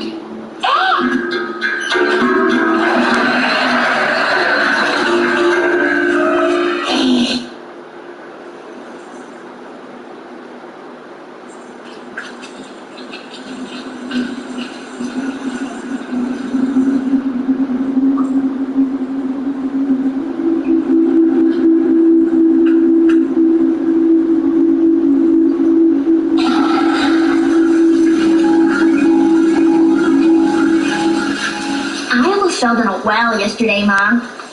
I would have died. That's nice. Hey. So, can I go out? I think it's perfect weather for gardening. No, Caroline, rain makes mud. Mud makes a mess. Well, I want stuff growing when my friends come to visit. Isn't that why we moved here? Something like that. But then, we had the accident. It wasn't my fault you hit that truck. I never said it was. Can't believe it. You and Dad get paid to write about plants, and you hate dirt. Caroline, I don't have time for you right now, and you still have unpacking to do. Lots of unpacking. That sounds exciting. Oh, some kid left this on the front porch. Hey, Jonesy, look what I found in your house trunk. Look familiar? Right. Huh. A little me? That's weird. What's his name, anyway? Whitey. I'm way too old for dolls. Hey, Dad. How's the writing going? Dad. Hello, Coraline and Coraline doll. Do you know where the garden tools are? It's pouring out there, isn't it? It's just raining. What'd the boss say? Don't even think about going out, Coraline Jones! Then we won't need the tools.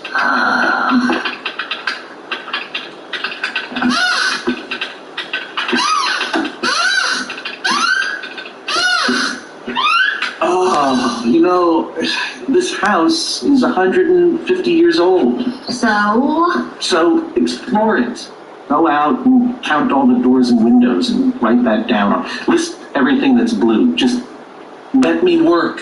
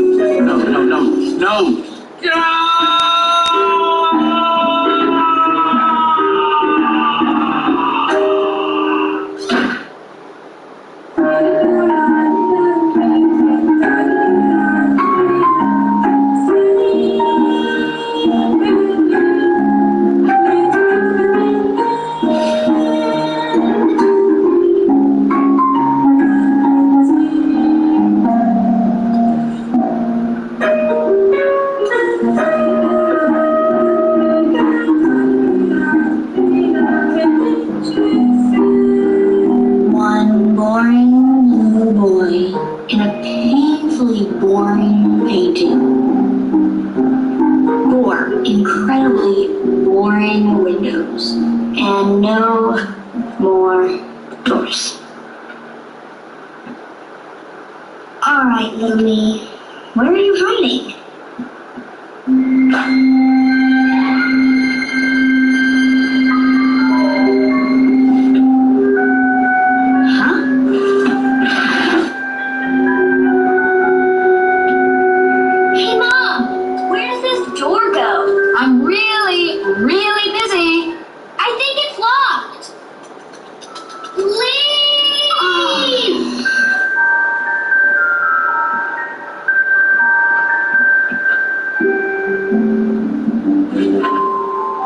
Will you stop pestering me if I do this for you? Fine.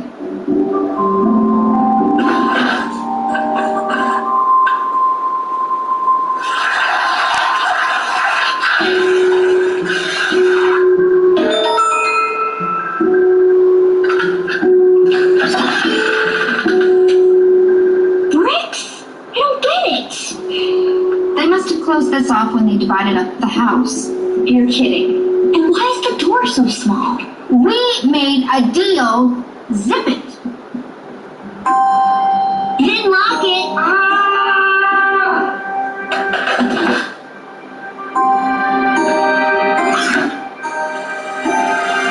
Oh, my witchy girl. I think you are so nice. I give you bowls of porridge and I give you bowls of rice. Honey, why don't you ever cook, Mom? Caroline, we've been through this before. Your dad cooks, I clean, and you stay out of the way. I swear, I'll go food shopping as soon as we finish the catalog. Try some of the chard. You need a vegetable. It looks more like slime to me. Well, it's slime or bedtime, Fusspot. Now what's it gonna be? Think they're trying to poison me?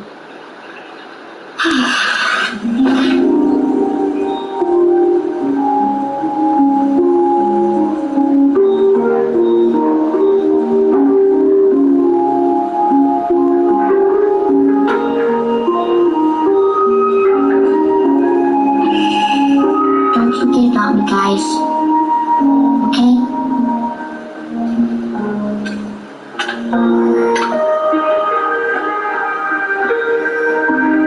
Good night, little me.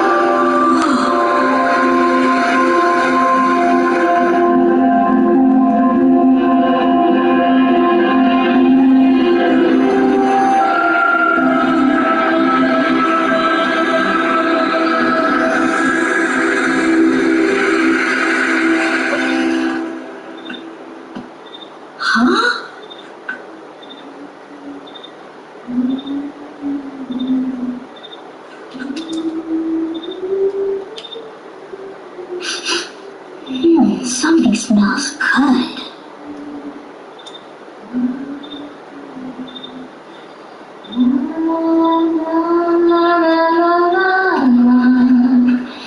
Mom? What are you doing here in the middle of the night? You're just in time for supper, dear. You're not my mother.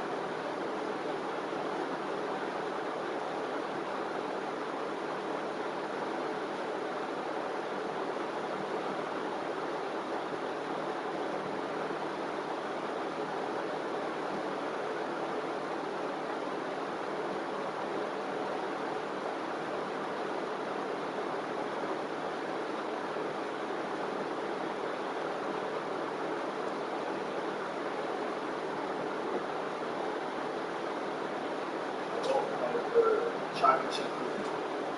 Like, I don't have it on. Yes.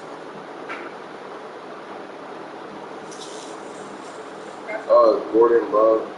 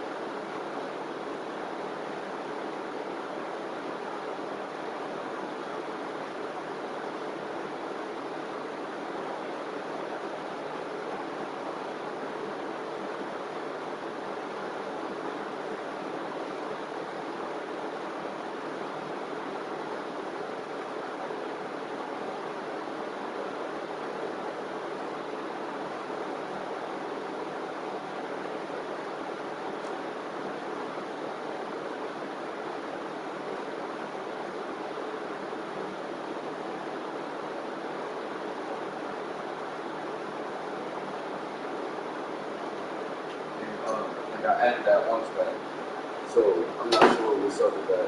Because I know, like, is this actually $40 alone, like for 2 topping, 2 large, like the deal, and just the 2 liter alone?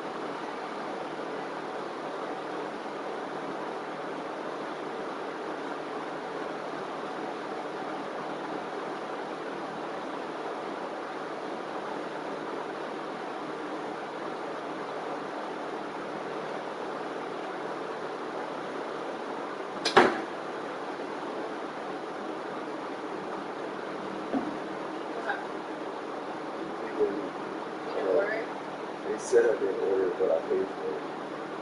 Really? That's it. What are they doing?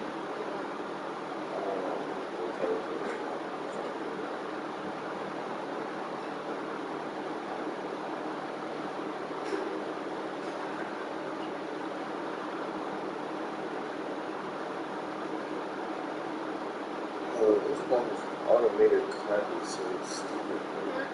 This one is like constant and stuff is so stupid. Like, why can't I just call it? Yeah, that's so stupid. That's so lazy. I don't understand it. I think we're gonna ask the speakers. Why you said we were not going to eat too? But I'm like, before, like, you're gonna be an Indian and shit. You don't even call it And then I'm looking at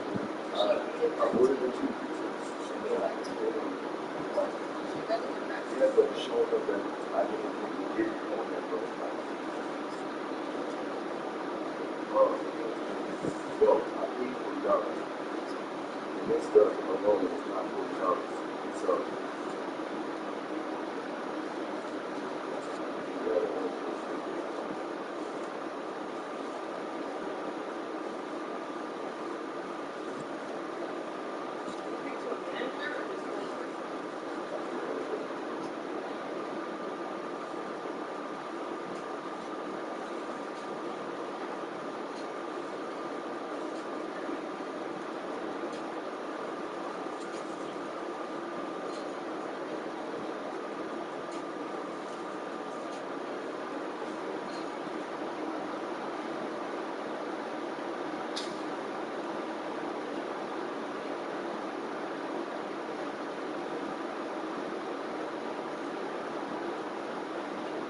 I spoke to the call. Yeah, I placed it on the pop call. No problem.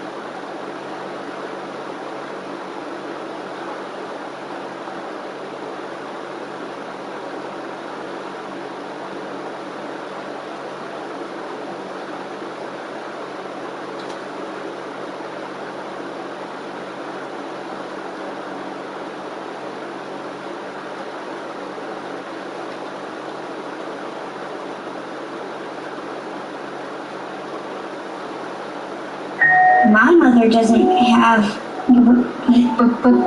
Buttons? Do you like them? I'm your other mother, silly. Now go tell your other father supper's ready. Well, go on. He's in his study.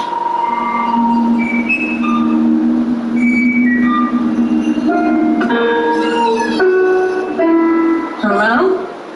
Hello, Coraline. Want to hear my new song? My father can't play piano. No need to. This piano plays me.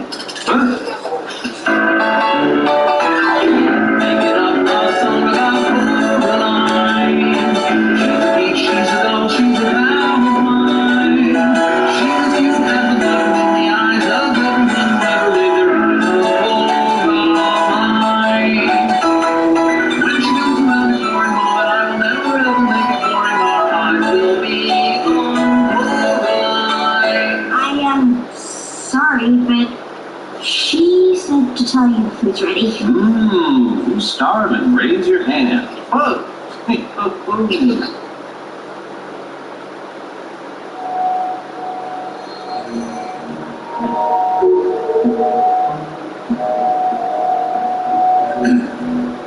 We give our thanks and ask to bless our mother's golden chicken breast.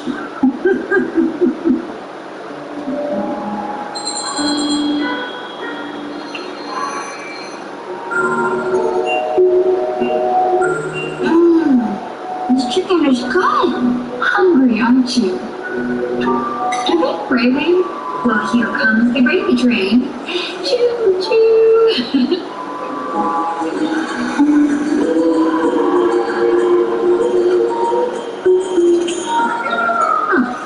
Another roll, sweet peas, corn on the cob. I'm real thirsty. Of course. Any requests? Mango milkshake?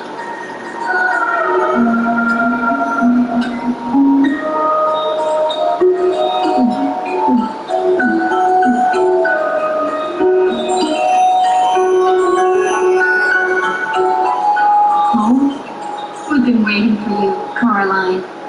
For me? Yep. Wasn't the same here without you, kiddo. I didn't know I had another one. Of course you do. Everyone does. Really? Uh-huh. And as soon as you're through eating, I thought we'd play a game. You mean like hide and seek? Perfect. Hide and seek in the rain. What rain? What about the mud? We love mud. Mud facials, mud baths, mud pies.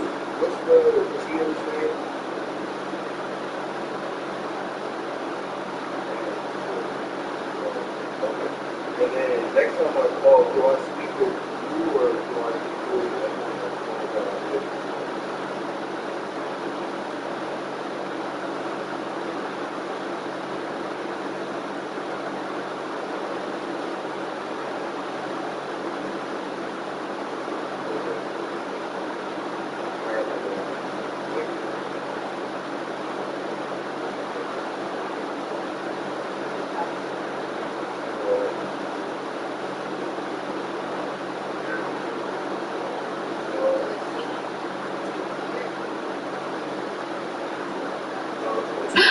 It's great.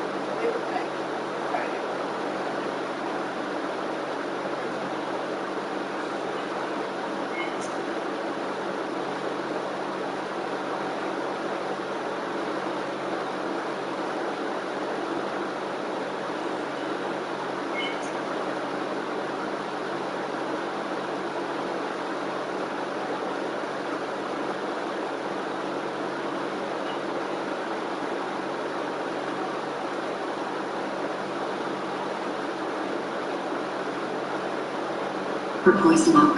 How'd you know I love to play, but I better get home to my other mother. But I'm your other mother. I mean my other mother. Mom number one. I think I should get to bed. Of course, sweetheart. It's all made up. But Come along, sleepyhead.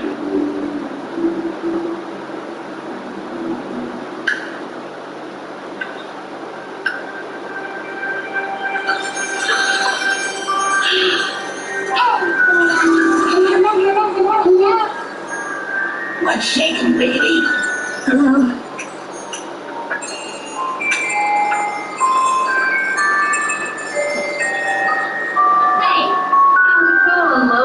Where's your swampers and Chip? Cripes almighty, how are my best trolls? I can't wait till summer. You won't come, right? We're already here, Coil. Got the organ? Oh. The mic.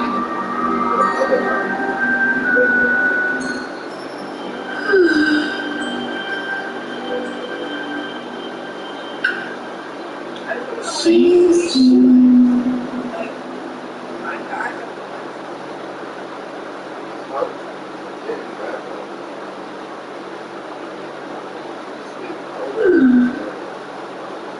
I thought it like started out in your dreams after kind of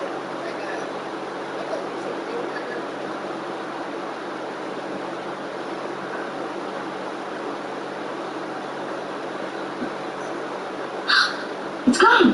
My poison oak. It's gone. Huh.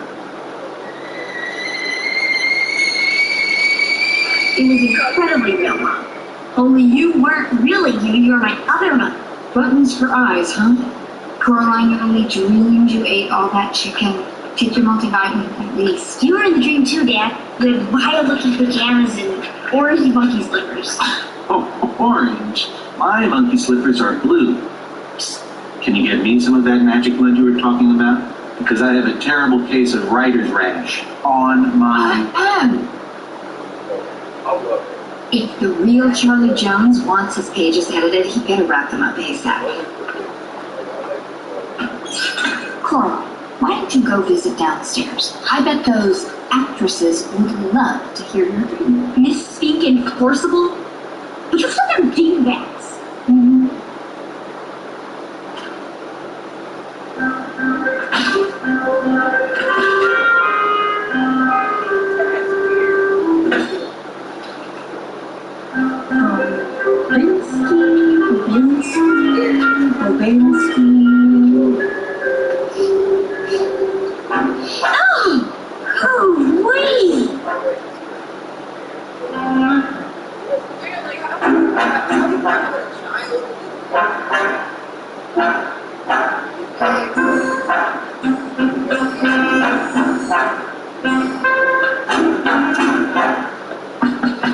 Hello?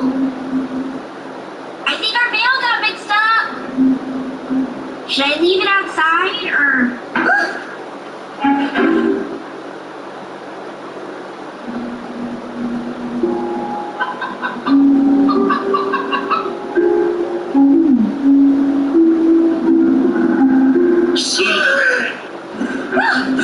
Famous Jumping Mouth Circus not ready.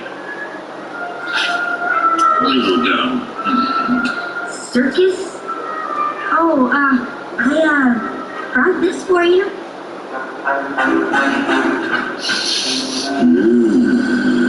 Notice here. Huh? New cheese samples? Yeah. Very clever. Using this mixer to sneak my home and pick up mushkas. Mushkas? Demise. Oh, sorry. I'm Coraline Jones. And I am the amazing Bobinski. But you, call me Mr. B. Because amazing, I already know that I am.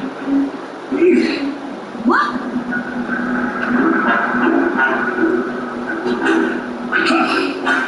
You see, Caroline, the trouble is, my new songs go oompa, oompa, Jumping mice play only toot like that is nice, but not so much amazing. So now I switch to stronger keys and soon bacha.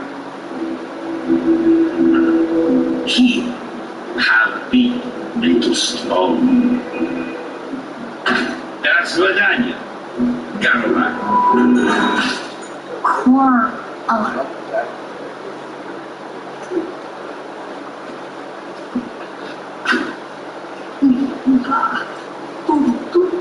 Hey, Caroline, подожди! Hey! No!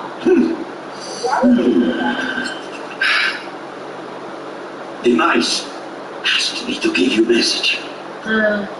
Jumping mice? They are saying, do not go through little door. Do you know such a thing? The one behind the wallpaper? But it's all hooked up. So sorry. It's nothing. Sometimes the mice are a little mixed up. They even get your name wrong, you know? They call you Coraline instead of Caroline. Not Caroline at all. Maybe I work for them too hard.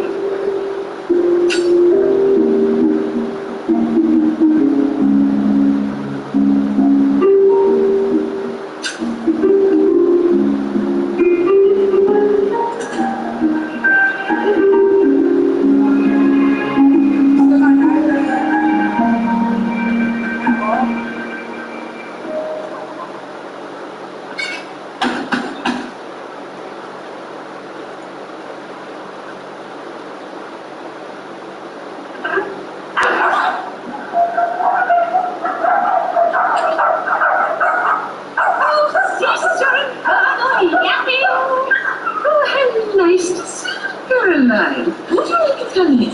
We're playing cards. Still Caroline, speak. Miriam, put the kettle on!